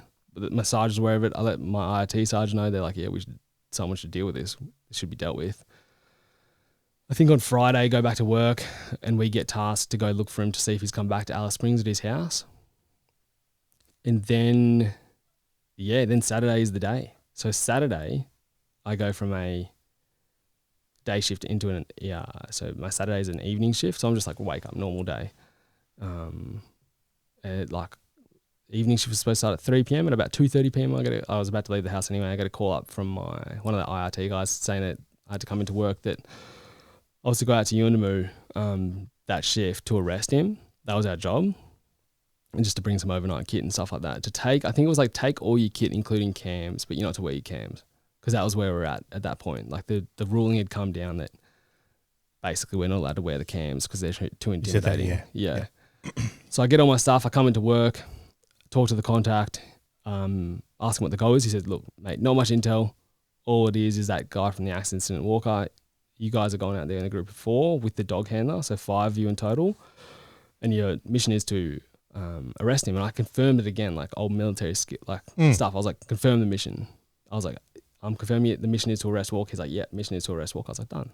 Understood. And just quickly, how many times have you done something similar like this before? Like, so that kind of just for like a normal job, if you know what I mean? Like, it's fairly normal, yeah. Get your stuff, boys. We got to go do an arrest. Yeah. It is what it is. It's very normal. And in the NT, like, there's this one argument that everything should be like so like planned, professional, tactical, yes. But if we were to do that, we would never, like, we would spend all day on one job. Like, getting attacked with an edged weapon or getting attacked in the NT police or arresting someone for their involvement with an edged weapon is so common. So beyond And that's common. what I just want to bring up, because obviously the media just pretty much make it sound like this is the only incident you've ever dealt with. Yeah. I like my Sarge from IRT brought to the court and to the Coronial, he brought all the paperwork of all our jobs, all our write-ups, all our like commendations from Bush staff that we'd assisted. Don't worry about it. Yeah, he had it all there. But yeah, he has all the write-ups. It's like over 12 that I'd attended personally or something like that in the last couple of years, and jobs like that. I'm sure also they've talked about, just sorry to cut in, mate. Oh, of course. You know, how many times have you drawn your pistol and you know, used it as a use of force? I'd drawn it. I think they looked it up. Something like, and again, I'm getting the numbers wrong, but it could be like 4 or 7 times previously in the job. But just again, like normal. No, so my use of force was assessed, and obviously the narrative that got pushed out there was that I'm a violent cop. The evidence because you were ex-military, but Afghan veteran, like all these excessive use of force complaints. But I have, it gets mixed up because prior to the arrest, I had like 2 complaints or something like that. And then post-arrest, I get all these internal complaints, like 25 or something like that. Yeah. So it gets a bit mixed up. But my use of force reports over 3 years, of the stats, like over 3 years now, it's at 3,000 and something jobs. I think there was 46 use of force reports. All of them cleared. And the stats show that that's not high at all for an Alice Springs member at all. 3,000 jobs. For 3,000 jobs, use of force, not high. My complaints, so my use of force was normal. My complaints were low, but obviously that's not what and that evidence was in court, but it wasn't utilised and wasn't highlighted because all my use of force reports were cleared by multiple people, but then obviously they look through them and they look at it through a different angle and they go, nah, we don't like the look of this. And then all the cops that they talk to, most of them roll over. Yeah. They roll over and go, yeah, you know what, like if I looked at it again, maybe I shouldn't have. But it's because they know what their answer. They know what the people ask them want the answer to be. And there's a pressure on them. 100%. There's a financial pressure on them, and there's like a self-preservation. They're going to, the boys that supported me, the boys and girls got smashed for support, for not rolling over. And the boys that did roll over, they got looked after. Yeah. So for Alice, low or normal use of force use, low complaints for me. And then... Yeah. So you stood up for the job. You've got all your kit. You're ready to roll out, and you've confirmed obviously the mission. Confirmed the mission is to arrest. It was me, 3 other boys from IRT, and the dog handler. I think the dog handler had already left. He'd already gone out there. But the IRT contacted me like, basically we've got no intel. The job, there's the body worn and the job that's on the police system, and you'll get more intel when you're out there. I was like, yeah, sweet. So 2 of the boys were coming in, they hadn't seen the job, so I got the job up on my computer again. They came in, I showed the boys the body worn, the team of us 4, It was like, we're going out to Yuendamu to arrest this dude. We don't know anything else. We'll get out there and find out. So we start the drive out in 2 different vehicles. Sorry to cut in one more. No, cut in all you want, brother. Ask away, because like if I miss stuff, I miss stuff. No, yeah, obviously you've built this target package on Walker, and when I say target package, it's something we use in the military, but it's more, there's the risk levels. So it's low, medium, high. Obviously, he's at the higher end. You know, he possibly could still have this hatchet or some other edged weapon. So you have to tailor your equipment. Your response, as in your Glock, to your. If you got beanbag rounds, or to, more than lethal, which obviously the M4, so you got to, and you guys have gone straight to that high level because obviously the edge weapon was involved, of course. Yeah. So we take all our kit out. So we have, regular Glock, taser, spray. We have the beanbag shotty. We have our rifles, in case. But when we're hitting the ground, we're not all 4 of us are carrying rifles because because the rifle's good, it has its place. The beanbag shotty is good, it has its place. Escalation of force. Everyone's got different options. Exactly. And if you are in close, the rifle and the shotty can become a hindrance. Yeah. So you don't want everyone to have it, because you need someone to have the ability to go hands-on. So we had all the options available to us as per our request. We requested to take all our kit, including long arms. It's on the paperwork trail. So we took our kit. It's 2 separate vehicles. I think the other boys, so I was there with one lad, and the other 2 boys are together. And what had happened over the last couple of nights out in Yuendamu, and I can't remember when we knew this. It must have been at some point before now, because I remember talking about it on the car out there. The nurses out there in Yuendamu, the nurses' quarters had been broken into, or there had been attempts to break into the nurses' quarters while they were inside. So if you're inside the house, lights on, TV on, and people are trying to break in, what I immediately think of if a woman is inside that house, I'm thinking sexual assault. I'm not thinking robbery. I'm thinking rape is like, this is the potential goal. This is what these women are probably thinking. So they're petrified. So this has been occurring for the last couple of nights, and the police in Yuendamu, again, all noted, believe that Walker was involved. Again, they change it now, it was someone else. It was a little kid or something like this, but like, again, Walker was known to utilize little kids to break into stuff for him. Like, it's just one of the things of his past, and it's noted down that they believed he was involved, which escalated the need to arrest him. A warrant for his arrest is out there. A warrant for arrest is out there. Yep. Now he's attacked 2 cops with the axe. Now the Yuendamu cops believe that he's involved in these break-ins, and there's a domestic violence victim that he was locked in a room with an edged weapon. So you have to ask questions about like why and what's going on there as well. So there's a number of reasons why he has to get arrested. On Saturday morning, the nurses have a meeting. They go, we're out. This is too dangerous. And fair enough, it is. The cops aren't protecting them out there. No one should have to go to work and be in an environment where they have that fear hanging over them. So I don't blame them. I think they did the right thing getting out of there. If there's no one to protect them. So they left on Saturday morning, which then leaves the community with the reason, like one of the other reasons why we should have gone earlier, not my decision, or someone should have gone earlier, because now we're going on Saturday and now there's no medical assistance in the community. So we've let it get to that point. So I remember driving out there and being like, mate, we should have left before, like we should have got sent out before the medical aid left, because now we've got nothing. Anyway, we get out there, me and my mate get out there first. The dog handler, I believe, is doing laps or like getting his bearings around the community. What's the travel time between Springs and? It's 3 hours, and you basically 15, maybe 20 minutes from the station in Alice, you lose comms. You got no reception. So while we were on the way out there, an email got sent out to us and to the staff. This was the email that becomes such a point of contention later in the trial, which they call the plan. The email was sent by the Sarge out there, and the plan, I call it a plan, but you and I would know that it's not a plan at all. It was a timing. It was basically, it said who's involved? Us. Plan was to, I think in the subject line it says the arrest Arnold Walker or Kumajai Walker. And then there's some random stuff, and then there's some houses of interest and all that kind of stuff. And then the 5 a.m. it goes 5 a.m. on the following day, arrest Walker, because on the Saturday day is apparently the funeral is occurring. So while we're driving out there, the funeral is occurring.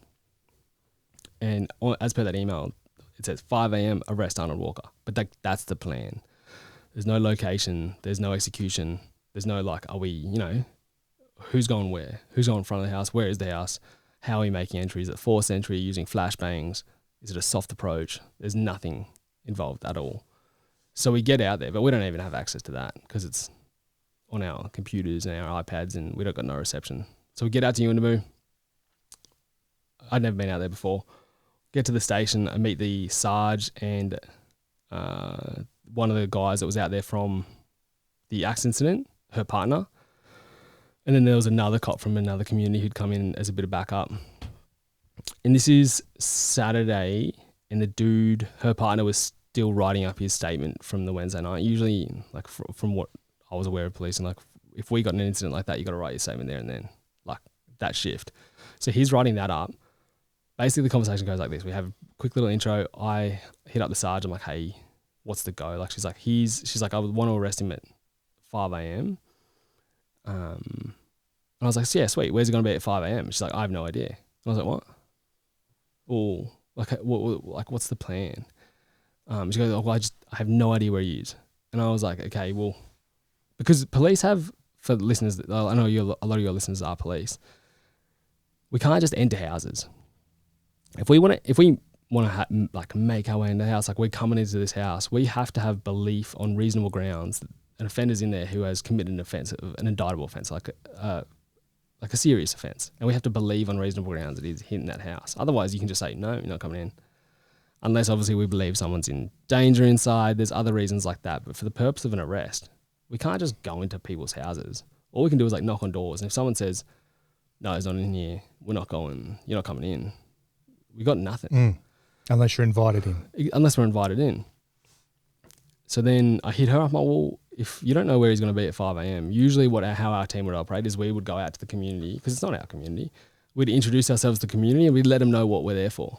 We'd be like, hey, we're here to, in this case, we're this team from Alice Springs. We're here to arrest Walker. We're going to show ourselves around and we'd appreciate your assistance. And basically, we'd ask for their assistance because some people, they don't, someone knows where he's at. Someone's assisting him. Of course, yeah. And then it would basically get to the point where we'd be like, hey, we've asked for your assistance. Now it's going to kind of get annoying because we're going to keep coming around. We're just going to keep working and working and working until someone goes we either find him or they just tell us. And she was like, that's a really good idea. You should do that. And I was like, sweet, where should we start? Where are the houses of interest? Then she showed me the houses on that, the email she sent. She just showed me that part of it and I took a photo of it. Then the other boys rock up and I tell them, I basically pass it on. I was like, we have no intel. Primary mission is to arrest Walker. Secondary mission is to arrest him at 5 a.m. if we can do that. I was like, we didn't get, and you can see in the CCT of the station, if we're going to be there overnight, we didn't get shown where the beds were. We didn't get shown where the sleeping arrangements are or nothing like that. We had me giving them a brief in the station in the presence of the Sarge, and then we leave.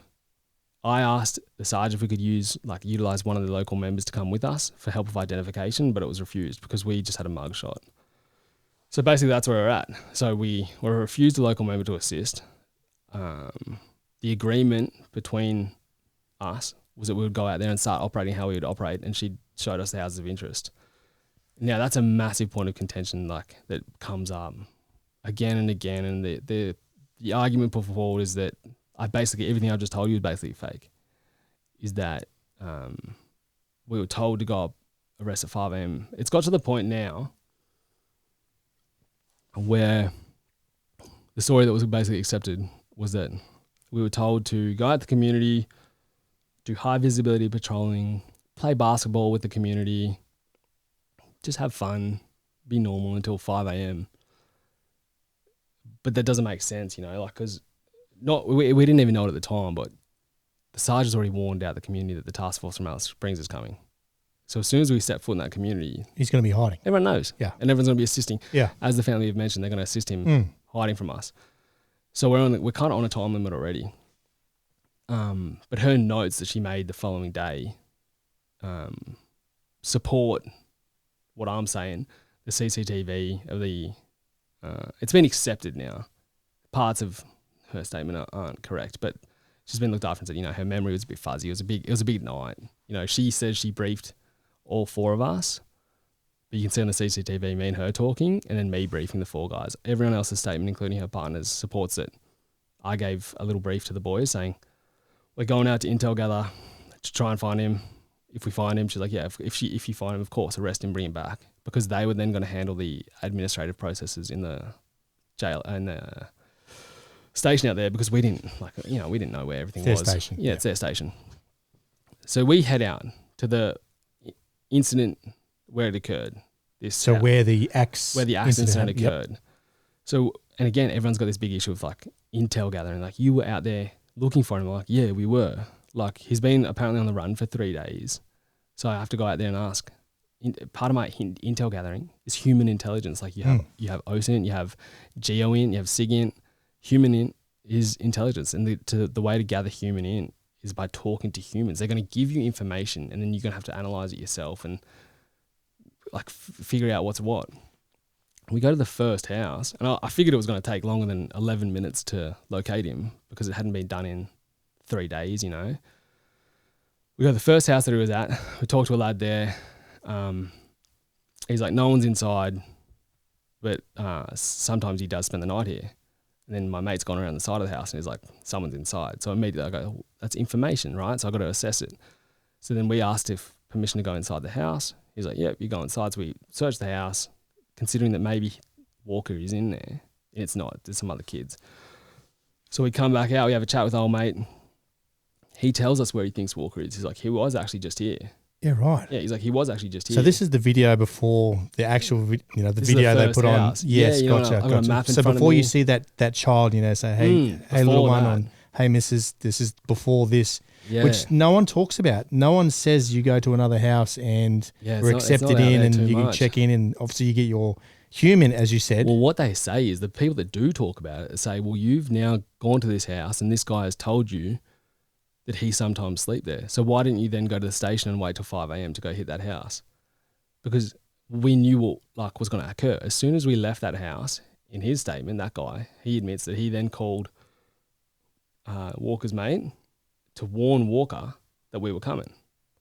So because the family had agreed, potentially because of the threats that were made, that they were going to assist him hiding. So that house was burned. As soon as we went to it, he's not going back to that house. No.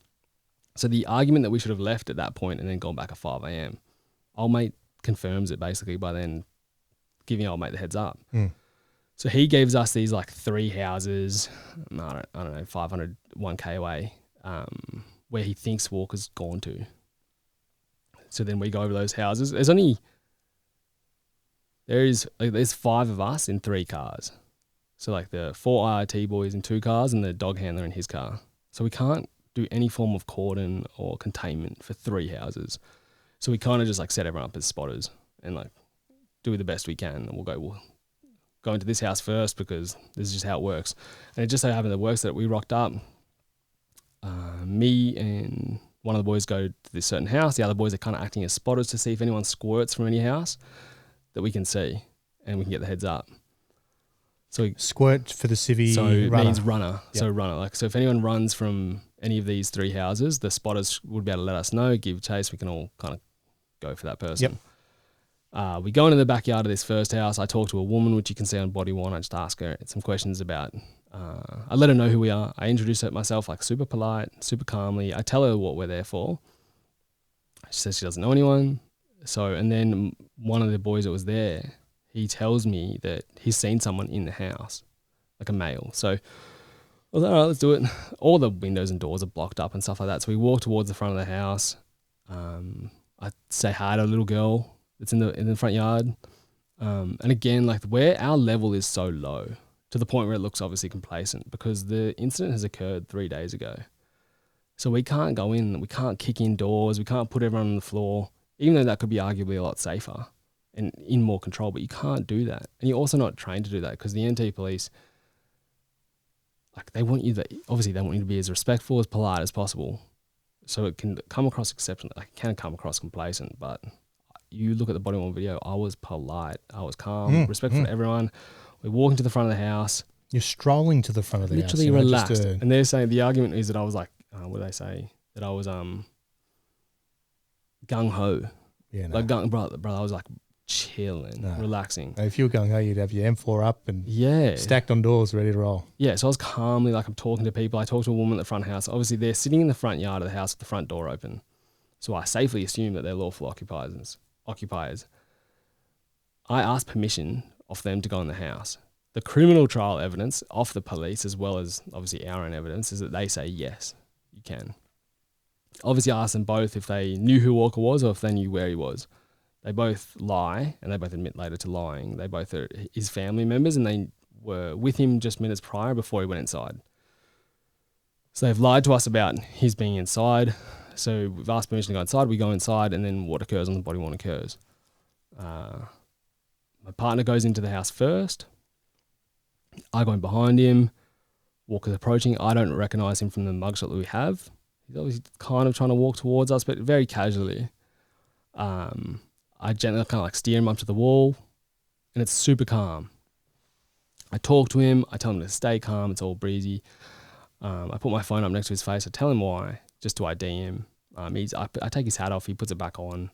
But I've got my phone up next to his face, and obviously I'm very close to him, which is a level of complacency. Like it's an issue that I made on the day. It's a mistake I made.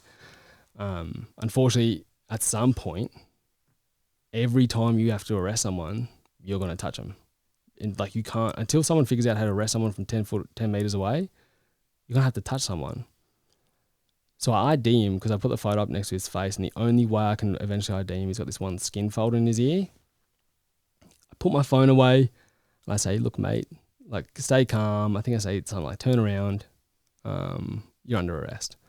And that's when he blew up. That's when he like started striking me like crazy, and he was rapid. So striking you with the scissors or just... No, so it turns out he had the scissors. So he's striking me. So as soon as he starts striking me, I go left shoulder up to protect my neck, left hand up, and I'm like in a bladed position. My hand's up to protect my face and neck. And he's quick. Like he's my size. So he's 5'9". I think he was 75 kilos or 73 kilos. I was 75-ish, 5'9" as well. So we're similar sizes, but he was rapid. And again, I've grown up boxing. He got like 3 on me before I even like realized, because I'd stepped back. At least luckily I'm protecting myself. But I realized that he's hammer fisting me. And I remember thinking like, why is he hammer fisting me? Like that's strange. Like why isn't he punching me normally? And that's when I look at his fist and realize that he had a blade in his hand. I didn't know what it was. All I knew was a metal blade. And then he stabbed me in the shoulder. So he stabbed me in the shoulder, and he cut me at multiple times on my forearm with me, which was like defensive cuts. And obviously the stab wound luckily was exceptionally minor, it turns out, but it hit the bone, obviously. So if it didn't hit the bone, if it hit meat, it would have penetrated a lot further. If it hit my neck, obviously you got your artery in your neck, you got your carotid artery in your neck, you got your less than 100 mils, mate. Yeah, and you got your subclavicle as well. So you've got multiple arteries, and if it hit the meat rather than the bone, it's penetrating as deep as that blade. So when I realized he was like stabbing me, that's when I jabbed him with my left fist, and I stepped back and reached my Glock, and he stabbed me with his right hand. His left hand was on my Glock. And I like just knocked it away as per training. And again, there's a big contention about I'm lying about it because it's not shown on the body worn video. But placement of the body worn video will never show your holster. But if you slow it down, which they refuse to do in the court, if you grab something and it's pulled from your hand, your fist will automatically close. Of course. I kept telling them, I was like, show the body worn video, slow it down. And they're like, no, you're lying. And so they've said that it's a lie. But again, if you slow the body worn video down at that point, you'll see his hand open towards my hips, unintentionally closed when I step back. And I'm thinking at this point, I was like, this guy is dangerous. Like I know at this point it's a life-threatening situation. Which he's shown previous behaviour. He's shown previous behaviour. He's attacked. He obviously has a history of violence. He's attacked cops with an axe before. He's now attempted to stab me multiple times and has stabbed me. So I step back. I draw my Glock. At which point he kind of gets focused on my partner, and they start fighting. My partner's not aware at this point. I don't think that he has a blade. I fire one shot into towards his back, but it ends up hitting. It's like side on it. It ends up the bullet traverses through the muscle and ends up in his psoas muscle. They hit the deck. They're still fighting on the deck, and I can see Walker's right hand, and he's still trying to stab my partner. So I get close. I put my hand on my partner's back to ensure that he doesn't come back into my firing line, because I'm still feeling any second, like any strike could be end of days for him. So I'm fearing for his life. I fire 2 more rounds into his torso. At which point blank? But yeah, basically point blank. Yeah. And then I can see his right arm stop moving. I push my partner off him. I roll Walker onto his chest and put my weight on him to hold his own arm under him with the weapon. My partner, he was obviously suffering from auditory exclusion. He didn't really hear the gunshots. He didn't know what was going on. So that's why I tell him it's all good. He was stabbing me. He was stabbing you. And then I put my Glock away, work the arm out slowly. He's still got the scissors in his hand. We fight to remove the scissors. At some point around here, he yells out that he's going to kill us still. We cuff him. He's obviously got 3 gunshots. There was a police officer at the front who saw the second and third gunshots, and obviously their all statements corroborate mine. The one in there on the ground said they went to ground, they were still fighting, he didn't have control of the right arm. The cop from the door said, yep, he heard the first shot, didn't know what it was, came to the door, saw the second and third shots while Walker and Ebel and me were still all wrestling on the ground. And it wasn't until after the third shot that Olmo was still basically wrestling. So I cuff him, and then immediately we're thinking first aid. We need to give him medical help, but it's started to go crazy outside. All the community's riling up, there's yelling, there's screaming. So we decide, and we can't provide care there. There's nothing we can do. So we pick him up under his arms, exactly as per training, and the fastest way to get someone out. It's his feet are dragging on the ground, but it was called as a deeply disrespectful move, but it's the same. It's the fastest way to get someone out and transport his treatment. So we're getting him straight to the car. We put him in the back of one of the police vehicles. I jump in with my partner from the room. So Walker's cuffed, and we start shooting back to the police station. The first thing I do there, again, which is all on body worn, is I do a head to toe assessment of my partner, because I was like, he was stabbing you. You might not feel it now. So I'm doing a head to toe assessment of him to make sure, see if there's any blood. Once I clear him, then I go to Walker and clear him of any other further weapons to make sure he still does, because he still has enough fight in him to cause issues if he wanted to. So cleared him of weapons. We get back to the police station, and then it's basically providing, get him inside and providing aid. He had so the first shot basically just went through the muscle. It got stuck in the meat. The second and third shots cause obviously damage to the lungs, internals, and stuff like that. So it was a tension pneumothorax and hemothorax. But all the kit that we had there was, we just had a random kit. So we just made a do-it-yourself 3-sided bandage. Got the defib ready, got everything prepped to do what we can do, but we couldn't do anything more than that. But basically for the next 70 minutes, I was basically there working on him, just staying with him, working on him, trying to keep him calm. I didn't really have much idea of what was going on. Is he conscious, fully conscious? Yeah, for 70 minutes. Yep. Yeah. Yep. All round about 70 minutes. So while that's occurring... Is he saying anything? Not too much. He's talking to us. It gets to the point where, as you know, he'll start... obviously initially there's anger, I want to kill you. He wanted to kill us, obviously. Fair enough. He's in pain. But then back in the station, you start probably going into shock, and the conversation he's having is more kind of just normal stuff that they're going to say in the situation, he's thirsty or chilling. We're just trying to comfort him. And let him know it's going to be right, even though it's not. Just let him know that it's going to be all good. While that's occurring, obviously I I wasn't doing anything else. I didn't know what was going on elsewhere. You would imagine that there's one chain of communication up to the comms room, which would be a command center, and then there's one chain back because that would be organised. But what had occurred was the Sarge out there had tried to communicate what had occurred, and then there's all these separate phone calls. Like all the bosses are getting involved, calling from mobile to mobile. Just it seems to be that it got very messy, to the point where the Sarge out there, I guess with a intention of getting, it's not called RFDSL, it's not called the Royal Flying Doctor Service up there, but I can't remember what it's called, with the intention of calling RFDS, called the nurses from Yuendamu who had evacuated and were now back in Alice Springs off duty having dinner, called them being like, you need to get a plane to, she was just in a heightened point, I guess, so like people weren't thinking correctly. So for whatever reason, and I'm not too sure, and I don't know what exactly occurred, RFDS didn't come. I think there was timing issues. By the time the messages all got through, I think it was just like too late. Walker passed away in about 70 minutes, and then there's basically the community is out the front. They're not being like crazy. There was some levels of fear at the start, like people throwing rocks. There was like, oh, what's going to happen? Are they going to like try to breach the station? They were angry, but it was fine. I think they got a bit angrier later, or some of the members did, because eventually an ambulance came from a community nearby, maybe 40 minutes away. They came by.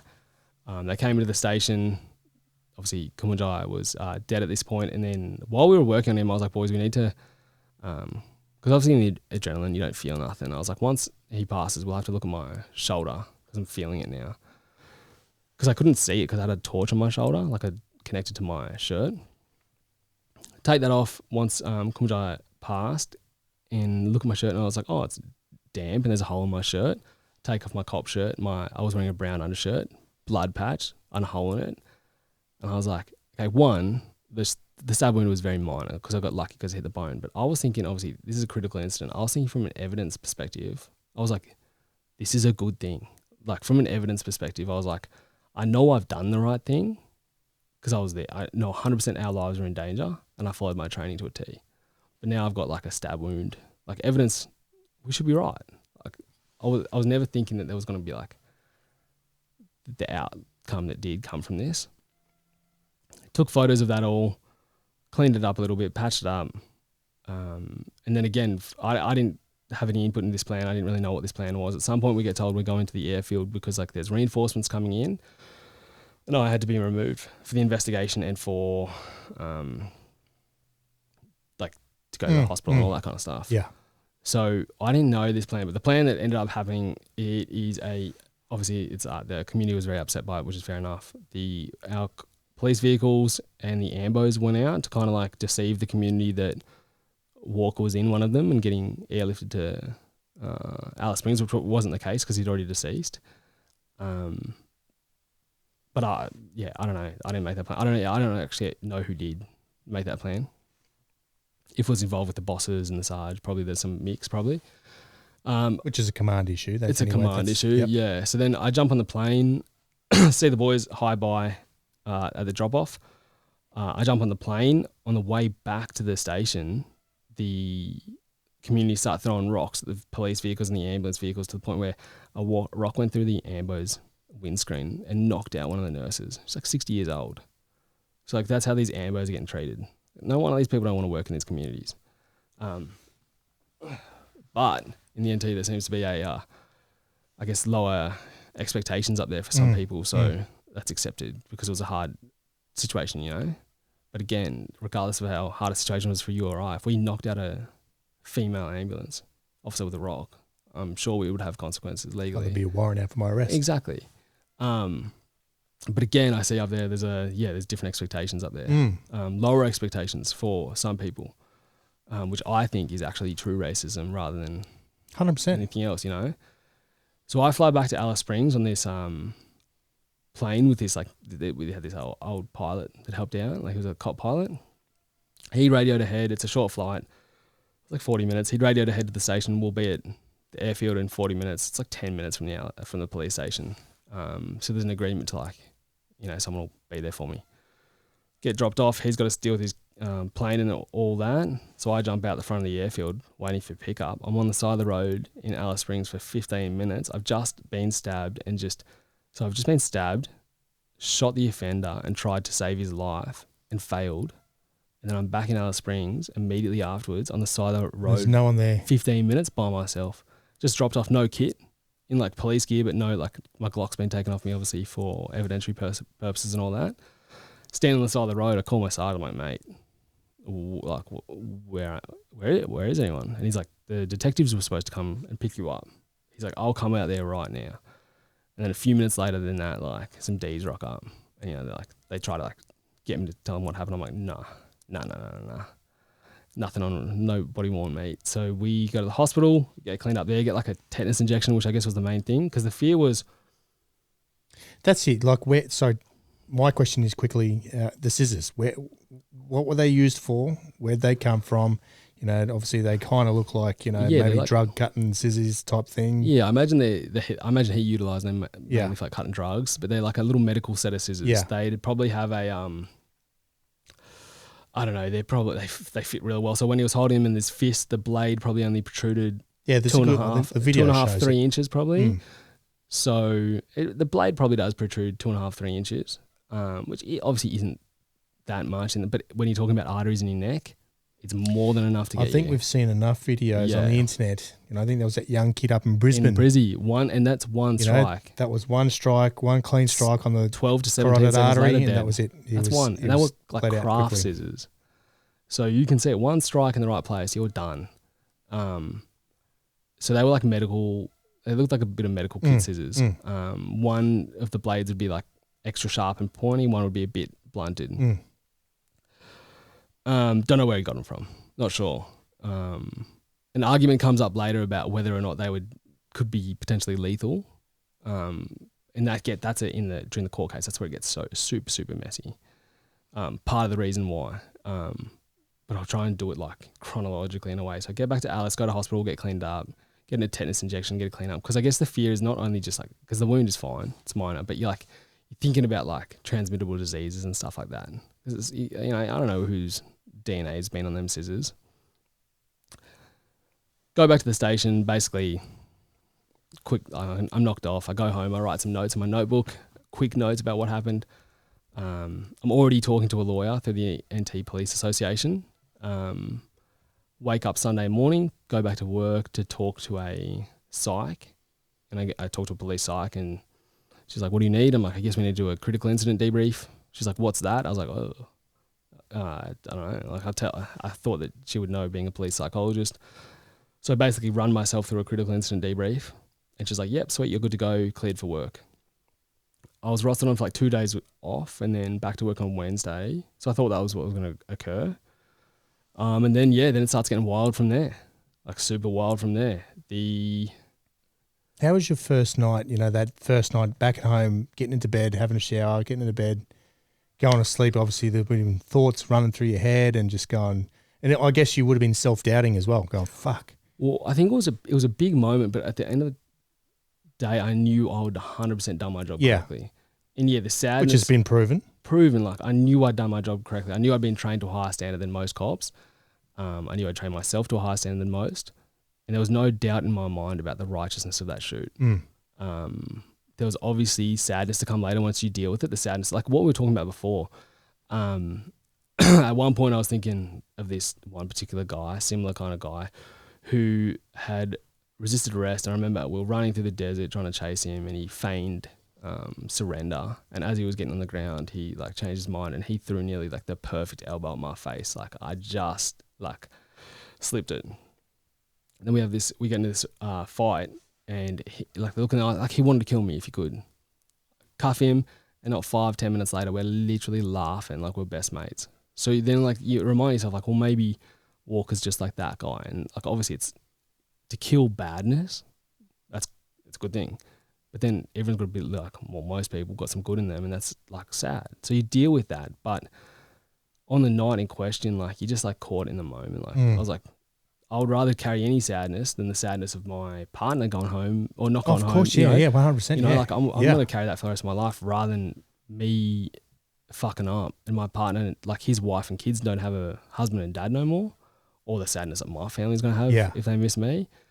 But the night, it was kind of just like, it's work, big day, everything's going to be fine. Yeah. So, I probably shouldn't have said self-doubt. I said more like when you become a professional, you start to criticize yourself, if you know what I mean. You know what I mean? Because obviously, what could have I done? That's it. And the reason why the murder charge come along is because of the gap in shots. But, you obviously fired that first shot in reaction to the stabbing and then reassess. He's still stabbing. You fire 2 more shots, which obviously there's that 2-second gap. Yeah. Which for the untrained, it sounds fucking stupid. But for the trained, we get it. We get it because you've had time to just in that minute second to reassess the target. Well, it's interesting because again, so I get arrested a few days later, and the police case ends up being a few days later. So come back to that point with the seconds because it's big, because it's such a big part of their case. So I'm rostered for a couple of days off. Everything's kind of fine.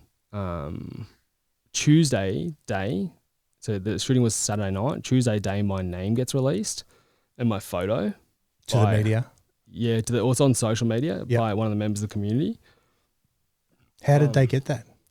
It was the investigation was occurring, and then the detective who was leading that investigation into how that person, because it was tracked who released it first. They've got the name of the person, they've got their connection to a member of the police force.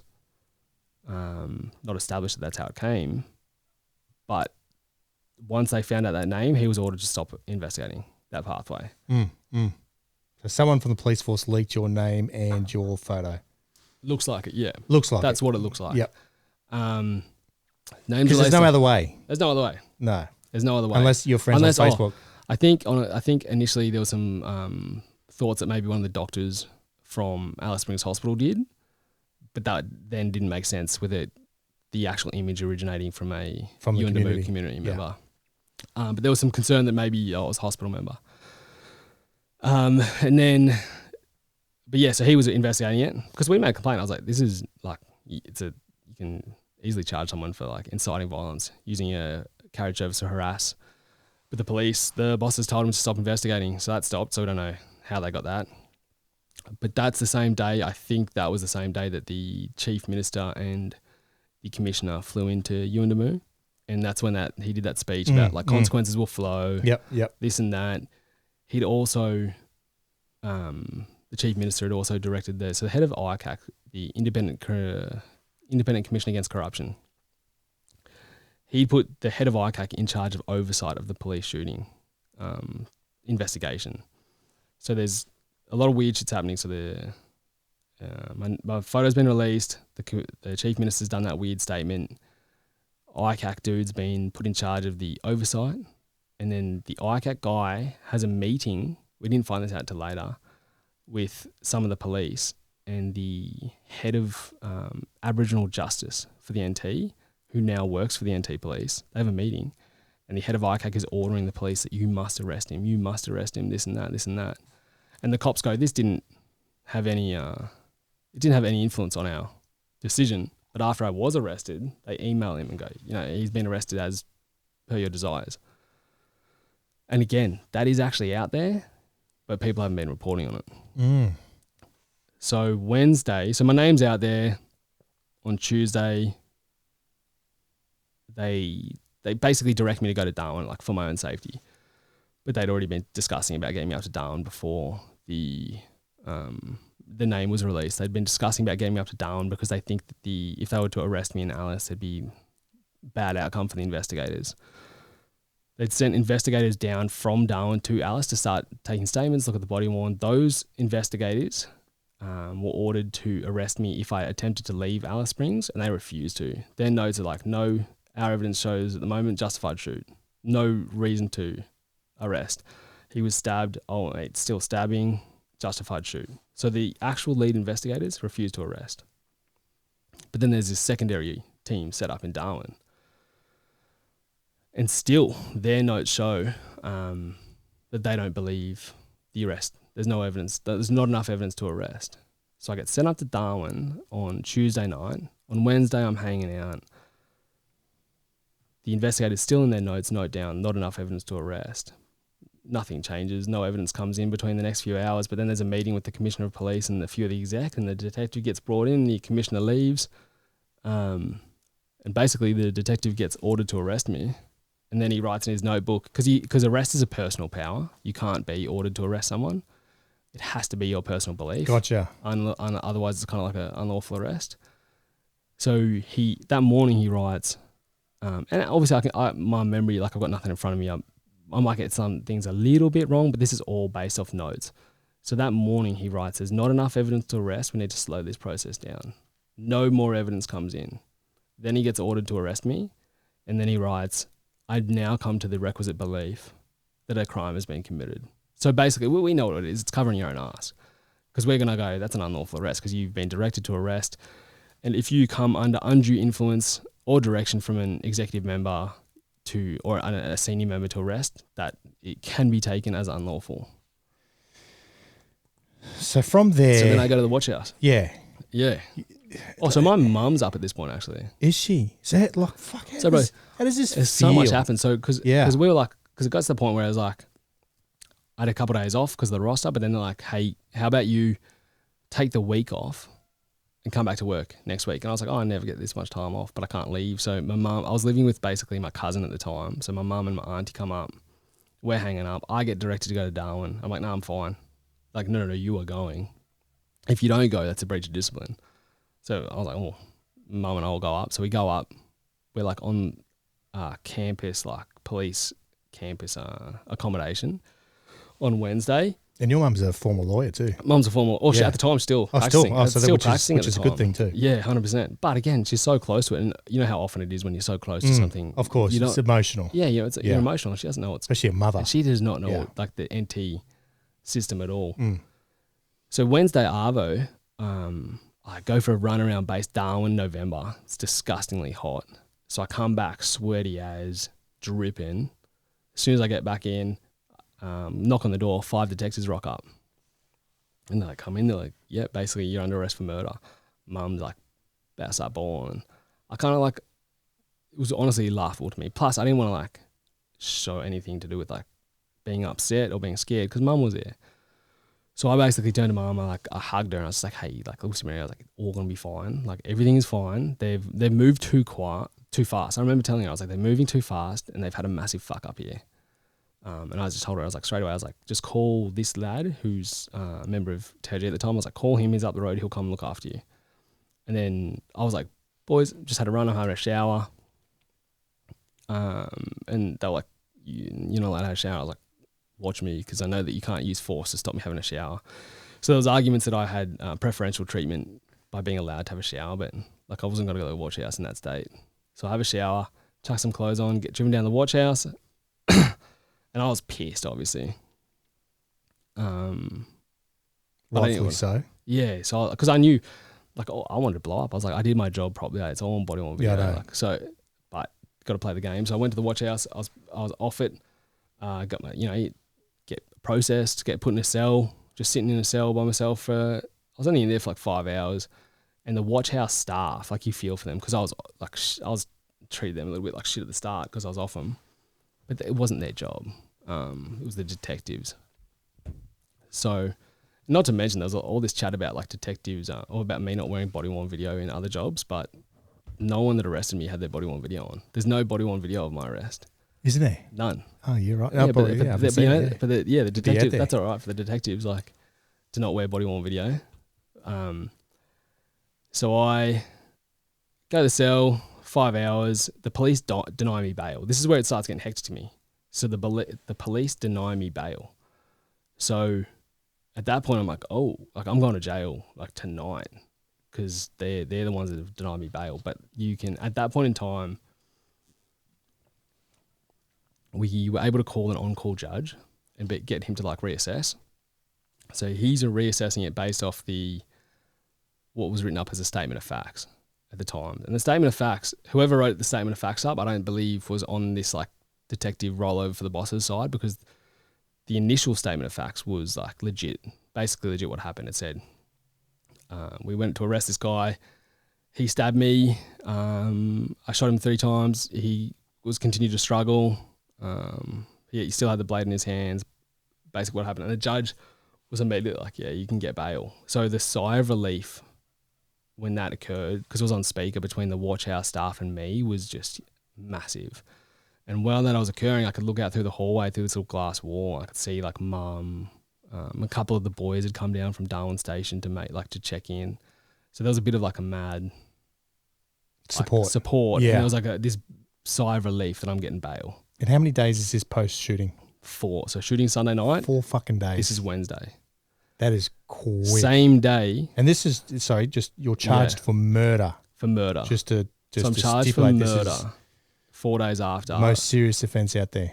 Based off the second and third shot.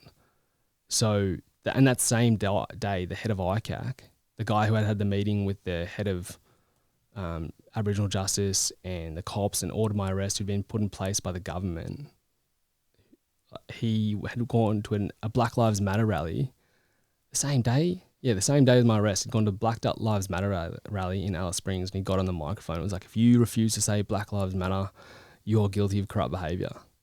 And then, he had to remove himself from the investigation. But like, got to ask, and it was never asked, like, why did you say that? Why did you have a meeting with the head of Aboriginal Justice? Why did you order the cops? Was it you personally when you were put in place by the government, like the chief minister at the time, who had also promised consequences will flow? Like, no one asked these questions. So then anyway, I get bailed straight away. So before I'd leave the watch house, the police had released to the media that I got bailed. So now there's a security risk of me even leaving the watch house, Why would they do that? Why would they do that? Breach of ops. Why wouldn't they just wait? Like, I know, yeah. Wait 10 minutes after I've left. Putting you at risk. Before I left the watch house, there's an article about me getting bailed. Release, obviously the info came from the police again.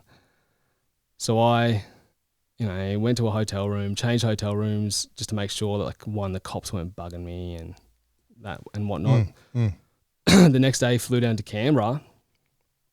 And yeah, like how it is, like the media's at the airport, super strange situation.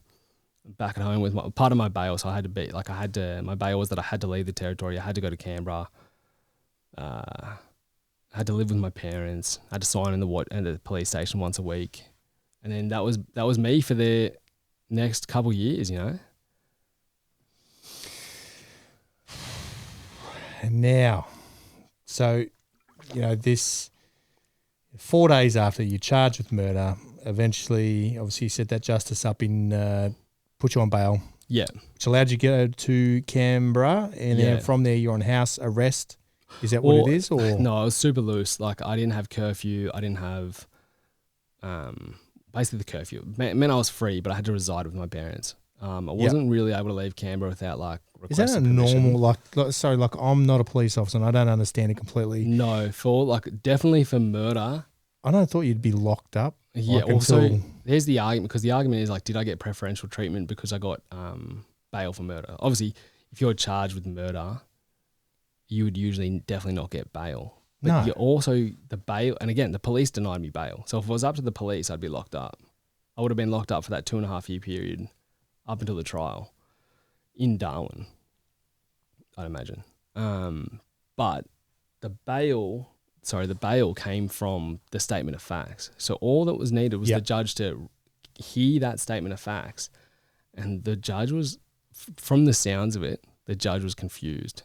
He was like, why is he getting charged? Yeah, from internal gossip amongst the courthouses, he was like, this sounds more like a commendation than a charge statement of facts kind of thing. And just a quick breakdown, 3 shots in how long? What's that time? So 3 shots in 3.1 seconds. So 3.1 seconds. This is why I believe the police in Australia is so backwards or so not up to scratch, because here it is. It's 3 shots in 3.1 seconds. So first shot obviously happens. 2.6 seconds later, the second shot happens, but the situation changes because they're saying this. It's second and third shots were excessive and basically therefore murder because of the situation changing and Kumanjai being on the ground and Kumanjai and Ebel being on the ground. But they're not on the ground until a second after the first shot. So now we go from 2.6 seconds to 1.6 seconds. And then this is where I go like, police aren't, if the experts aren't really qualified, because the studies, we know the studies, we've all looked at them, but we probably forget the numbers. if you're calm, it takes 0.25 seconds to 0.5 seconds to assess a change in situation. And for a normal human in a calm situation, it takes 0.5 seconds to 1 second to then make a decision about how to deal with that situation. So I've got 1.6 seconds now in their mind to form the intent to go from first shot's justified because I'm protecting my life and EBLs. But then they say second and third shot not justified because he's on the ground. But he's only on the ground for 1.6 seconds. Does that make sense? No, I get it. Yeah, I get it. And so still, in that 1.6 seconds, he's still stabbing. So even by their, because they never got like a neuroscientist in, or I don't know, anyone that could explain human performance or psychology or physiology of combat. But if you look at that, where he's only on the ground for 1.6 seconds before that shot, and if you go, okay, up to half a second in a calm environment to identify that situation's change like that, and you go, and up to another second to make a decision. Yeah, you're right. You're running out of time and now in that time you have to prove my intent has changed. To go from I'm saving a life to I now want to take this guy's life. And I don't think you could ever find a neuroscientist that could say that the intent could change in that period of time from life preservation to murder. And in training, you shoot to stop the threat. You shoot to stop the threat. You shoot to incapacitate. And the evidence will show from everyone, from the statements of the people that there are, from my view, he was not incapacitated. So how many shots in three shots in? 3.1. So there was 3.1 seconds. So I just want to quickly, you've got my stopwatch right. I just want to just reference it for the listener right now, just to show you how quickly I'll say bang, and then the last shot I'll say bang. Yeah. On 3.1 seconds. Bang. Bang. So that was the situation. That's it. That's it. From start to finish. And most people probably just missed that because it was that quick. Yeah. And then so they've completely missed like the idea of like the neuroscience behind intent and how the brain works in like a high, and that those stats that I just said, that's a calm environment. That's not high stress. That's not you've just been stabbed. But then the incompetence just goes on again. For example, like the use of force expert from the NT police, they decided to use this guy that was a use of force trainer kind of guy. He'd never given expert evidence in a situation like this before. They had to reach out to Queensland Police to ask them for a copy of their use of force expert evidence template because he didn't know how to write it. And he was actually part of the investigation team against me. So the investigation team against me had a mission.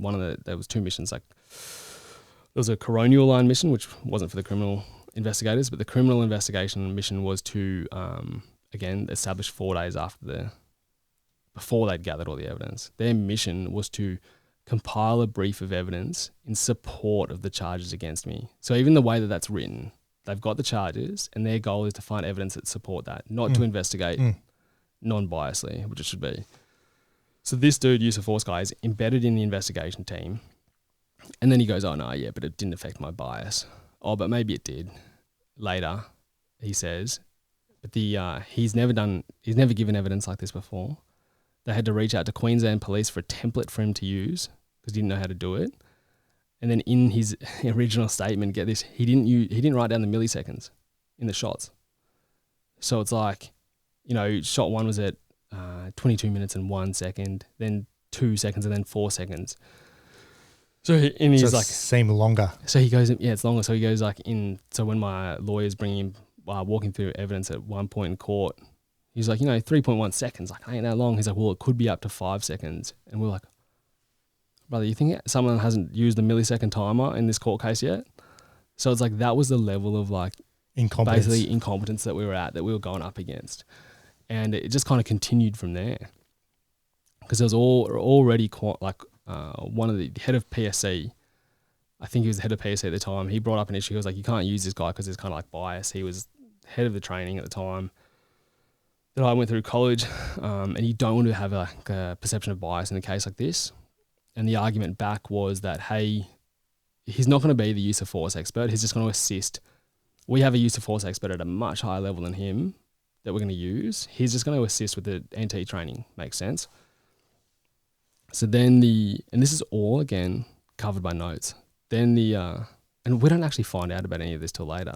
Yeah, right. So we end up, I should say it so it makes sense. So I end up at home going through this case for sitting at home from November till September of the next year. So September 2021 is when we go to the committal. So the committal is where we go when we're like, you put on paper, it's the prosecution case is put on paper before a judge, and the judge determines if there's enough to go to trial. Yep. So it's not really like our chance to say anything. It's them putting their case forward. So up to this time, we really hadn't got our hands on much of their evidence. And around about this time, I think we received the whole brief, or ish, close enough to the whole brief. And it was up to 50,000 pages or thereabouts. Because a tactic that police will do, and again, this is for like people who have been stitched up by police, or police that are being stitched up by police, they'll flood you. They'll like put you to capacity so you don't have the ability to and go it's through going to it all. cost you for more fucking legal help. Because your lawyers aren't going to go through 50,000 pages. And if they do, it's going to cost bank. So they'll throw so much at you. Thank God for AI these days. Oh, brother, AI wasn't there yet. I know, that's what I mean. Just me, that's these days. Imagine that these days. 100%. Like, give us 100,000 pages. Yeah. Lawyer fees gone. Gone. So by the time we get to the committal, I hadn't even got to this point, because in that, another one of their goals, I believe, of giving you so much workload is that there are going to be some needles in there that are gold for you. So they want to make the haystack as big as possible to make them harder to find, which was the case with us for sure. So we get to the committal. They've gone and found an American expert, apparently use of force expert, who says basically, yep, first shot justified, second and third not justified. The NT use of force guy says, yep, the exact same thing. And then the Sarge out there, her evidence is basically that I disobeyed orders. The plan was to go out at 5 a.m. and I disobeyed her orders, and that's that. Blah, blah, blah. I'm a bad cop from like the police perspective. That was what I got committed to trial on. And the judge is like, well, they've got two experts that say that he did the wrong thing, so it has to go to trial. Like when we talk experts, have they fired their firearms before? Like in situations? Never on the job. The American dude is they're just academic. scholars. They're He's scholars, an academic. Yep. The NT guy, he's actually a cop that's gone through the ranks, and he's I don't know, apparently he's super good at karate according to his statement. So what makes them experts in a highly volatile situation? You're telling me, I still to this day, I say like expert is a loose term these days. Expert's a loose term. And in my terms, I would be very surprised if the NT lad, if he's ever used again to give evidence in court after his performance. I'd be very, very surprised. Yep. And the American guy ended up getting kicked out of the case because his expertise was challenged, which was probably ideal before what else came up. Because if we look at those three... Why did they use a US one? Sorry, I'm just trying to... It doesn't make sense because... And obviously they're going through their George Floyd. I don't know if that's happened. That's happened around now. It's happened at that stage. Yeah, perfect storm. Bjorny Taylor, I shared the officer that shot her. Yeah, right.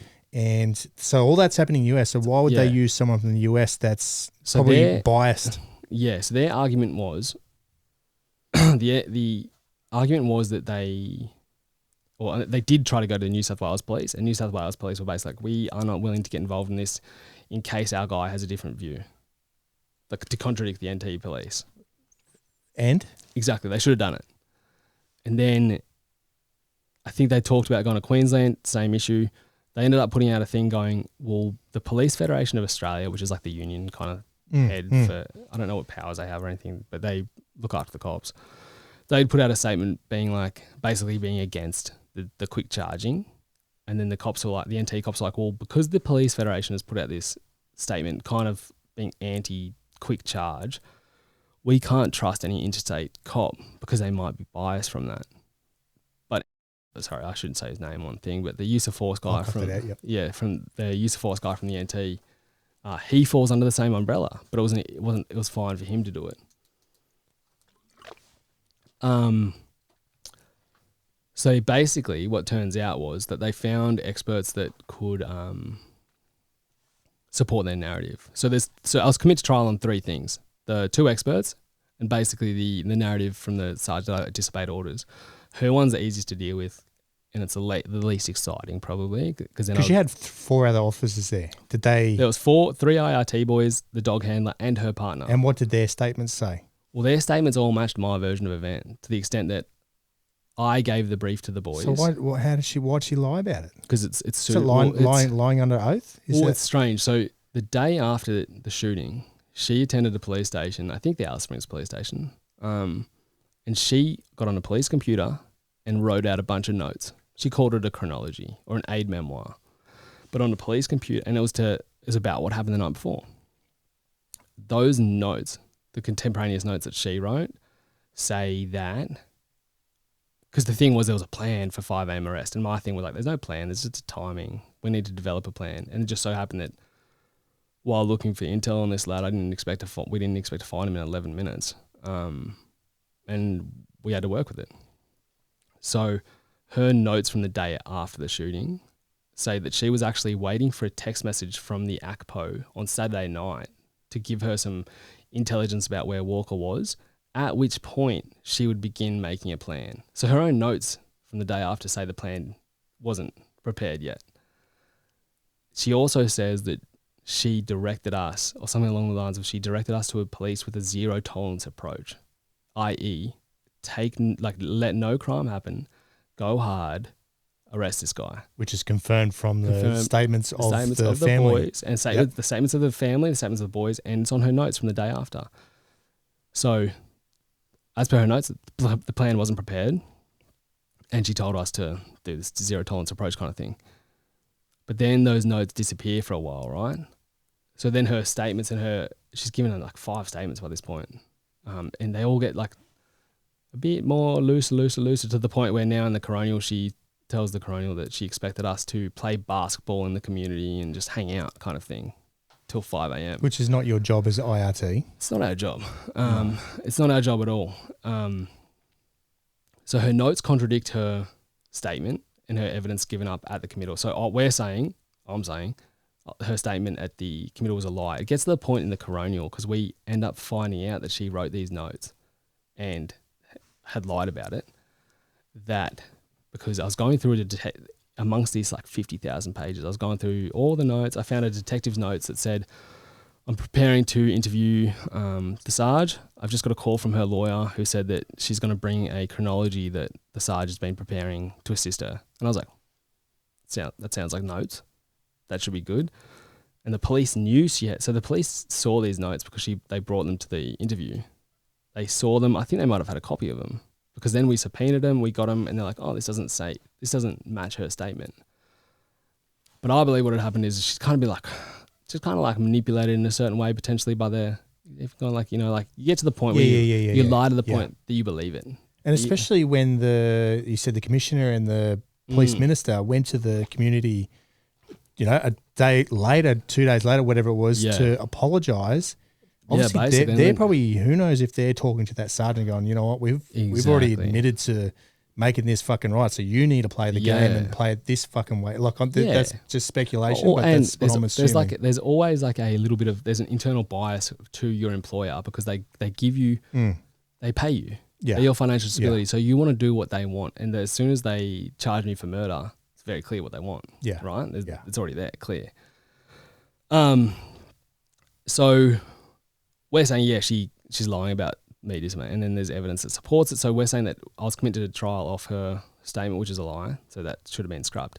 The 2 experts, the NT guy that we've talked about before, a report came out later into him. Basically, it's based off of this. Like one of the things he says, he's just incompetent in my view. He just says things like Zac's body worn shows what Zac sees, and based off that, no one could think that the other guy's life was at risk at the time.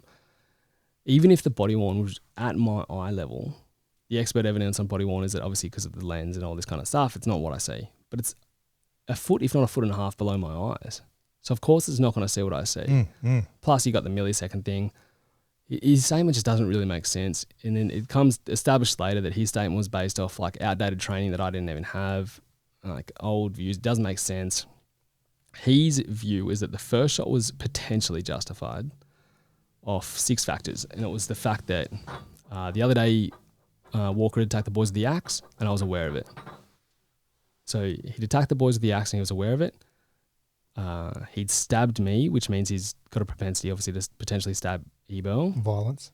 Yeah, so history of violence. Oh, sorry. So he's done the axe incident. He's a violent individual. I've seen a blade in his hand. Then he's stabbed me, which means he's likely willing to stab the other person. Police training on edged weapons is to, use your firearm as per trained, shoot center mass, and that due to the size of the room, I had no other options. That was the justification for the first shot. And we're going, what changes for the second and third shot? Because all those steel points remain the same. Plus, he was supposed to just be able to talk about the police training, because in his first statement he says the second and third shot in his view weren't justified. So it turns out like he's not a legal expert, so later he has to cut that from his statement. The American one's even better. So the American dude is an academic from obviously US. His name, I can say his name because but he pumps it out there. His name is Jeffrey Alpert. He's a apparent use of force expert, qualification all over. He's given evidence in Australian Coronials before. He's never given expert evidence in a criminal court in Australia before. So from the police officer's notes, they start reaching out to him, the detectives, and they reach out to him. They note some stuff down. They don't note some other stuff down. They note that they're talking to him. They send him an email like, we're looking for an expert in regard to a shooting. We've charged this guy with murder. And Jeffrey Alpert says, well, if you are going down that path, make sure you don't speak to this guy, Bill Lewinsky. Bill Lewinsky is an American or Canadian use of force expert that runs a force science institute over there. He goes, don't speak to Bill Lewinsky because Bill will clear your guy. No way. Yeah, says that. So the cops go, oh, all right, better not speak to him. And then they start emailing Jeffrey Alpert and they're like, we need to talk to you offline. We need to talk to you on the mobile, not via email. We need to confirm that you're the right fit for us to make sure I can sign you off with the bosses. Like buttering them up, like this guy's already been charged for murder. Make sure you're the right fit. Make sure you're the right fit, And then they send him this qualifying letter. They start agreeing to work together. They send him a qualifying letter, which is basically based off the incident.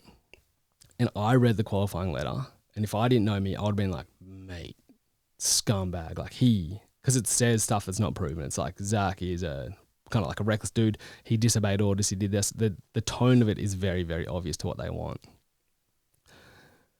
And then we're going through this guy's emails later, because some of the emails are involved in this big brief. And I see this one email and we get lucky. Jeffrey Alpert emails one of the main detectives at like midnight and says, hey, he's out of the job. I shouldn't say his name. Just say so-and-so, yep. Hey, old mate, the document, the draft that you sent me with your notes attached to it and changes, I've misplaced. Can you please send it again? 10 minutes later, he goes, disregard it, mate. I've found your copy. I'll make those changes now. And we go, what? An independent expert. So there's all these rules. Independent expert. You can't. So he got a draft from NT Police, he's sent his draft to the NT Police. Yep. The NT Police have made the changes, sent it back, and then we subpoena more emails. We get all these emails between them. Isn't he the expert? We get all these emails between them, and it gets to the point where they're talking and they're going, the cops email him and go, hey, Jeffrey, you'll see in the draft we've sent you of your own report, you'll see the changes we've made in the track changes sections. Let us know if you're happy with all that and we'll move forward. This is the cops investigating a police shooting. Intentionally editing this expert who got paid $100,000, by the way. $100,000. Got paid $100,000. US dollars. US dollars. And because obviously I was like saying the whole time, like I got told to arrest him, not only off the guys back in Alice, I got told to arrest Walker off the Sarge out in Yuendamu. It gets to the point where they go, hey, just by the way, in this last paragraph, you've actually written that hold IIT to arrest Walker. Do you think that fits with the next paragraph? And he's like, oh, good catch. I'll delete that whole paragraph. Is that all in an email chain? All in email chain. And that was all taken by your lawyers into court going, well, bruh. So then we start finding out all this stuff. So we've already got like we find out about the notes. Yeah. Which means there's like the Sarge is lying about something. One, that she didn't take notes, and two, that her stories don't match up. We find out that the US expert, they're editing his report and stuff like that, which basically kicks him in, like he's gone anyway, basically. It's not what he ended up getting kicked out for, but he got kicked out because he apparently wasn't qualified. But the cops would never have wanted that cross-examination to occur. Because I don't know what that ends up, but you're not allowed to do that. It's like a manipulation of evidence for sure. Which is against the law. Mm-hmm.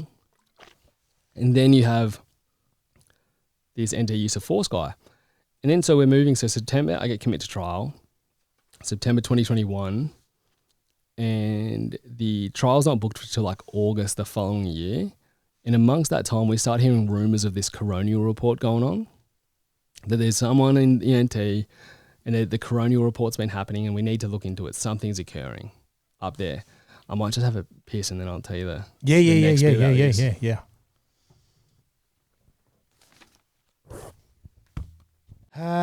Listeners, back again. Quick another break. Quite an extensive podcast, and it's a lot to process. I'm sure for the listener, but obviously, Zach's got to relive all this again. And fuck, I know many people out there go through murder trials, but I'm sure it's. I'll tell you what, I reckon it'd be on the pucker factor on the butthole. Oh, for sure. Just working overtime. 100%, because at the end of the day, I was facing 25 years in jail. Yeah. That was a potential outcome. And I could see from this point already, looking at what the evidence we were just talking about, I could see like there is some not acceptable things occurring. And this is the police, and in my view, the NT police and the NT government are kind of like, that's a big kind of like it's enemy. System. It's a system. It's a big enemy to have against you. And that's how I felt. It was like an enemy against me. And this was a fight that I was in. It wasn't like an investigation. It was more than that. Because after all that has already happened, we're in this build up. So we've gone through the committal, I've been committed to trial, we've gone through the evidence, we've already found these discrepancies in statements, edits, with the other expert. And we actually start getting these whispers, I guess, from internally from the NT police, because not everyone's on board, because people know what's happening. That there had been so subsequently there's a criminal investigation because I've been charged with murder. And subsequently to that, there's a coronial investigation where a police officer, a detective, was in charge of investigating it for the coroner. Because usually what would occur with a situation like this, a death in custody, would be you would go to the coronial court, which would be in a kind of like an open investigation to determine the cause and circumstances of the person's death. And the coroner then has the ability to privately recommend charges to the DPP if he or she thinks anything is worthy of being charged. For example, like if this was done in a different place, we would have gone to the coronial first, discussed what occurred, nearly like a massive debrief. The coroner would make some findings about how he died. For example, the actual findings for the coronial for mine are like that he died by 3 gunshot wounds kind of thing, like fairly basic, of his actual cause and circumstances of death. And then the coroner would recommend if any charges she believed were required, then she'd do it like to the DPP privately, and then that would potentially enact a criminal investigation or a criminal trial. But in this situation, we jump straight into the criminal. But at the same time, there's this coronial investigation ongoing. And basically what this investigator was doing, he was just seeing he had access to all the investigation material that the criminal team had. And he was just basically, at this point in time, he was just, analysing it all, going through it all. And he came up with some big issues. The issues that he came up with mainly were that the use of force dude for the NT was using outdated training. He was wrong about a number of factors. His view was that he was biased as an expert and was not neutral. He had the same view as that of the American expert, that they were biased, that he was basically embedded in the investigation, and that he shouldn't have been used. In regard to the US expert, he had the same issues that we'd found out before: the editing of the reports, the fact that he immediately discredited to the investigators that don't go to this other expert because he'll clear your guy. So he found he was biased, basically willing to write what was required, and the edits of the report unacceptable. He also found there was a number of like medical evidence that hadn't been given to the experts to utilise, such as the other cop in the room with me.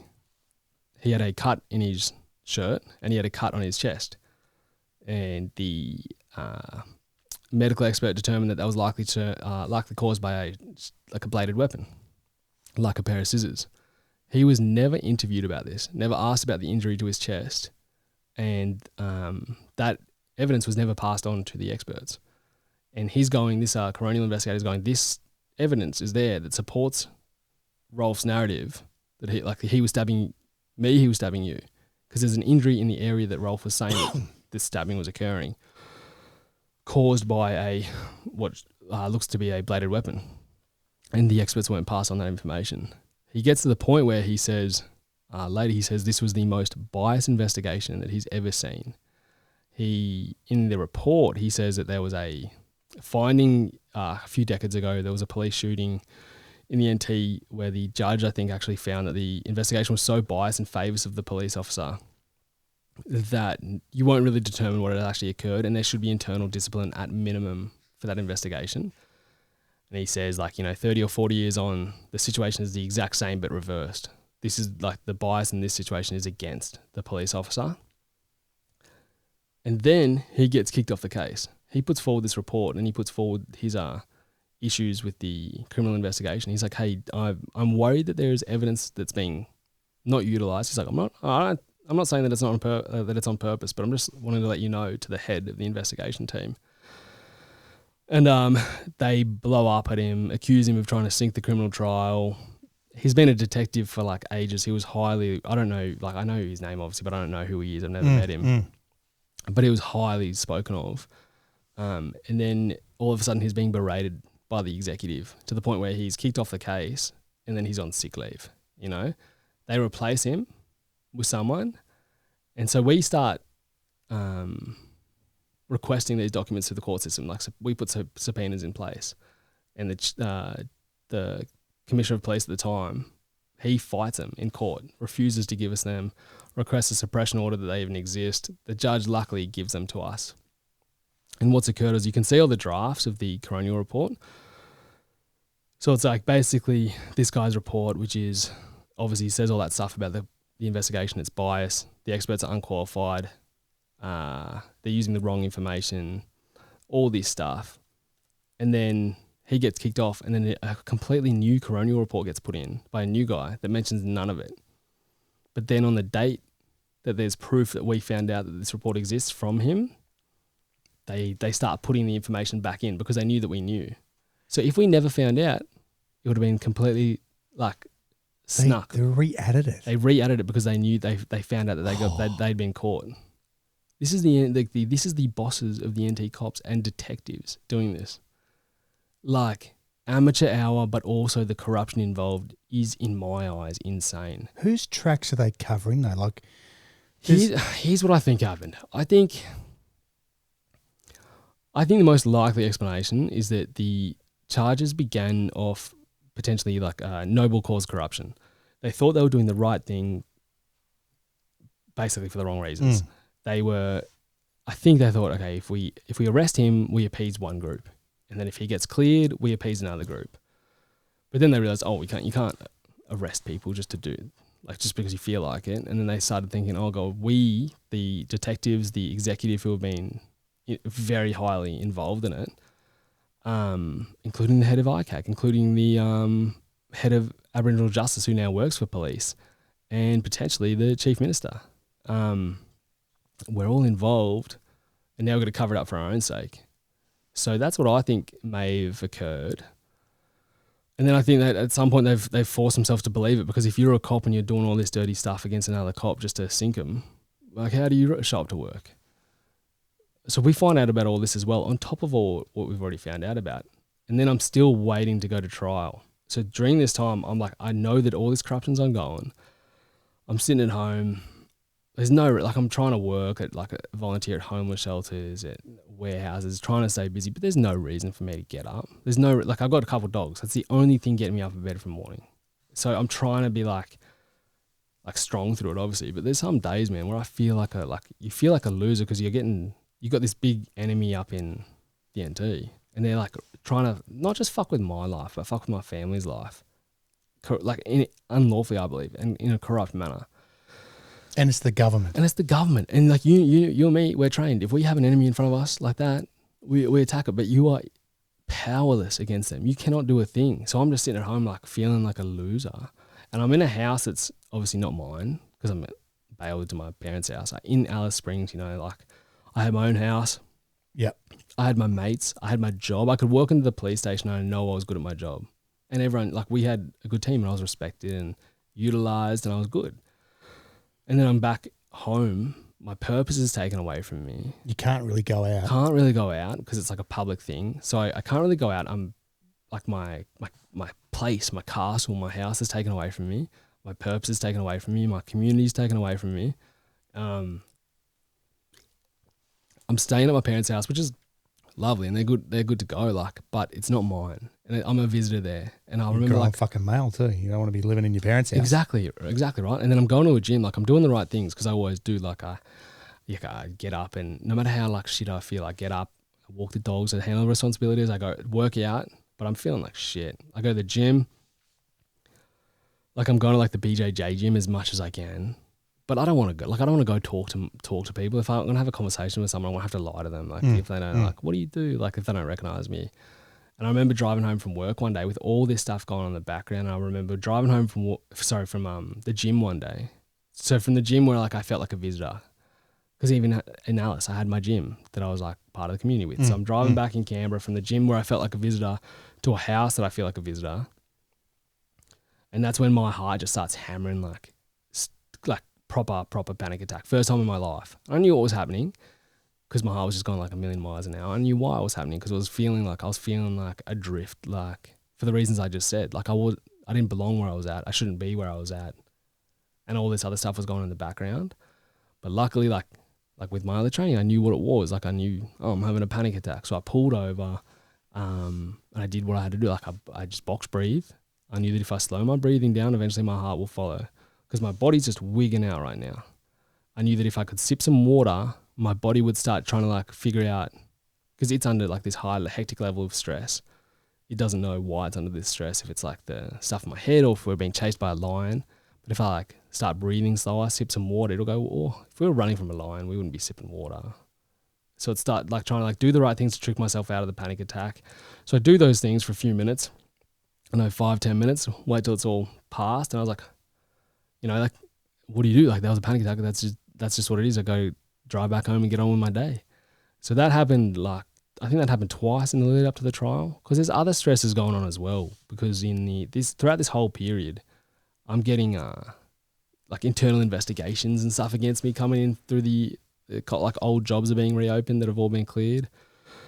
So again, they're just trying to find they're just putting more. that pressure on. Like, because they've got this tactic, it seems, up there, especially in the ND cops, and I'm sure it happens around the world, or especially around Australia, that they just put the pressure on you, especially like Professional Standards Command. Going back to the start of the conversation we had, like, a lot of them, I don't think, are real cops, and so they want to take down other real cops to feel better than them.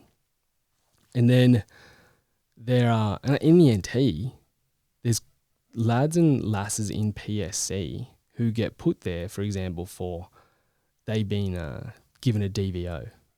They've committed a domestic violence offence, so they get their gun taken off them. That we get told this anyway, and they get their gun taken off them. You can't have a gun, so you can't be on the street. Oh, go to PSC. Or you get in a car crash and flee from the scene, likely because you were DUI. Oh, go to PSC. So we're getting investigated as cops on the street, for, like, swearing on body-worn video. When you have these, like, scumbags in Professional Standards Command acting like they're on their high horse, like trying to stitch you up for swearing and like a low level shit. Like, but you know what they've gotten up to. So we all know what everyone does in the NT, but the NT is just like, nah, if you're part of the club and you're willing to stitch up who we want to stitch up, we'll look after you. So that pressure's being put on me at the same time, to the point where we get up to Darwin, I think in August 2021, the trial's supposed to start in 6 days. And 6 days before the trial is supposed to start, I get laid with a bunch of internal, not investigations, internal disciplinary charges by PSC.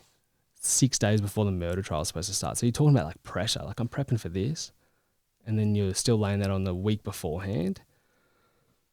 So it was identified that members of the criminal investigation team were meeting up with members of PSC in the lead up to the trial, especially because we were having a lot of pre-court, I guess it's like court admin.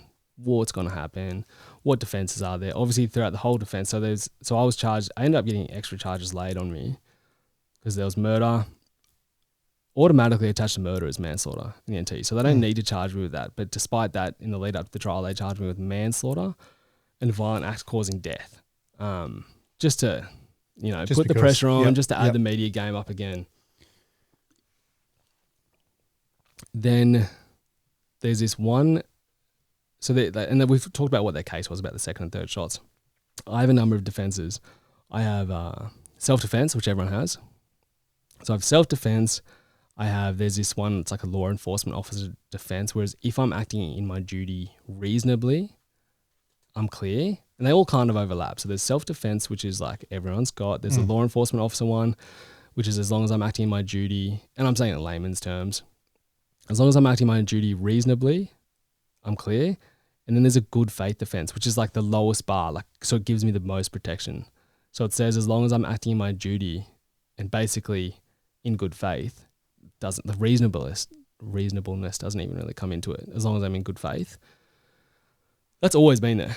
Like from the time I was arrested for the whole case.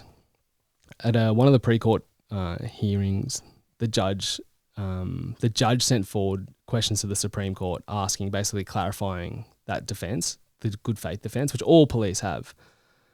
And it went to the Supreme Court, and 5 Supreme Court judges agreed that I was more than of course it was there. But the police argued that the first shot, it could be there because I could make the argument that the first shot I was trying to arrest Walker, which is a core function or a function. So they could argue that the first shot, potentially the good faith defense existed. But for the second and third shots, I was trying to save my partner's life, which is not a police core function. And therefore the good faith defense shouldn't exist. And it's confusing, but it's not actually about the specific case. Because the judge put forward these legal questions, it's actually a legislative argument. So the outcome of this doesn't just affect me, it affects every cop, right? So the police and the DPP and the NT, they're not trying to take this defense away from me. They're willing to take it away from everyone to try and get me. And it gets to the point in this court case where the Crown prosecutor, the guy against me, says, the Supreme Court judges go, nah, he's got it. Because 1, protecting life is a core function. 2, he could be trying to arrest and protect life at the same time. So then we're all good. But then the DPP appealed to the High Court of Australia to try and appeal the 5-0 answer. And then they say in their application to appeal, they say, if you don't allow this appeal to occur, there's basically no point us going to trial because we've got no hope. But that no hope, because the legislation's been there the whole time and they've waited till the very end to bring it up.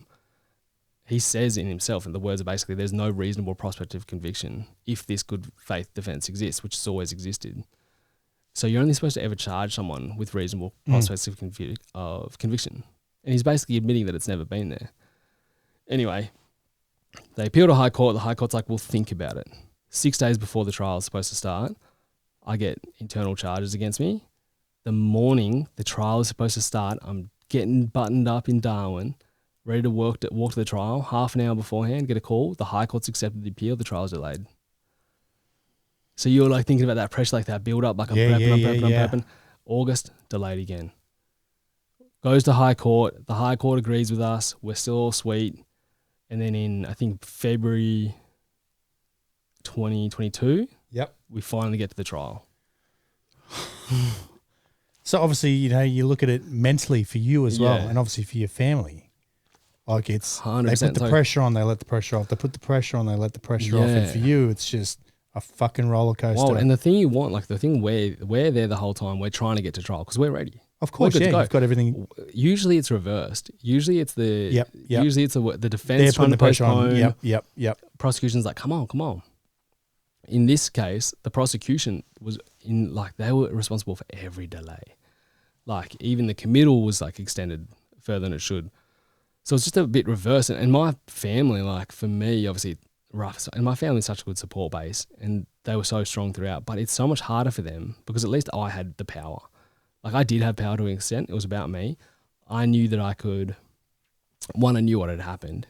And I basically knew what the go was. Like I knew that I was going to get in the courtroom.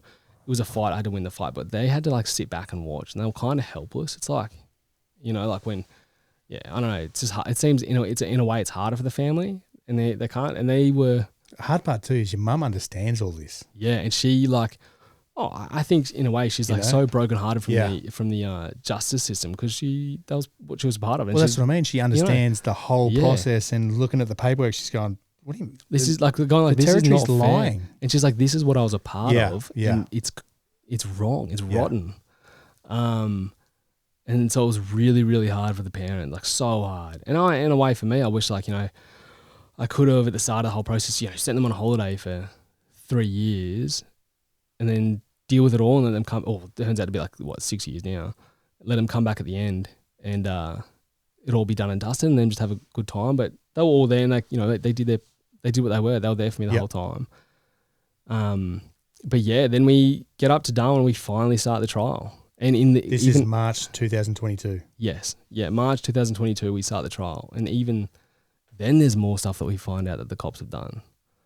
Which is, I guess, I know we're skimming over stuff because there's so much. And you're still in the cops, technically still in the police. I'm suspended on full pay. Yeah. So I'm suspended on full pay. We get to the trial, and I've had zero support from the cops this whole time. I have a liaison officer that calls me once every 6 months or something and goes, "Hey, you okay?" I'm like, "Nah." And he goes, "Oh, bye." Yeah, literally. Yeah. Then he goes, "Tick the box, made the call." I reached out. I'm like, insane. So then, and I was throughout this process with this amount of pressure. Like I know we're talking about it relaxed now, and I got through it for what it was. I think exceptionally well, but there was a lot of pressure, and I told multiple times, the association members, the contacts in the place. I was like, if there was another cop in this situation, they would have necked themselves. 100% necked themselves. And I was like, the pressure that's coming from them, it's kind of what they were forcing. It's like they either want me to neck myself or snap and go wild, so they can be the media. So they can be he's an asshole. He is what we're saying he is. Yep. That was the pressure. Yeah. So we get to the trial. Trial's booked for 5 weeks. I don't know how many evidence witnesses there are against me, but there's all the witnesses against me. We ended up getting one expert for me, a retired AFP officer who actually wrote the use of force manual that the everything was based off. But we used him because previously we'd reached out to the AFP and we went through the chain of command properly. We got to the commander, I think, of the TAC team or the tactical unit, and we requested access to their use of force expert, their current AFP use of force expert. She agreed. So we were this is all through the lawyers. We were put in contact with him, and obviously I never spoke to him, but gave him all the evidence that was available. They had a briefing. He was like, "This is a 100% justified shoot, good to go, happy to write the report and provide evidence for you."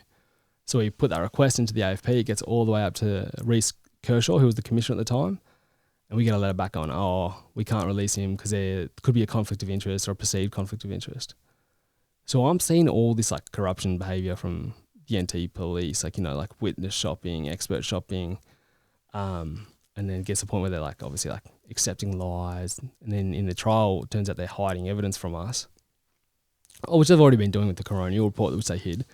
And then we go to who we think we can go to, the AFP, to look like do the right thing, and the AFP is like, oh yeah, like our expert agrees that you've done a justified shooting, but you're not allowed to use him. It's like, where do you go? Like, and people question why you end up going to the media, why you use this, why you use the tactics, because you have to, because the cops can't, they ain't helping you. They ain't even helping another cop. So like, what chance do other, like, and again, like I keep saying, like, this is a story, like obviously this is what happened to me, but it's all scalable, and this is what's happening to other people in the police force. Oh, lots of other cops getting stitched up with the same tactic, the same blueprint, just on a higher or lower scales. But everyone's got different thresholds of like stress response or stress endurance. So it's happening to other people. Yeah. So the AFP commission knocks back. You can't use him. Conflict of interest. We got the letter from them saying that. So then we find this retired AFP cop who basically wrote the use of force manual. He agrees to give evidence for free. We don't pay him $1. So it's basically like this whole 5-week trial. All the witnesses against, apparently, like they're prosecution witnesses, except for then there's me if I choose to give evidence, which I don't have to, and the one expert for us. And then 5-week trial, and basically every day in the trial, we're sitting there going like waiting for the evidence against me, and every day we're going like, well, there's nothing negative against me really, like, so it's all good.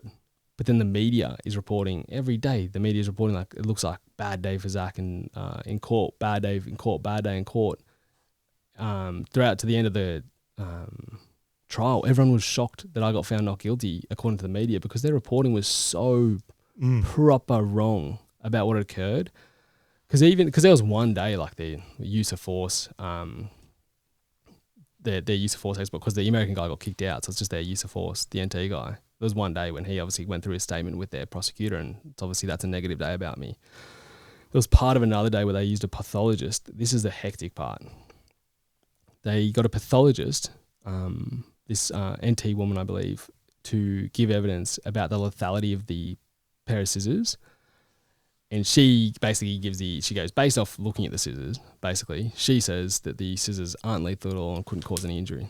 That's it, basically. And she says, before she gave that evidence to the cops in an email, she told them, they asked her, and she says, I provided the autopsy on this lad, so I shouldn't really give evidence because there's a perception of bias. And no, it's all right. So she saying herself as a perception of bias. And then they're like, no, it's all good. So then she gives the evidence that the scissors, in her view, aren't lethal. Then we find out through luck, through proofing their experts and through cross-examination, that these 3 other experts, a medical expert and 2 others. One was an AFP expert, because the AFP are happy to give the NT cops an expert for textiles, so like for the cuts in our shirts and stuff like that. But 3 of the defense witnesses had provided opinions, 2 in writing, to the detectives in the case, like opining about how the scissors are definitely lethal, especially obviously with the arteries around our collarbone and neck. And they never got passed on. To the point where the AFP guy was like, I told him, like, I did a test with the closest thing we can get to human flesh is pork shoulder. So I put the pork shoulder under police uniform and an undercoat. He said with medium pressure, I struck the pork shoulder with the like exact same pair of scissors. Easily went like 2 to 3 inches in, medium pressure, which is more than enough. But none of that information ever got passed on to us. So the police and the prosecution, because they're withholding evidence, and they're withholding evidence. Isn't that a law? That's what I thought so as well. So they're withholding evidence from us because they can't do that. They can't witness shop or expert shop. They can't manipulate witnesses, but they're doing it. It's caught out multiple times. That Coronial report that we were talking about that they hid, the prosecutor and his 2IC, they knew about it and they didn't let us know at all. So they could argue that they weren't told about these expert opinions because maybe the cops didn't pass it on. But we have We can follow the track and see that they knew about the report that was hidden from us. So they're withholding all this evidence that only came out during the trial by luck. Otherwise, we would never have known about it. So they've edited reports, they've hidden evidence, they've accepted lies, and like they haven't disclosed all this evidence to us that's in our favour. And we're sitting there going like, what is happening here? Wow. So we get to the end of the trial. Basically, they've all given their evidence, and usually you wouldn't give evidence in your own trial. Basically, it's kind of like a Hail Mary. Like if you're like the trial's gone real bad, you're like maybe you can save it, but that's kind of the rule a little bit. But we made the decision after that thing. I was like, no, like I will give evidence because I can defend myself, and I'm just gonna get up there. And so I got up in the box and went through it for 3 days and gave evidence. Obviously got cross-examined by their prosecutor, and he went hard, and he obviously couldn't go too hard because the evidence doesn't support him. So he kind of like went hard on me, you know, raising your voice and yelling and trying to do this and trying to do that. But all the evidence was in my favour and the training was in my favour. And then we had my expert, and then, knocked off. And this is how the trial got to this point. So the trial finalised on like round about midday on whatever day it was. Lunch is at like 12:30 for the courts. The prosecutor puts his hand up and goes, Your Honour, will you be accepting a verdict before lunch, or can we go get a sandwich? Like that's how, in his own case, was expecting such a short return. And the judge was like, no, go get a sandwich, mate. So, and you could kind of tell that there was one jury member that was very like emotional, and 11 were already on side. So we go back that afternoon, and they'd already written a letter to the judge being like, it's 11 verse 1, but one woman isn't like listening to any of the witness. She's just emotional, basically saying like, we want to find him not guilty now, but this chick just isn't being reasonable. And the judge was like, hey, go sleep it off, reread my instructions. We're in no rush. And then, the next morning we come back and it's a not guilty verdict. And then, 2 hours after that, suspended again. And it just keeps going, brother. Just quickly, let's break that down. 11 of them, as you said, were straight up not guilty. They've got all the information. They're just like, bro. Yeah. Don't attack a cop with a fucking pair of scissors. Yeah. Quite simple. Next morning, that's all. The judge has gone fucking hits his fucking thingamajiggy. Yeah. And goes, not guilty. Yeah, so they'd gone back overnight. They've reread the judge's, I guess he gives instructions at the end of the thing. And she'd had to think of it and just got past the emotions of it, I guess. And then, because it was, unanimous the next morning, not guilty verdict. How is that? Like, how's the weight on your shoulders like? And then, on the inside, you're like, fuck you. Well, that's the thing. Absolute fuck That's the you. thing is because it could have, like, I think a lot of people should have been like, that's a celebratory moment. And I was like, nah, fuck that. Because I was like, we always knew this was the case. There was never a doubt. Like, we all knew it. The cops knew it, and they fucked around with this case for the last couple of years. So it was all for nothing, really. That whole mess around was for nothing because we got to this point we always knew we were going to get to. And like, so it didn't feel so much as a win to get found not guilty for something that you never should have been there in the first place for. So I didn't even like show no emotion because all those journos were like peeking over people. They're just peeking over everyone's shoulders, trying to get a glimpse of your face, trying to see you like show something. So I was like, nah, whatever. Yeah. So from there, obviously, that's all happened. Massive weight off your shoulder. Yeah. It's just, again, you already knew you were fucking not guilty. Yeah. It's just the weight of fucking everything. Cost as well. It's not free. Yeah. And obviously for your parents, that's a big thing. 25 years could have been. Could have been, if it went in favour of the fucking Northern Territory government. Yeah. CUNT. Exactly. Yeah. What happens from there? Obviously you said they pretty much suspend you pretty much straight away again. Yeah, so what happened was... Just quickly. Real quick, so from there... Only because I think there's a book. There has to be. There's got to be. There's something's got to happen. Yeah, because there's so much. Because we're skimming over this. That's what I mean. There's already so something much. like nearly 5 hours or something like that. There's a book here. Like you need to, because there's so much truth. There's so much untruth from the Northern Territory government. And I'm not saying the whole Northern Territory government is fucking corrupt, but there's elements in there. Elements in there that are showing corruption, which 100%. Needs to be exposed because they're quick to fucking tax us. Quick to fucking point fingers at us. Yeah. And then that's the thing, like, like, you know, personally, I've got no desire to write a book or tell this like story, but except the thing is, it's still happening to other cops up there. It's happening to cops right now. They're protecting people that are on side of them, this little corrupt bunch, and they're stitching up good cops, and they're pushing cops to the brink or over the brink, and they're willing to do it. So basically, after that, I get suspended again immediately. I don't get told why. I'm chasing out the reason why. It's apparently because I've got all this internal discipline stuff. Gets to the point where months and months go by, and I'm like, can't be the case. So I chase up further. PSC, like, oh no, we actually don't have nothing. I chase up the bosses. No one's talking to me. Turns out the actual official reason, because they've just suspended me just to hope that I'd go away. The reason that they utilised was that I'd had an excess leave build up. And I was like, I'll just cash in my leave. Like, you can't do that. So then I cashed in my leave and I could do that. Forced return to work. So I finally go back to work. And again, like, because I got suspended, you know, you want that. You want to go back to the station and celebrate with the boys and girls, like your community. You finally have that, like, you earned that kind of thing. But that gets taken away as well. I finally returned to work, and you want that again. Maybe I'll get that now, kind of thing. Maybe I'll put a uniform back on. Yeah, and they're like, no, banned from wearing a uniform, banned from going to a cop shop, banned from going to the police gym, banned from being in a police vehicle. So they're basically going, we fucked up, we feel embarrassed, and we can't have him back on the job. We can't have him back on the job. So some of the detectives and the investigators and the witnesses involved in the case were going, well, we feel threatened by Zac, and we will be triggered if we see him. Because I said in like one of these moments, I was doing like a video and I was like, I feel like stomping their heads in. And how am I supposed to feel when I know how corrupt you are and you're doing this and you're trying to put me in jail? That's just a feeling. We all have feelings. 100% we do. And if I'm going to stomp your head in, it's not going to be in a police station. Yeah. Where there's police. Yeah. You know? But anyway, they use that to ban me from police stations. They put me in a random government building in the middle of the town. No job. Like, I'm there sitting in front of a computer for 8 hours a day. Killing me. I'm begging for like a return to work program. Like, I'm like, I understand that. Like, if I have to jump through some hoops, I'll jump through some hoops. I'm sitting there. I get remedial advice for basically all these complaints they drilled up. Remedial advice. So it's basically nothing. It's like, we didn't have enough on you for discipline, so you're going to get remedial advice. I even got that for the shooting. So for the whole shooting, I went to trial for.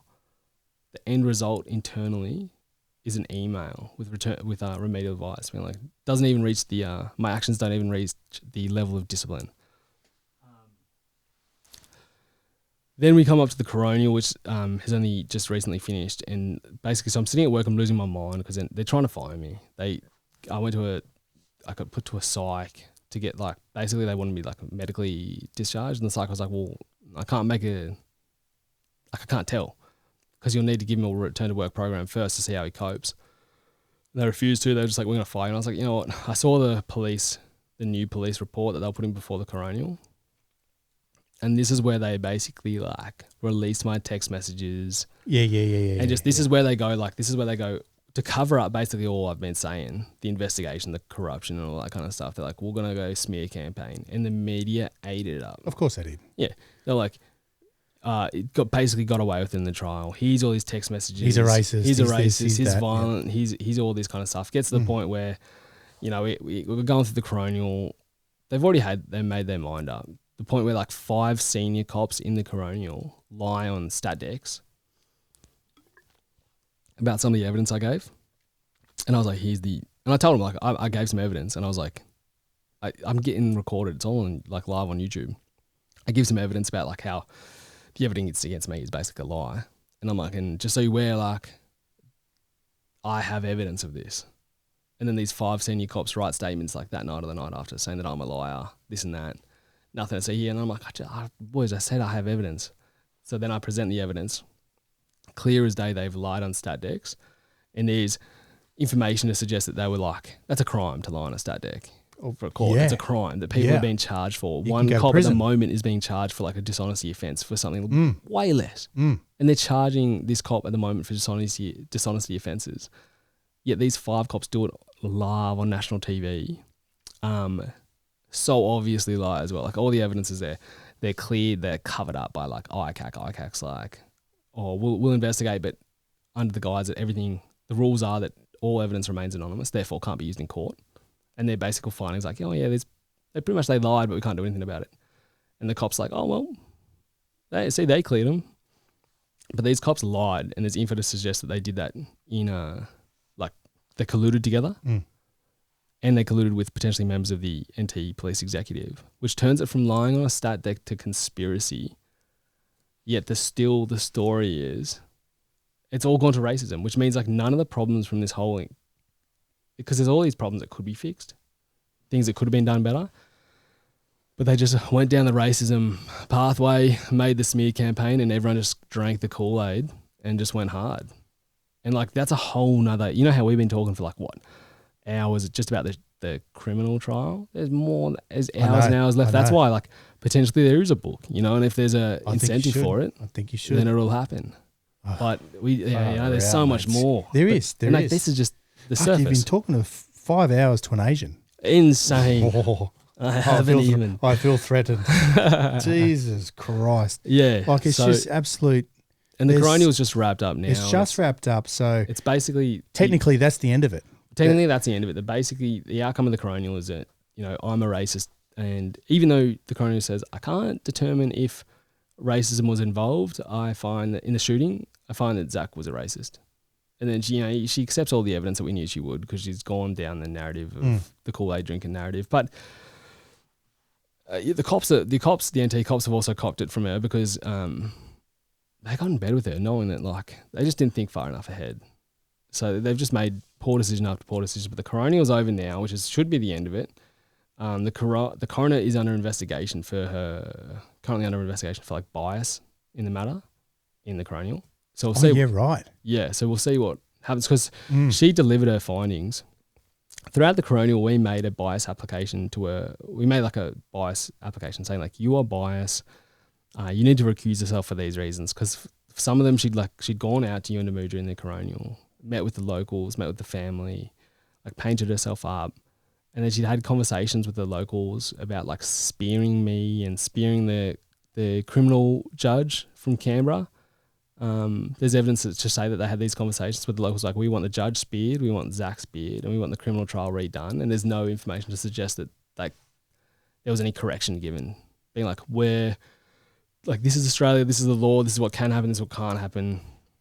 So that was one of the reasons we put forward this bias application. And she, unfortunately, the process is she gets it herself and she goes, no, like, I don't think the regular person would think I'm biased. I'm not going to recuse myself. So 3 parties in the Coronial supported that. After that, she delivers her finding in Yuendamu with this she goes, I'm going to Yuendamu to deliver my findings. I'm not going to do it at the police station. I'm going to do it outside at this other area. So she does it, and it's on YouTube. There's a video of it. But not many people knew at the time what it was. She got this set up, just delivering her findings in front of this flag. And this flag was made by this activist group from Yuendamu who have a number of demands. And they kind of like set themselves up after the shooting. And their demands include, again, me being criminally retried, which you can't have double jeopardy in Australia, but they also want me to be speared. And their demands are still up on their website. And then there's nothing else. There's her sitting in front of this flag. So on the other side would be if she sat in front of an I back Zac flag in a police station. Imagine the uproar of her doing that. But she's done this for that one. So I was like, oh, that's an obvious level of bias to sit there and do that. Like, it's basically saying a political statement, but you're a judge. It shows support for them. And it's all what the requirement is for like the complaint of bias to be kind of like true is like the perception. Like, could the general person perceive that to be bias? So we'll see how that turns out. I don't know. I'm not sure what the outcome of that could be. I could obviously appeal the Coronial findings, but that's just more money and more pain. And of course, there's nothing for it. It doesn't help anyone to do that. Like, this report's out there. People are it's already out there. But it's just, it's crazy, mate. Like, for her to even be associated with that stuff and for you to be speared, that's, it's against the law in Australia. Exactly. And isn't it calling violence upon you? Exactly.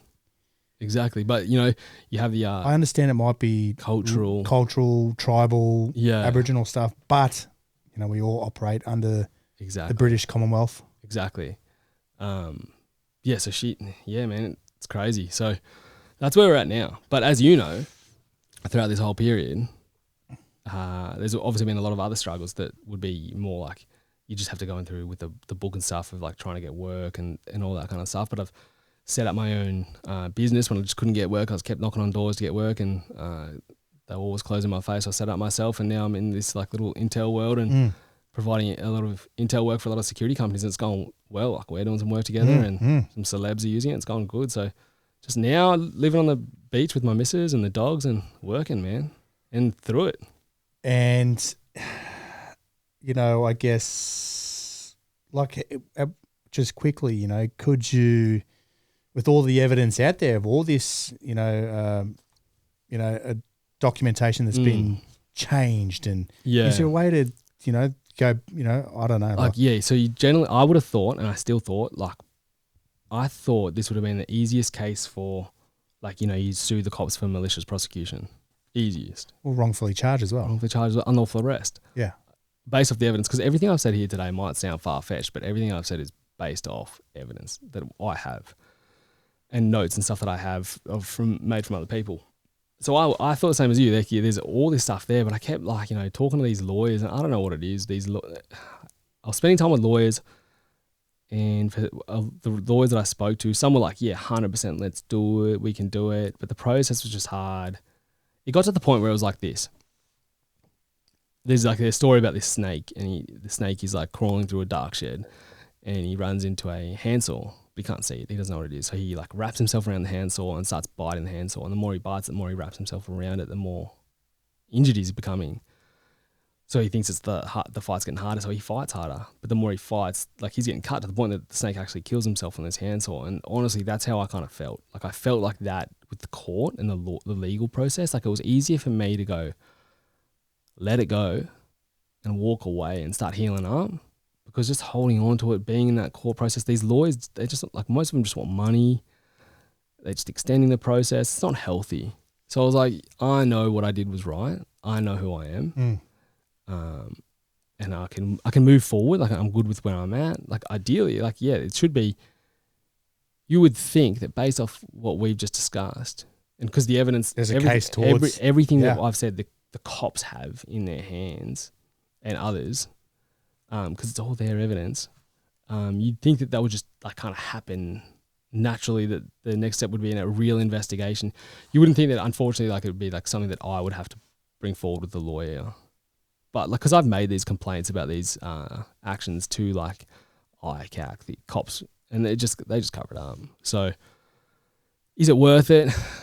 Unfortunately, a lot of these cops are still working in the job, probably stitching other cops up, but we'll see. Now that this is finally out there, we'll see what happens. Like, you can just, like, you know, shine a light on the truth, and what do they say? Like, let a lion, a lion let the truth free. Yeah. And it'll do the rest. Yeah. So we'll see what happens, man. Hopefully this, now that the truth is actually out there about at least some of it, that highlights what the cops actually did, hopefully this starts helping some people out. Like, maybe they start pulling themselves into line. They stop targeting the cops, the boys and girls on the street. Because the thing is, I think we've said it before, like, you keep hammering the boys and girls on the street who they want to help victims of crime and the public. The community, yeah. They want to help the community, and the community want to be helped. But if you keep hammering your cops, they can't do that, and therefore the victims suffer. That, like, you should see in NT at the moment and across Australia, like, the victims, man, that deserve to be protected, it doesn't seem to be that they're getting what they want, and there's cops that want to provide it. 100% there is. But the bosses, man. There's snakes and out there. The little sheep that follow them are wrecking it. And they're the ones that need to be dealt with.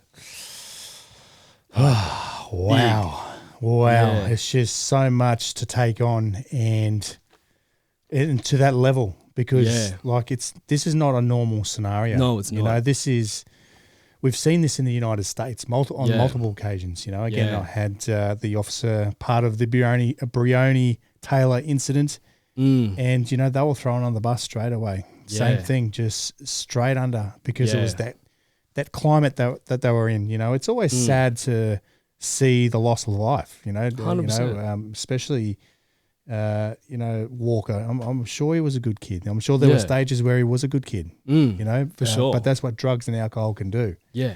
And it's just wild to see the corruption, you know, to 100%. hear the corruption. Yeah. The And not to mention, obviously, as you said, like the drugs and the alcohol can affect on this kid, but also like a safe home.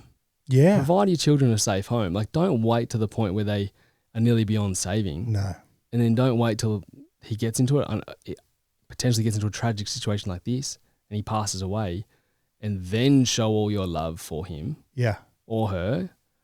Provide a safe home while they're alive, you know. So I think that's like the big issue, and that gets swept aside as well. Like, I think a lot of the times what's happening now is like, I think Jimmy Carr literally said it the best. He's that comedian. Like, yeah. He said, to people that we're on side with, we give empathy, and to people we're against, we give agency. So we'll see someone like Walker, and we'll go, oh, like he's had a horrible life, poor him. It's not his fault that he did this, and give him no responsibility. So we take away his power, really. Yeah. But he was a man. He made decisions. He made a decision. So That's we the biggest give him thing. empathy. We should give him empathy and agency. Yeah, 100%. Same here. So against me, the guys against me, they'll basically go, just for this scenario, because that's what we're talking about, they'll give me all the agency. So everything I did, like 100% my fault. Everything is on me. Text messages, this, everything's my fault. But like, there's no empathy. They say it takes two to tango. It takes two. So there has to be, you have to give them empathy and agency. Yep, 100%. Those 100%. for you and against you. And with this situation, obviously tragic, but at the end of the day, it comes down to Walker and I. He made a decision, I made a decision, and this was a natural outcome of this decision that he made. Was if you try to kill someone, an outcome might be that you or that person die, especially if they're going to defend themselves. So it's between you and I, but there's a lot of factors leading up to it that obviously could have been changed, especially in his life. But yeah, policing as well, like there's a lot of improvements that could be made in training and outcomes, but we've kind of missed that opportunity in the Coronial here. But yeah, I would say, like, again, the responsibility, that's where I kind of lose it with, I guess, and again, it's going to be controversial with like family members that come out of the woodwork that basically have not given this kid anything its whole life. He's living on the street, breaking into places because he's starving. He's like basically kicked out of one community. Judges couldn't find family members to bail him to because everyone refused to take him. And then, you know, as you said before, like he passes away, and then all of a sudden we change his narrative, and now he's the angel. So there's a lot of community responsibility. There's a lot of responsibility from the bosses and the police force that need to start having a look at themselves, and they've got to start like shining a light on this. I reckon like this corruption within, or this rotten element in themselves. So surely surely there's something that's got to look at this. You know, it's like a royal commission. I'm not going to throw. Yeah, I was going to throw. Yeah, I know. You know that word royal commission that hasn't changed much. I think there's. Obviously, the defence and veteran suicide. Yeah, I think there's been multiple suicides since the findings. So it hasn't really helped anything. And even right now, I believe there's a Coronial in the NT going into one of the multiple police suicides, and it's mentioned in this poor police officer's diary that part of or his GP mentioned it, that part of the stresses involved in him was kind of spurned from the persecution of me, which represented the persecution. Yeah, right. Yeah, of other police officers. So the same with the veteran suicide. The pressure that it's being put on police officers right now, it's still on them. So there's a lot of work that needs to be done. Yeah. But it doesn't get done by ignoring it. It doesn't, mate. And that's why I appreciate you coming on. You know, we've been chatting for a long time, so I really appreciate you coming on and sharing it, because this is what changes things. Yeah. A lot of cops are going to hear this. A lot of government personnel are going to hear this. A lot of civilians are going to hear this and now see the other side of what you went through and all the information, not that one-sided information that all those media outlets were spewing. Yeah, exactly. You know? And there was the narrative that the police, some of those corrupt police that wanted out there. Yeah, 100%. It's just madness, mate. And I didn't even know half of this. Because there's like nearly too much to know. There was a lot, mate. And this is me without anything in front of my face. Like I don't have any notes to remind me or nothing like that. So nothing. There's so much more, and I can see it in your eyes. There's no lying here. Like I've done enough to understand when someone's lying in the way they talk and the mannerisms, and mate, that's etched. Yeah. When stuff's etched into you, that's a fucking true story. Yeah, and like I've got the evidence to back You've it up. got the evidence to back it up, yeah. On the hard drive. So yeah, but I appreciate you having me. No, man. Definitely, for sure. And hopefully this helps some of the boys and girls out. Well, that's the biggest thing. Yeah. That's the biggest thing. There's going to be, this is not going to be the first and last, and it's definitely not the first and last. Yeah, 100%. So, it's crazy. But obviously we've been chatting for 5 hours, mate. Again, Long really time, appreciate you. Couple of final questions though. Let's just completely separate from all 100%. that. You're staying at my place. We're gonna have a couple of whiskeys. We're gonna have some steak. We're gonna chill out and relax and just talk more and just hang out. Yeah. But a couple of final questions now. I guess there's no better person to ask. What advice can you give to people just to keep on keeping on, complete any goal they set their mind to, and just to crush it in life? Again, you've been through one of the most horrific incidences anyone can do is obviously be a police officer and take a life, but not to mention then be thrown under the bus by the organisation you thought was there to support you post incident. And how to get through it. I think even like the endurance is the best. Like Napoleon says, the number one virtue of a soldier is the ability to endure fatigue. And like courage is only the second. And I think that's a big thing. Like endurance is like everyone needs to start working on their endurance for the hard times. Like, because that's what's got me through. And I think that's a lot of people where they do crumble. But I was talking to my missus just this morning, and I don't know where it come up, but we were just talking. I've said it before, and I think it's one of the advice, like, figure out what you want, who you want to be, or what you want to be, and aim at it hard. And at least then you'll get probably something close to it. Like without a goal, you're not going to get anywhere. And then like be good enough at what your job is, so if they come for you, you can still get through it. So like they threw everything at me.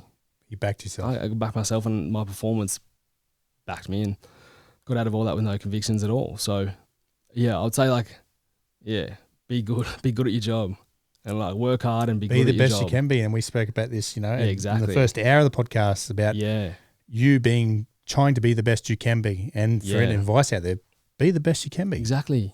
Be fit. Be the quickest on the. It's not wrong to be strong. No, it's not. It's like it seems to be a thing in Australia at the moment. I know, toxic masculinity. It's not wrong to be strong. No, it's not. Exactly. Mate, second question, what are you scared of what are you scared of in life?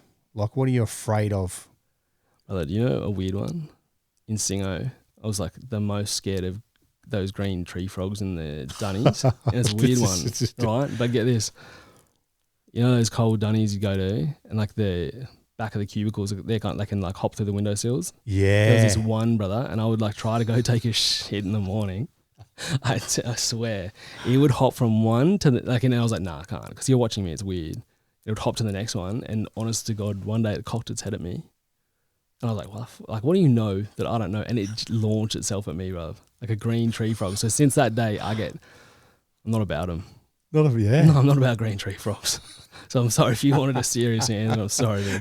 I'm not about them. Far out. It might have been, who knows? Wow, an alien. I didn't. Yeah. Exactly. Maybe, yeah. They're real. They're real. I get them at my house too. Mate, third question. Now tell us something about you that people don't know. Outside of what the fucking media know. Do you do something at home? I'm actually I don't know if people know, because I'm just honestly like a massive nerd. I like World of Warcraft or something. No, I like reading books. I just read books all the time. Like, what type of books? What are we talking? Like heap of fiction. Oh, do you? Yeah, man. I just love fiction books. I'm just always like sitting there reading, drinking a coffee or tea. Yeah. Like full potato in it. Yeah. Chilling at home, like being an old. Like I'm basically a grandpa at 34 years old, and I love it. Yeah, right. Oh, that's good, mate. That's good. Yeah. Movie, TV show. What are you watching when you're sitting on the couch? And I know you spend a lot of time sitting on the couch. I'm going to give some good advice, because me and my missus, she's good to go. She loves the same stuff. So we've gotten through all like the general like action stuff to the point where we're on like Korean action movies. Oh, way. So treat yourself to this Korean movie called Ballerina. It's kind of like, that new one came out with like John Wickish. Yeah. It's like that, but like is it in Korean? but like based on like cooler stuff. So we're watching Korean action drama at the moment. How can you be a racist and watch that? Oh yeah, I never thought of it because I never think of it until the media. Until I'm reading articles, I never think of it. It'd be the last thing, someone that hates other races to watch a Korean movie. Movies for me. Thank you. Speaking of that, do you like Chinese food? Love it. Oh, funnily enough. Love it. I'm just putting it out there. Mate, music. Now, you're at the gym. I know you like to stay fit, and that's always been a trait. Yeah. So what do you listen to? Man, I'm listening to a bit of everything. At the moment, I've gone down I don't know how, but I'm into a bit of like Russian rap. So I don't know I don't know any of the words or what the titles are because it's in Russian. I've listened to some. It's mad.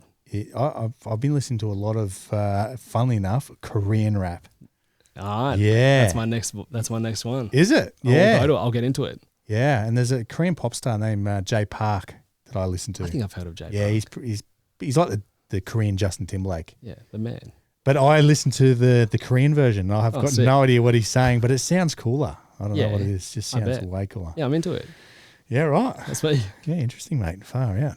Mates, again, if people want to reach out to you, where can they just reach through me? Yeah, reach through you. I'm kind of off the grid. Like, at the moment it's like I'm not into the socials. I'm not planning to be a social, like I don't plan to be a figure or something like that. I'm just working at the moment. So if they can reach out through you for sure. Yep. Obviously if it's business related, they can find me on LinkedIn and there's a website and like it's all out there. Yeah. But yeah, at the moment I'm just like laying low and doing work. That's sweet. Got to keep the circle small kind of thing. Yeah, no, cool. That's how I like it. That's the way to do it, mate. Again, appreciate you coming up and sharing it, mate, because, this is, it is Australian history. That's one of those, stories that's probably going to be shared for the next 100 years. And now that, more truth's come out, again, if you write a book and put more truth into that book. The actual story, the actual story. Yeah. Yeah. Zac Rolfe, the actual story. I can see it now. I'm envisioning it. You got to do it because, look, it's definitely possible. It's definitely possible. Just see if the stars line. If someone, we'll see. Because there's definitely not saying no to it. There's a lot more to it. There's a definitely. lot more to it, and it needs to be told. Yeah, for sure. Well, that's it. Wrap it up. Appreciate you, brother. Go ahead, some beers. Yeah, let's go have a beer, have a 100%. whiskey. You drink whiskey? Yeah, good boy. Let's hit it. Good boy. Well, maybe we go sit in a spa bath somewhere. Oh, I haven't got. I do enjoy. I've got a bath. I do dabble in spa baths with the boys. We fit. I kind of look like BRS, don't I? Yeah, man. A little bit smaller. We'll make it fit. He's a mess. Yeah, we'll fit in my bath. The my Guardian 2 kids tomorrow. can fit there. Zach is back in the spa. Imagine that. It's just a picture of me and you in my fucking bath at home. He's doing it again. It'd be like this though. Yeah. What a scumbag. We're both nude. All right, bro. No, appreciate it. All right, brother. Thank you. All right.